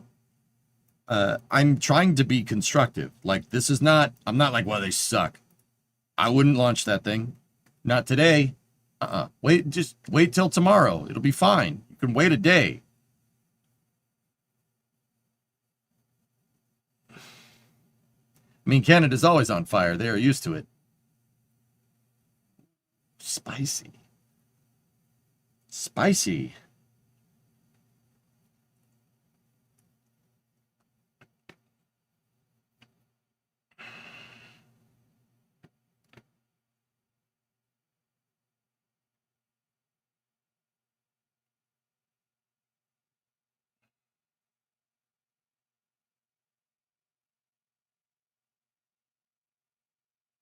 Here, just in case anybody was wondering, let me show you what happened here.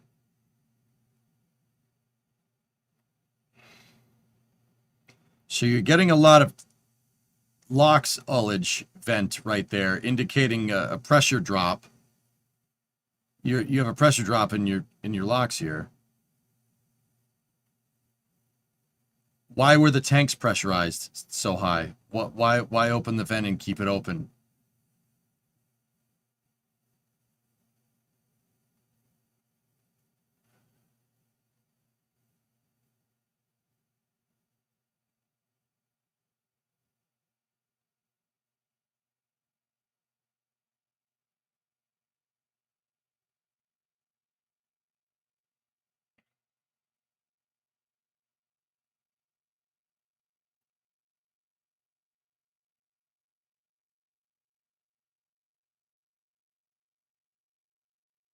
Yes, Noctilux. Something like that. Now watch. They'll initiate the count, right? They resume the count.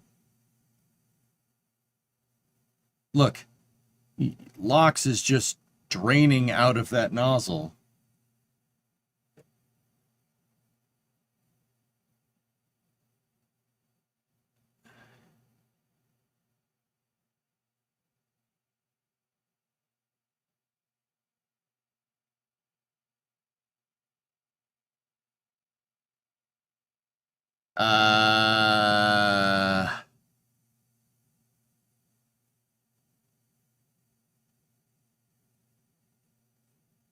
An umbilical disconnects before the fire? Where?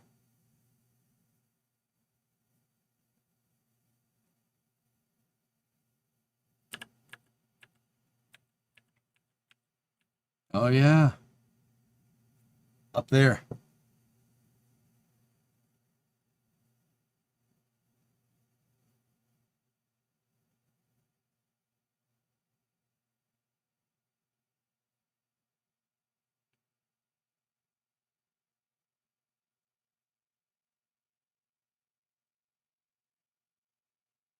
Uh...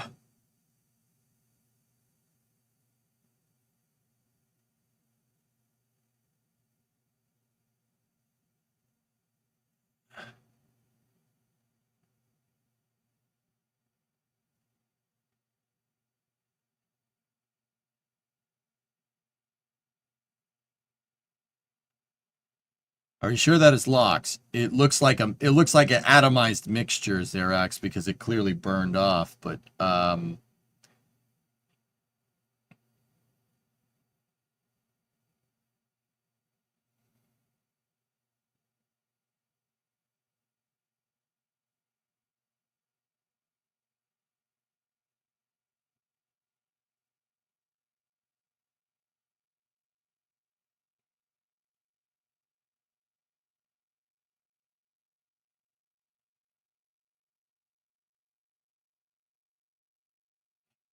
dude,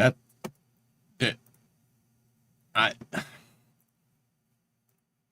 know what? I ain't saying nothing. I ain't saying nothing. I wish them all the best. I hope that works. I hope that works for him. I'm serious. I really do. Like that.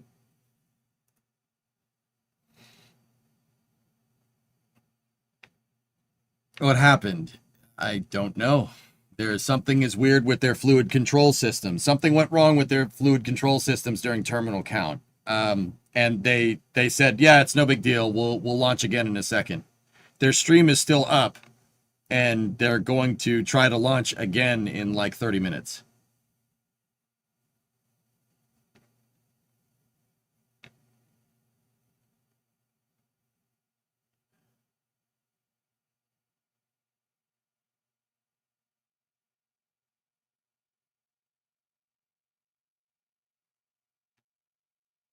You give up. What do you give up, Trey?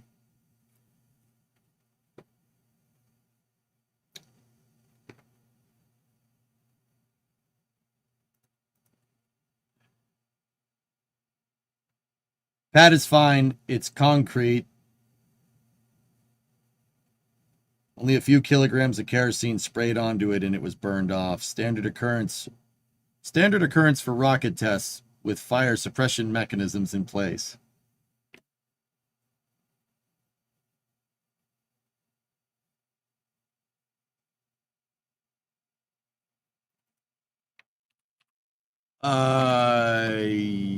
What now? Trey, is that you? Yeah, it is. Okay.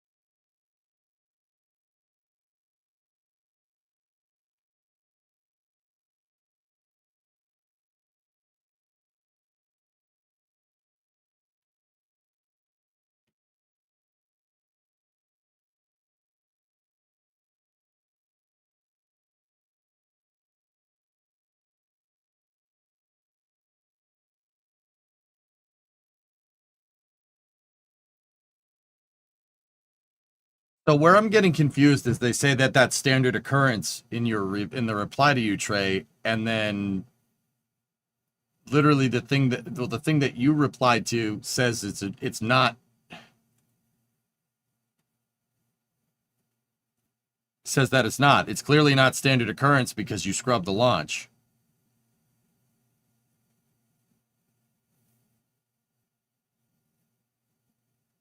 Now I'm getting confused. Is it okay or is it not okay? Pretty sure the launch pad catching on fire is not something that you should be like, yeah, it's fine.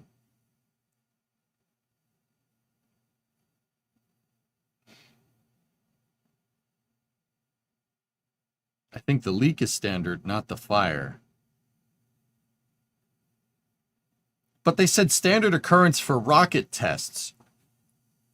Your rocket's supposed to just dump fuel and oxidizer all over the pad? That's what it's supposed to do.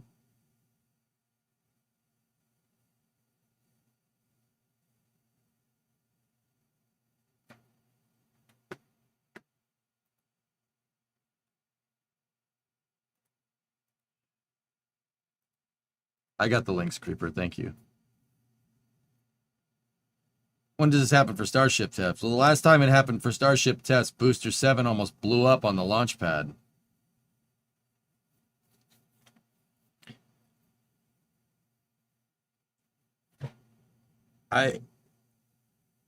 Okay, now I'm vested. Now I want to watch this. Let's see what happens. Now I'm just genuinely wondering. They're going to try again in 25 minutes. Is their stream up? Stream is still up.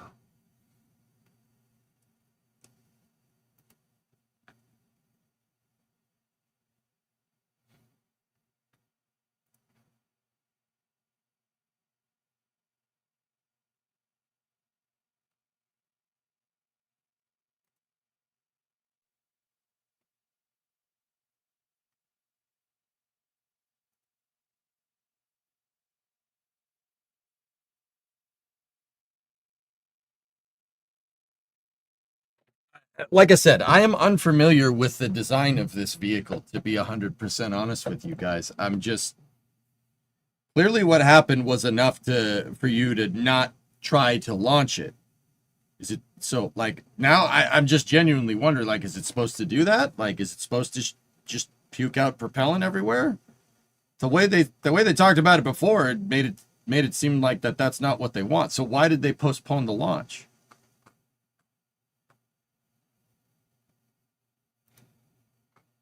Once again, I'm not trying to be a jerk. I'm just genuinely wondering.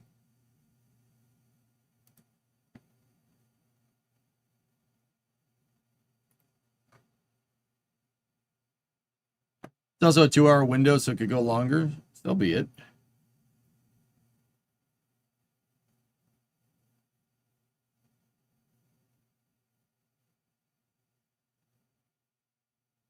Over under on engine started at popping. I don't... Here. I need to understand what type of rocket they're... Like, what is this?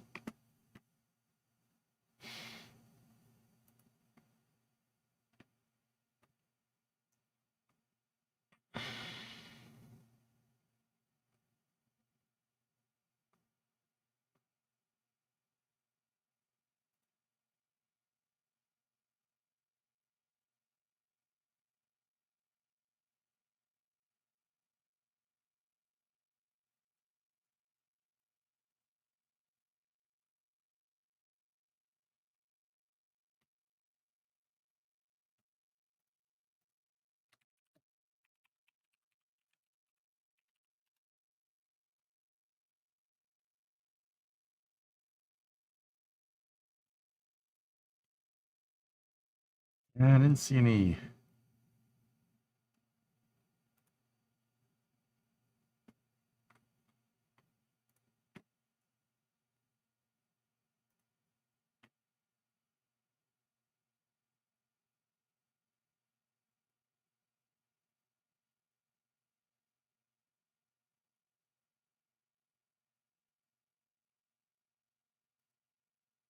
So where's the info on this thing?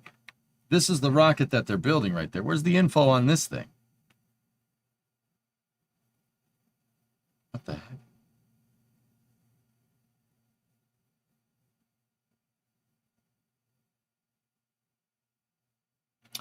Uniquely designed to support multiple fuels, kerosene, jet A, RP1 standard, including sustainable aviation fuel.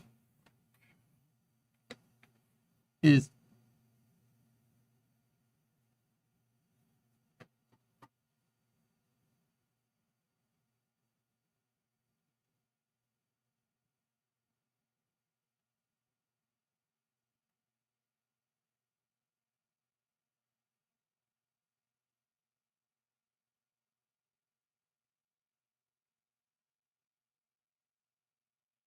Sorry if I'm saying something that has already been said. Just joined and supposedly they've inspected. There's no damage caused. How do you know? Did you take the rocket apart?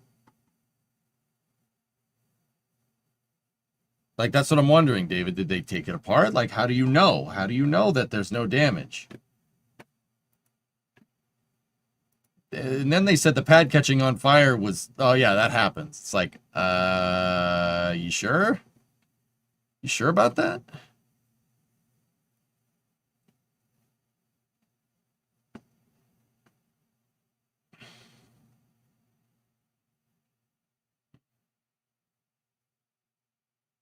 Anyway, when is their next attempt?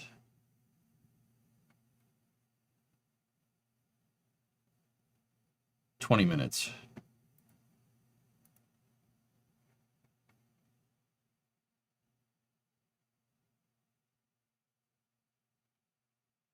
Just do what we do and blame it on startup transients and move on. You deleted that message on me. Nice.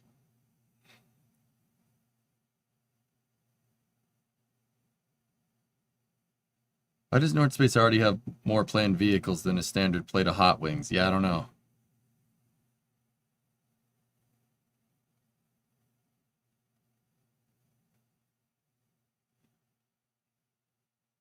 $15.30. So 3:30. Yeah, okay.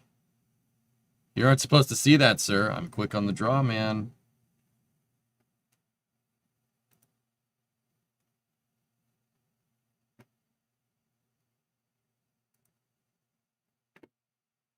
See out there, those towers, that's the Port of Brownsville. Oh, sorry about that. Lots of exciting stuff. Hopefully that's... Oh, Roger's in on the Raptor side chat because it's Tuesday. I was wondering where that audio was coming from. Cool.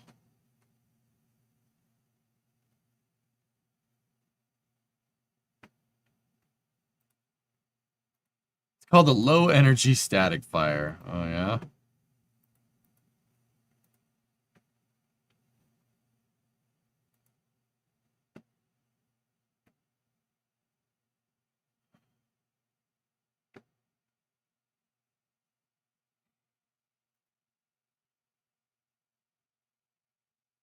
I'm fine, Jackal. Yeah, I'm good. A lot of good press conferences this morning, too. Just remember, all failures, even in the middle of the flight, are startup transients.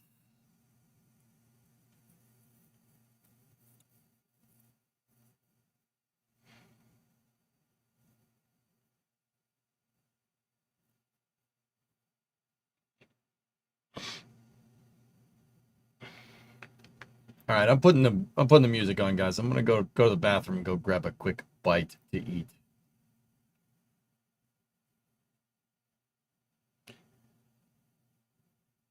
Why isn't this in the next spaceflight app? Do you know? I'm not sure. Yeah, I don't know. Maybe it's maybe I think next spaceflight on the main page. Well, no, they had haste missions. I don't know. Maybe they just didn't include it.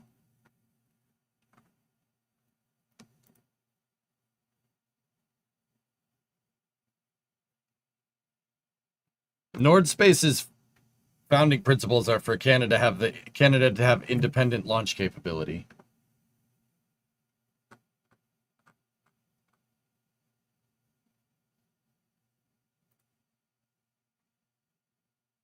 That's one of their things. So, all right, just give me a second, dudes. I will be back momentarily.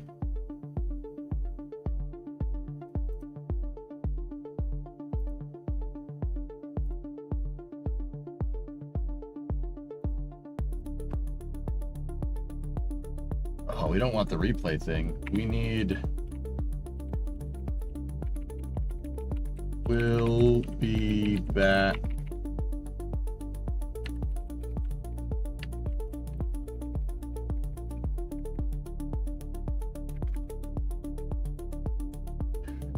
Why did I make it go across the damn screen?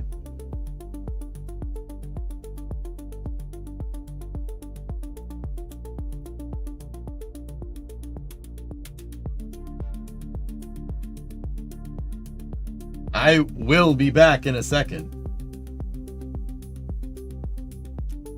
I forgot that you can make it do that. I forgot that. All right, I'll be back in a moment. Just gonna take a quick pee break.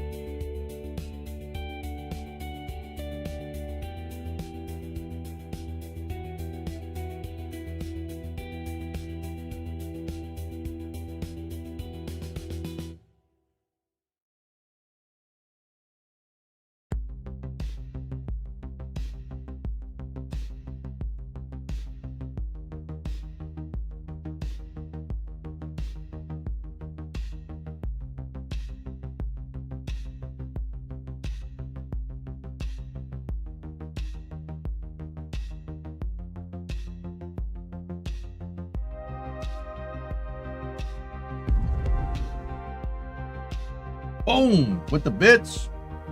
And now for your local weather. What's going on? All right. We're going to keep going with our space news here today. I want to see this.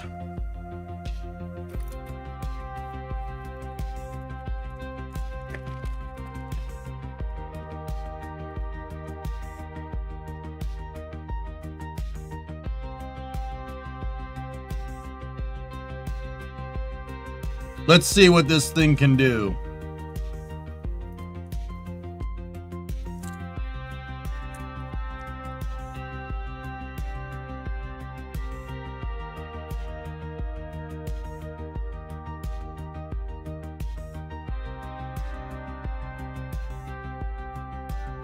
All right, Graham, we'll see. We'll see what happens.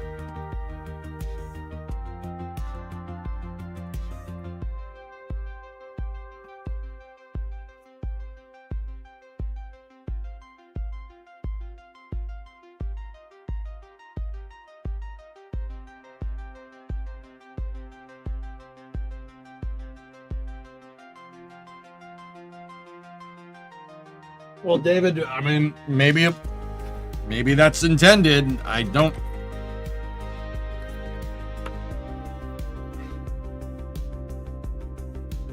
Is there no live stream?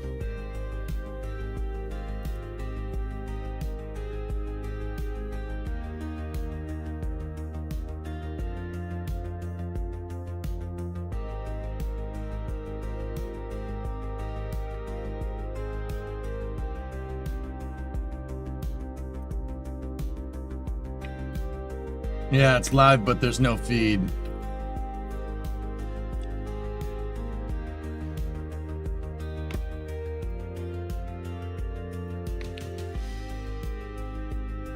You know, while we're waiting on them, dudes, I'm gonna turn the music down. While we're waiting on them, I'll share a couple of other space news links with you.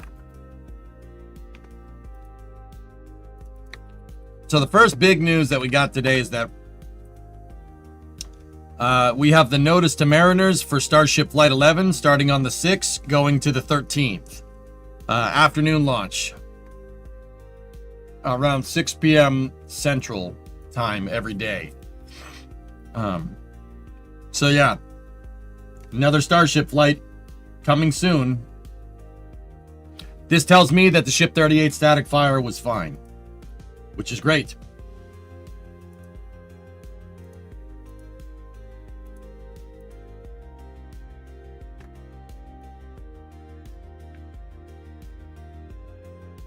And then this is the other one. Stoke posted a picture of their Zenith. The Zenith engine on their test stand.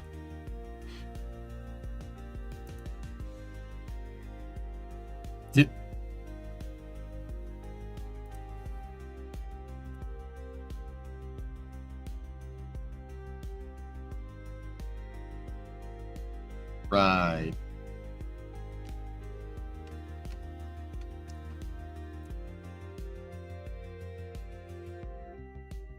Huh.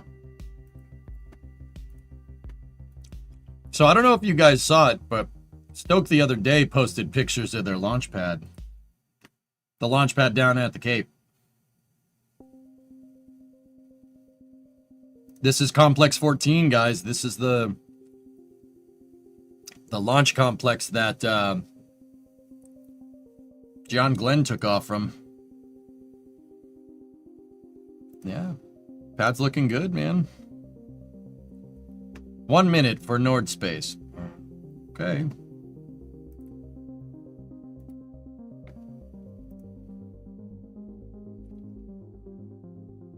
What's the length of the closure?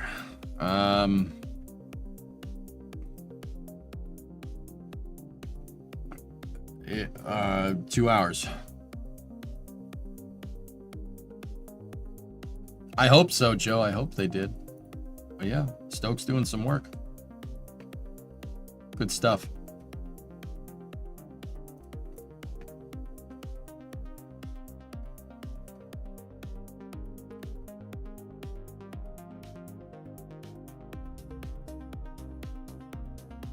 All right, we're trying to see if Nord Space can get their sounding rocket going.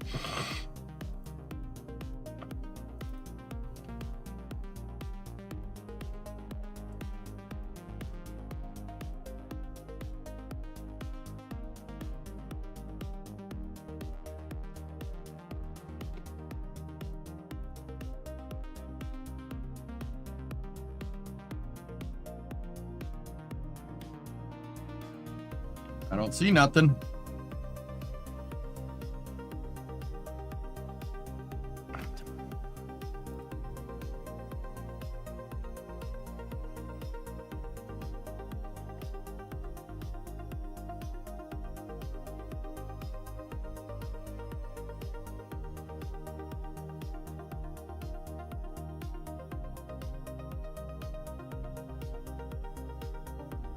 Yeah, the launch window just opened, guys, so...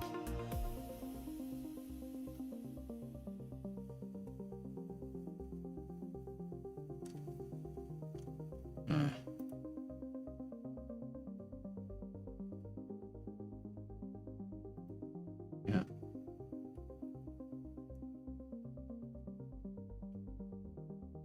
The stream will start as soon as they can dedicate someone to get it going. It's a small team. Everyone has a job.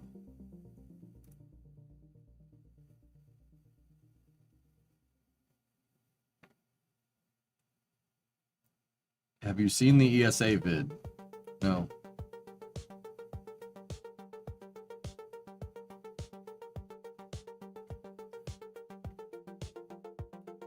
What's the ESA vid?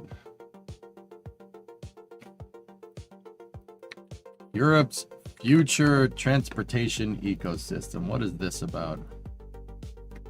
Ecosystem. ESA envisions a future where reusable, interoperable systems transform how we access and act in space.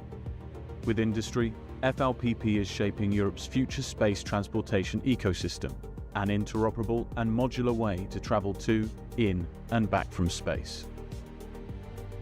Reusable launchers deliver payloads to orbit efficiently and sustainably. Multi-engine propulsion systems ensure reliable ascent and descent phases.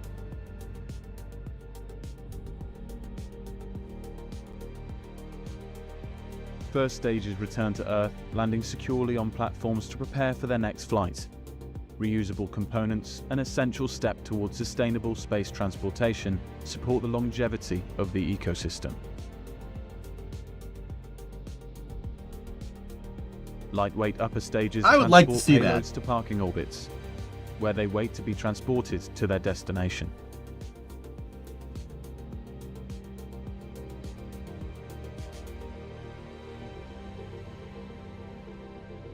Once in parking orbit, a space tug arrives to collect the payload.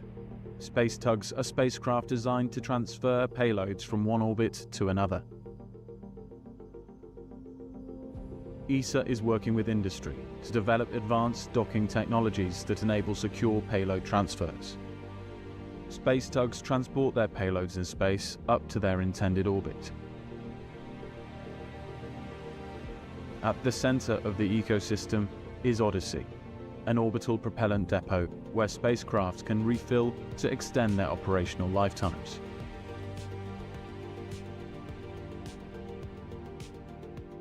With refilling capabilities and advanced in-space logistics, the ecosystem supports continuous missions, ensuring each component operates as part of a larger, integrated whole.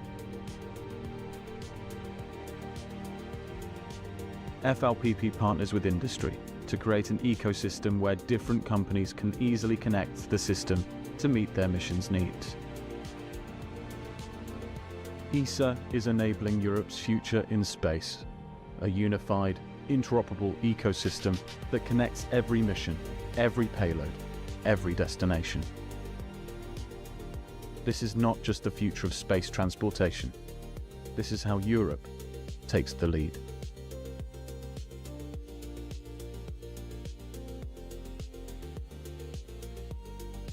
Takes the lead. Every destination. This is not just the future of space transportation. This is how Europe takes the lead.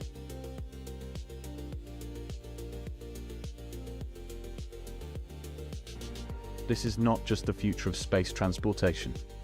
This is how Europe takes the lead.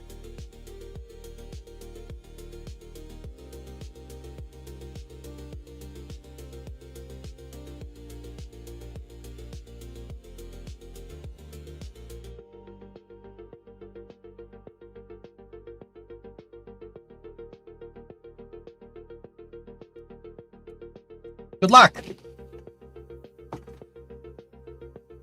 Good luck, guys.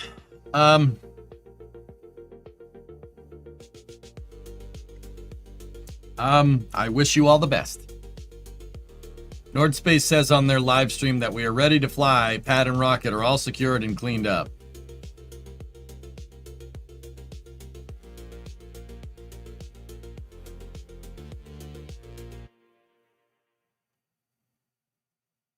Didn't know the Europeans had humor. Here's your lead. Yeah, Callisto flight is pushed to 2027, that reusable launch vehicle.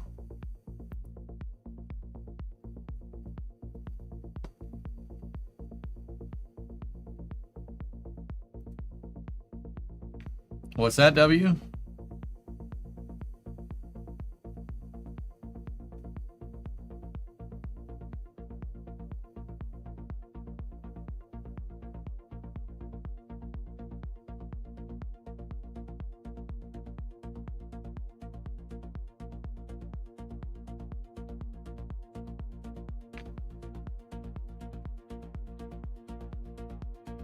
We've been asked to move our launch till tomorrow morning. We'll see you then. Oh.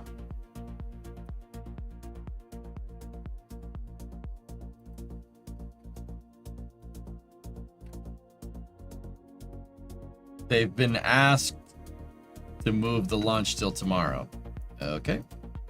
All right, so much for doing that.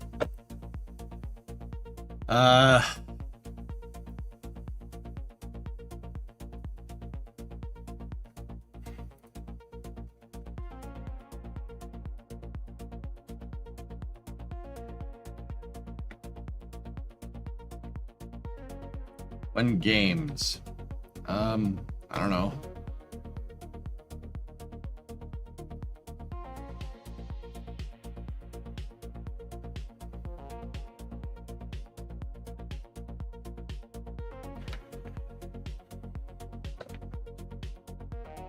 Okay, gotta fix the car in MSC.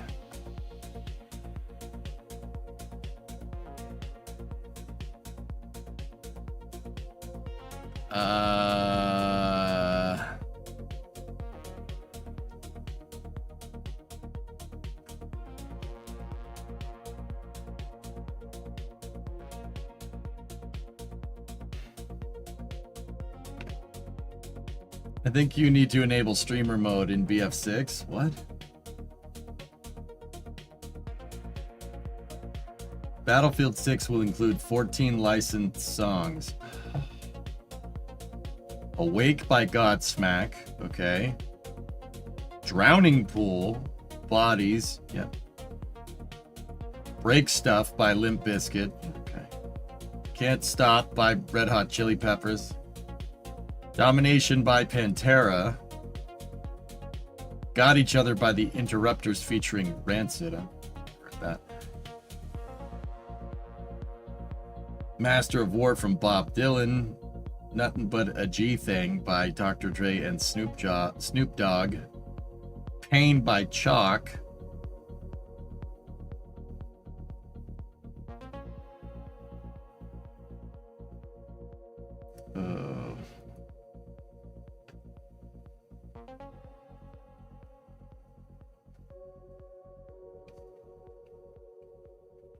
Oh,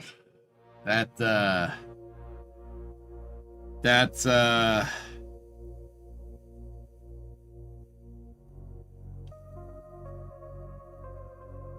okay.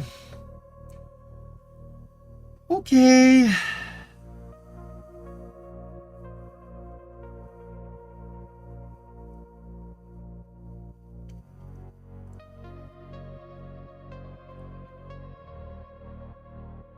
All right, what are we gonna do now?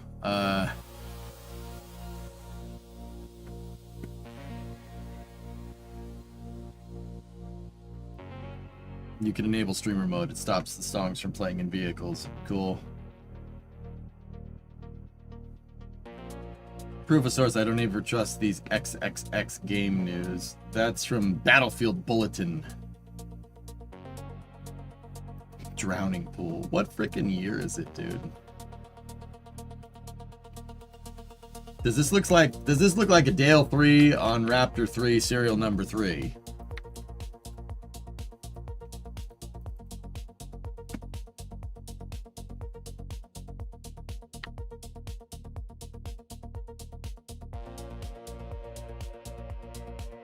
Hell yeah, brother, dude, for Dale. That's what I'm talking about. It definitely is, dude. That's the Intimidator 3 right there. That's awesome. Yes. Dude, hell yeah.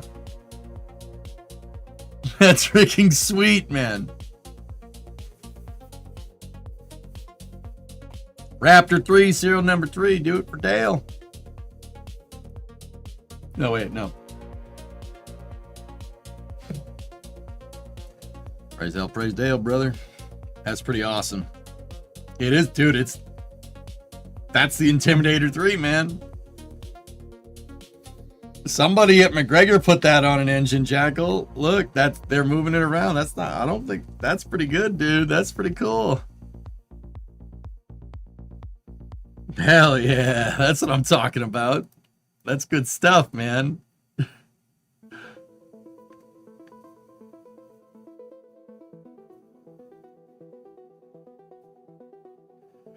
Oh boy. Oh dude, check this out. Vast just posted this. We're excited to welcome Chris Young as Vast's new Chief Operating Officer. After 14 plus years at SpaceX handling leading engineering, integration, and mission operations, including all 19 human space flights, Chris brings unmatched expertise in human spaceflight to help launch and operate Haven 1, the world's first commercial space station. Ha ha! Okay. Okay.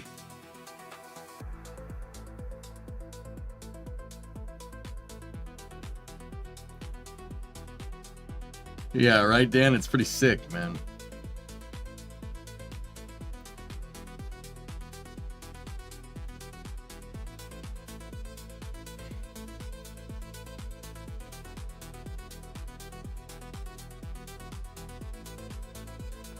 I think SpaceX will buy Vast in the end. They're really helping them. Dragon will handle Eclipse for Haven 1. Really?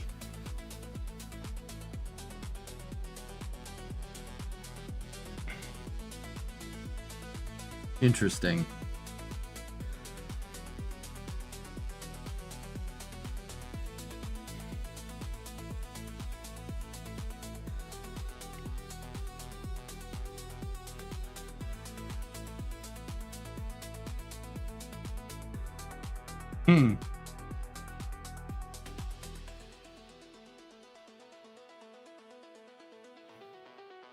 Dragon can do that? Well, of course it can, Sea Kraken. You just got to open up the hatch.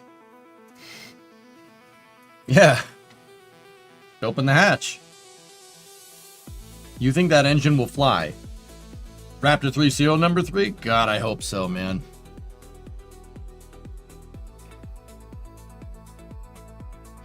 Honestly, if SpaceX did end up buying Vast, it wouldn't surprise you. Why would SpaceX buy Vast, though, fellas? Why would they buy Vast if they have Starship?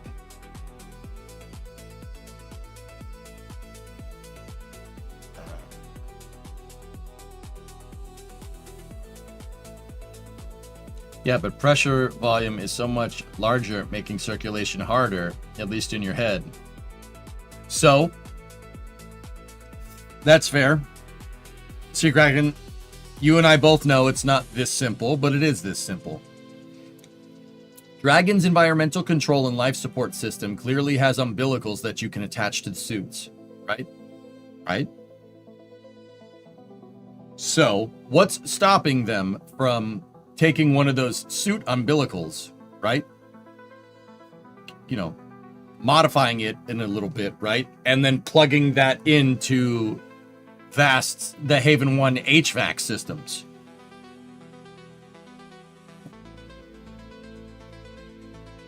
What's stopping you from doing that?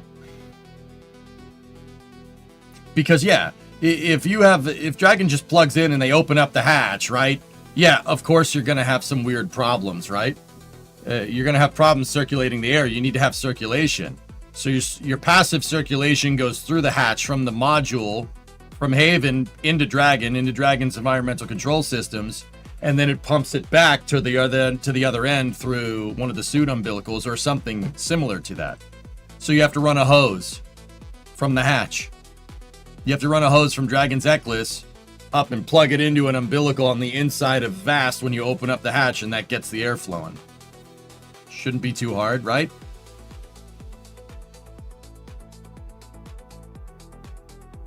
Is it powerful enough to handle that much volume? David, if it was powerful enough for them to EVA inside of it, yeah, I would say so, yes.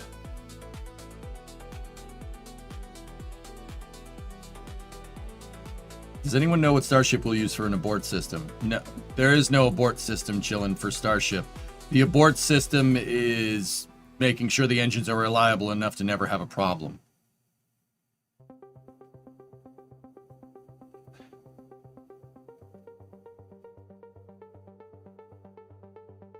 Whoa, check this out. This just posted up. You guys want to see something crazy? It is rockets. The US was testing Trident D5s. Look at this thing. So watch the top. Watch the top of the Trident. There's a reason why it's called Trident. Ready? Whoop! It deployed its little thingamajigger. Haven 1 has no Eclipse. They'll use lithium hydroxide scrubbers inside Dragon. Max said it on a Space News interview. SpaceX is making an extended Eclipse package for Dragon to dock to Haven stations. There you go. Is that a World War III rocket? Yes.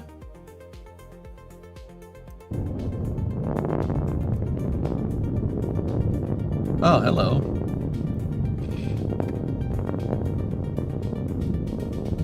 So Trident has a plunger on the front. See?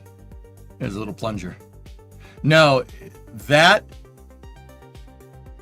So you guys want to see something trick? That's doing what a nose cone should be doing.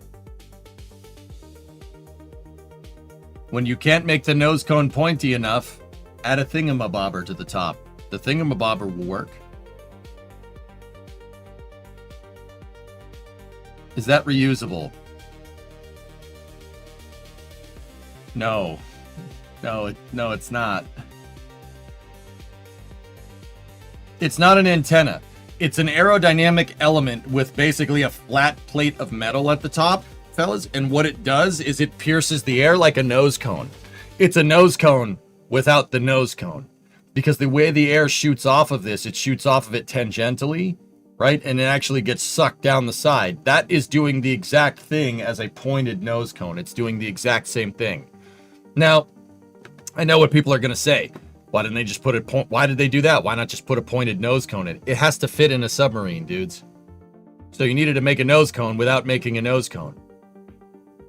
Trident has a little dinner plate up at the top. It deploys right at ignition. See? Whoop! Look how happy it is. Yeah.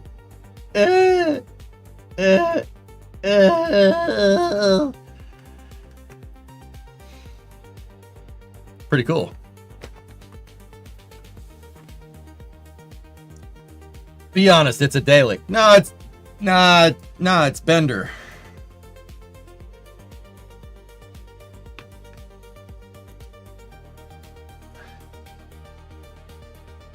The Goblin is real. What is that?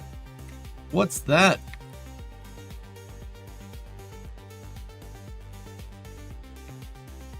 Pratt & Whitney accelerates development of its XA-103 engine for the U.S. Air Force's Next Generation Adaptive Propulsion Program.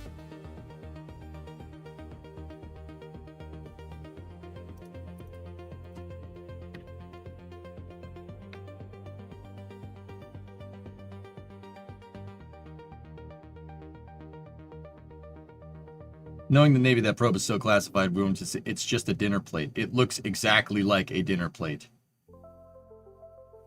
Ah, yes! Nubian! We got lots of that. That's a pulse detonator? No, it's not. Too bad it's a weapon of war. Starliner utilizes similar aero elements to do stuff like that, Redbeard. Not exactly like that pointy nose cone, but...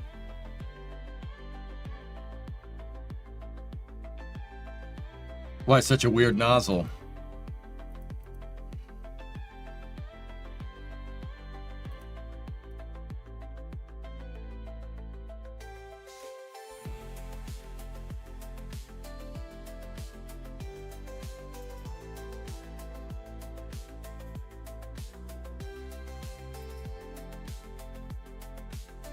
There's nothing in there. There's nothing in there on it. By setting stringent digital requirements for the supply base and internal teams and distributing advanced digital design models, Pratt & Whitney is shortening development times, reducing... Okay, yeah, you're doing a good job. Good for you. You don't need to tell us. We're paving the way with digital on NGAP so much that the rate that we are delivering XA103 technical data packages has doubled. Model-based design ties all the puzzle pieces together, fostering constant collaboration, and we are applying these learnings across our engine portfolio. Thank you for that word salad. I appreciate it, but I already had dinner.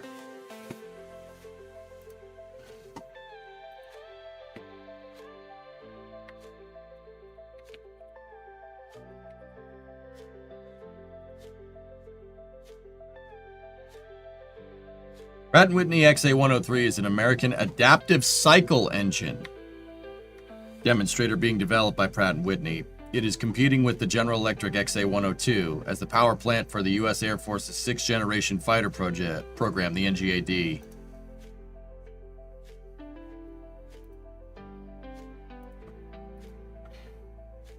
Variable cycle engine, also referred to as an adaptive cycle engine, is an aircraft jet engine that is designed to operate efficiently under mixed flight conditions, such as subsonic, transonic, and supersonic.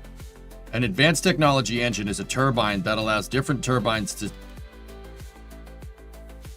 It's a turbine that allows different turbines to spin differently at individually optimum speeds instead of setting one speed for all. It emerged on larger airplanes before finding other applications. The next generation of supersonic transports may require some form... That's speculation.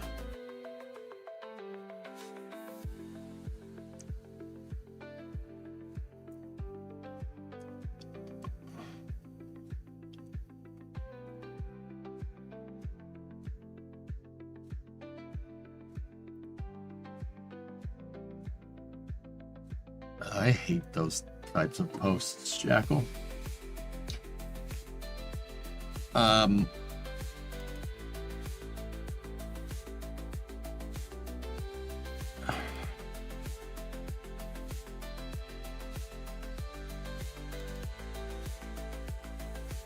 Mixed flow turbofan with the ejector concept. A low bypass ratio engine is mounted in front of a long tube called an ejector. The ejector reduces noise. It's deployed during takeoff. Restream. Restream architecture has a third detached airstream. The stream bypasses the core when fuel efficiency is required through the core for greater power. Under the Versatile Affordable Advanced Turbine Engines program, the U.S. Air Force and industry partners developed this concept under the Adaptive Versatile Engine technology and follow on... Okay, that really says nothing about what...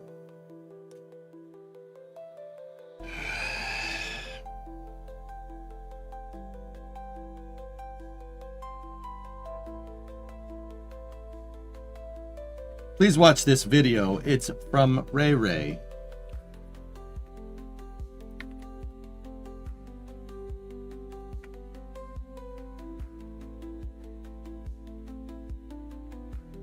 Transforming the customer experience through digital. Thick digital.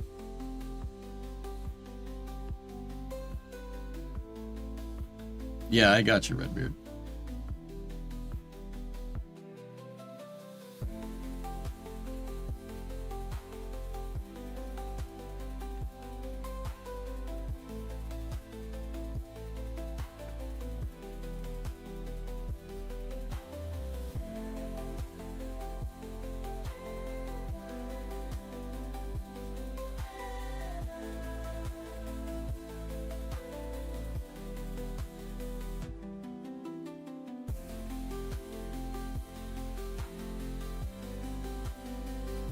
Huh.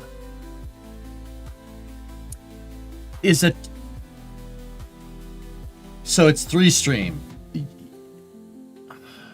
Interesting.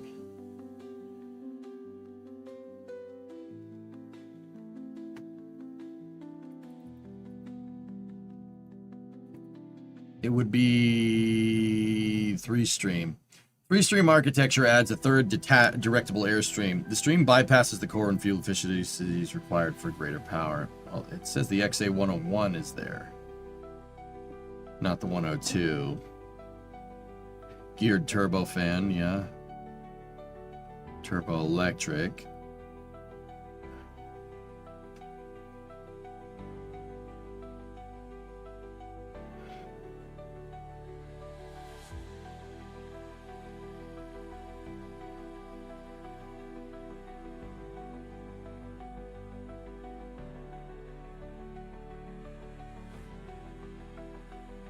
Huh.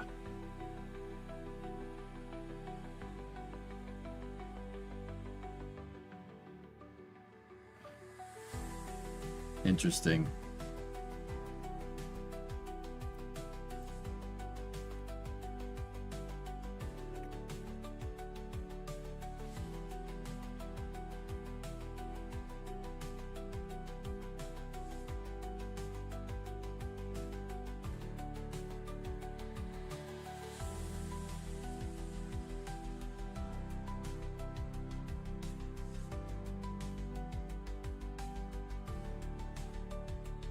Yeah, okay. Yeah, I got you. I got you. Interesting. Interesting.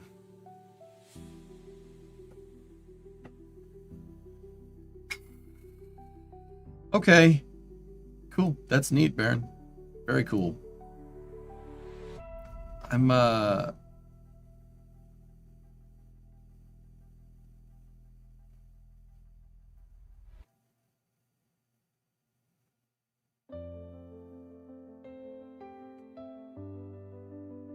looking around to see if there's any other space news. Something like that is used in the B-21. Cool.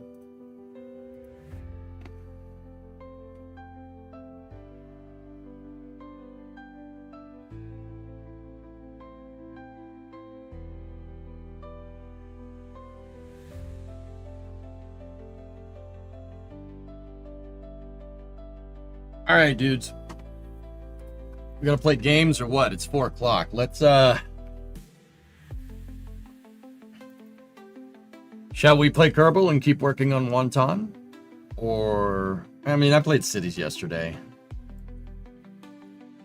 I'm jonesing to play Summer Car so bad, but we'll do that tomorrow.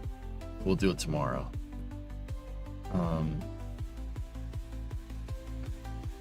What's that, Flykin?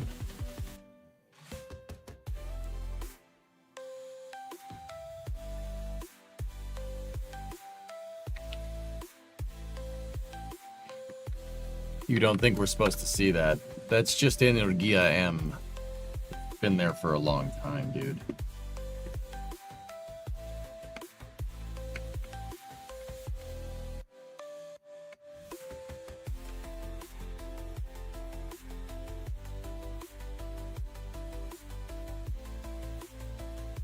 Play what you want to play? I actually haven't played Stationeers in a hot minute, SVO. Has the worker's bug fully left your body? For now.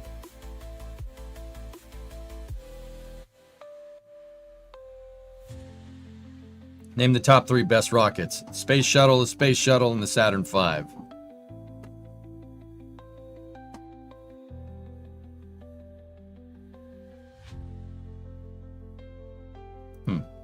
Yeah, that's Energia M. Fun fact. The payload fairing is your forward attachment point for your liquid fuel rocket boosters. That's the payload fairing. Yep.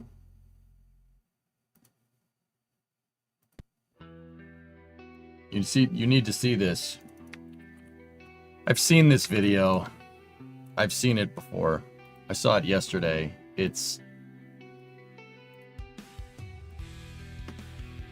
It almost reminds you of Buran. It's derived from Buran Energia's launch vehicle.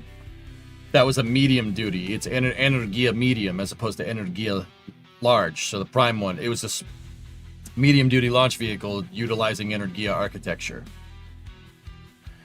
They copied everything from us. Yeah, I know. That's what they do. Oh.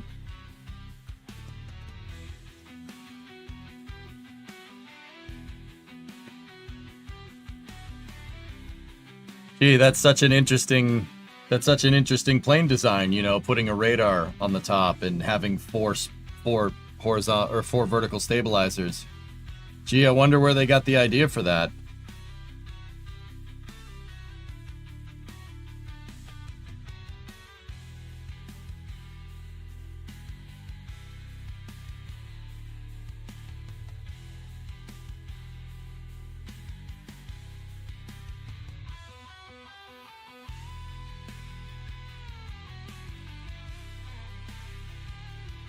Gee, that's a real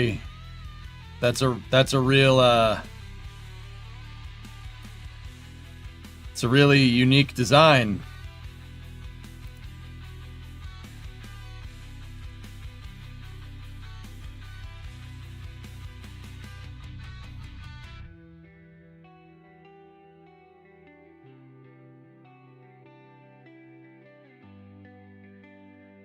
Yeah, I wonder where they got the idea for that. Totally not an Su-27. Just saying.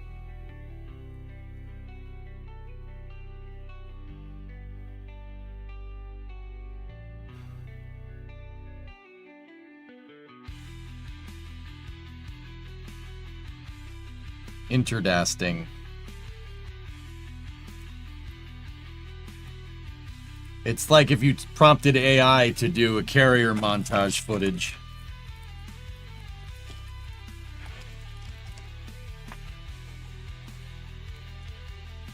What are those squiggly wires above the cockpit? It's for the ejection system, dude. It also is a ripoff from the F-35. They like doing that.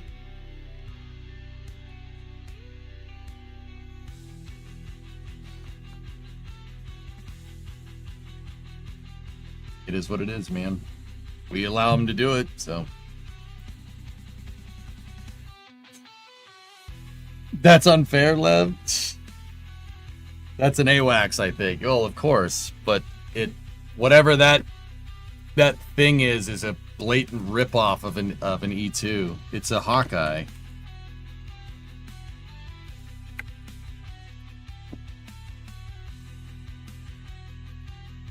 Look.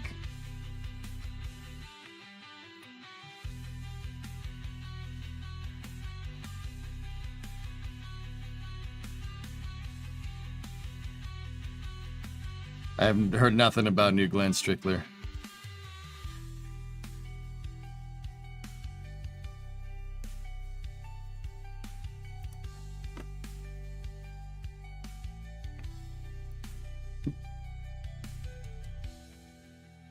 They do not have the rights. The Chinese don't really believe in intellectual property rights, Flagon. Because that's IP is individualistic, and their government it does not champion individualism, so they don't really believe in it. So they just kind of copy everybody else.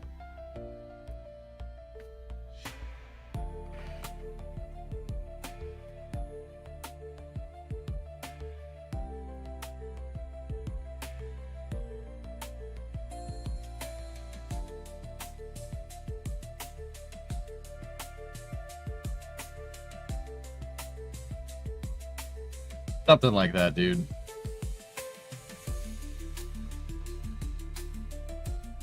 I mean, here's the thing. They're just going to copy our stuff. They want to just copy our stuff. That's fine. You know that copying our stuff means we know how it works, right? Like,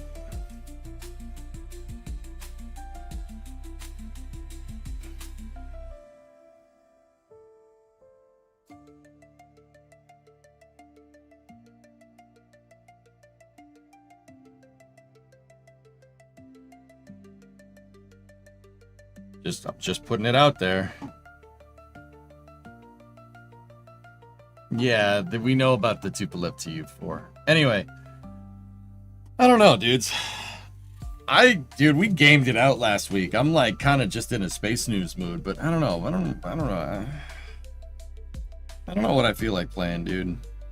What I really want to do is do some work on the car, but I'm not 100% sure everybody wants to do that. So, we'll play a game, dude. Let's see, what do we want to play?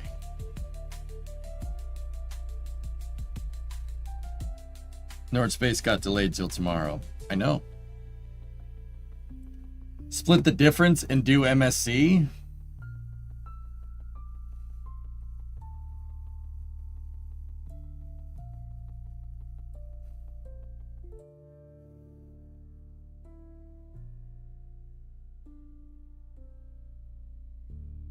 Oh, it's good work. Well, you can work on the car tomorrow. We'll play MSC. We'll do MSC tomorrow. I'm just, yeah, dude, I'm in kind of a little bit of funk. I don't really, like, it's so strange. I don't really feel like playing any video games. That's weird. I don't usually get this.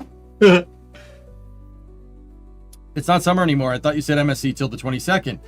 Well, Vet, I wanted to complete the rally race, dude. I know it's not summer anymore, but we completed the rally race. What am I supposed to do? Just stop playing?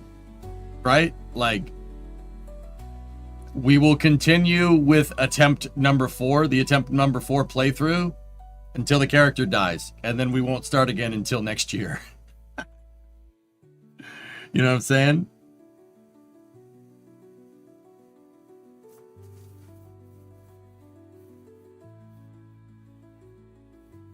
There's nothing to test out that's of substance for a long format stream, Jackal.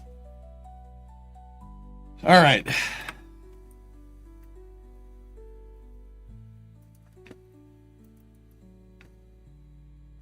Okay, let me jog the VOD, and yeah, we'll play Kerbal. That's fine. We'll play some KSP, and we'll go from there. Where did I put my sandals? Oh, they're over there. Okay, cool. All right, I will be back. I'm gonna jog the YouTube VOD. We're gonna go to a split screen here, or the start screen here, and I will be back momentarily.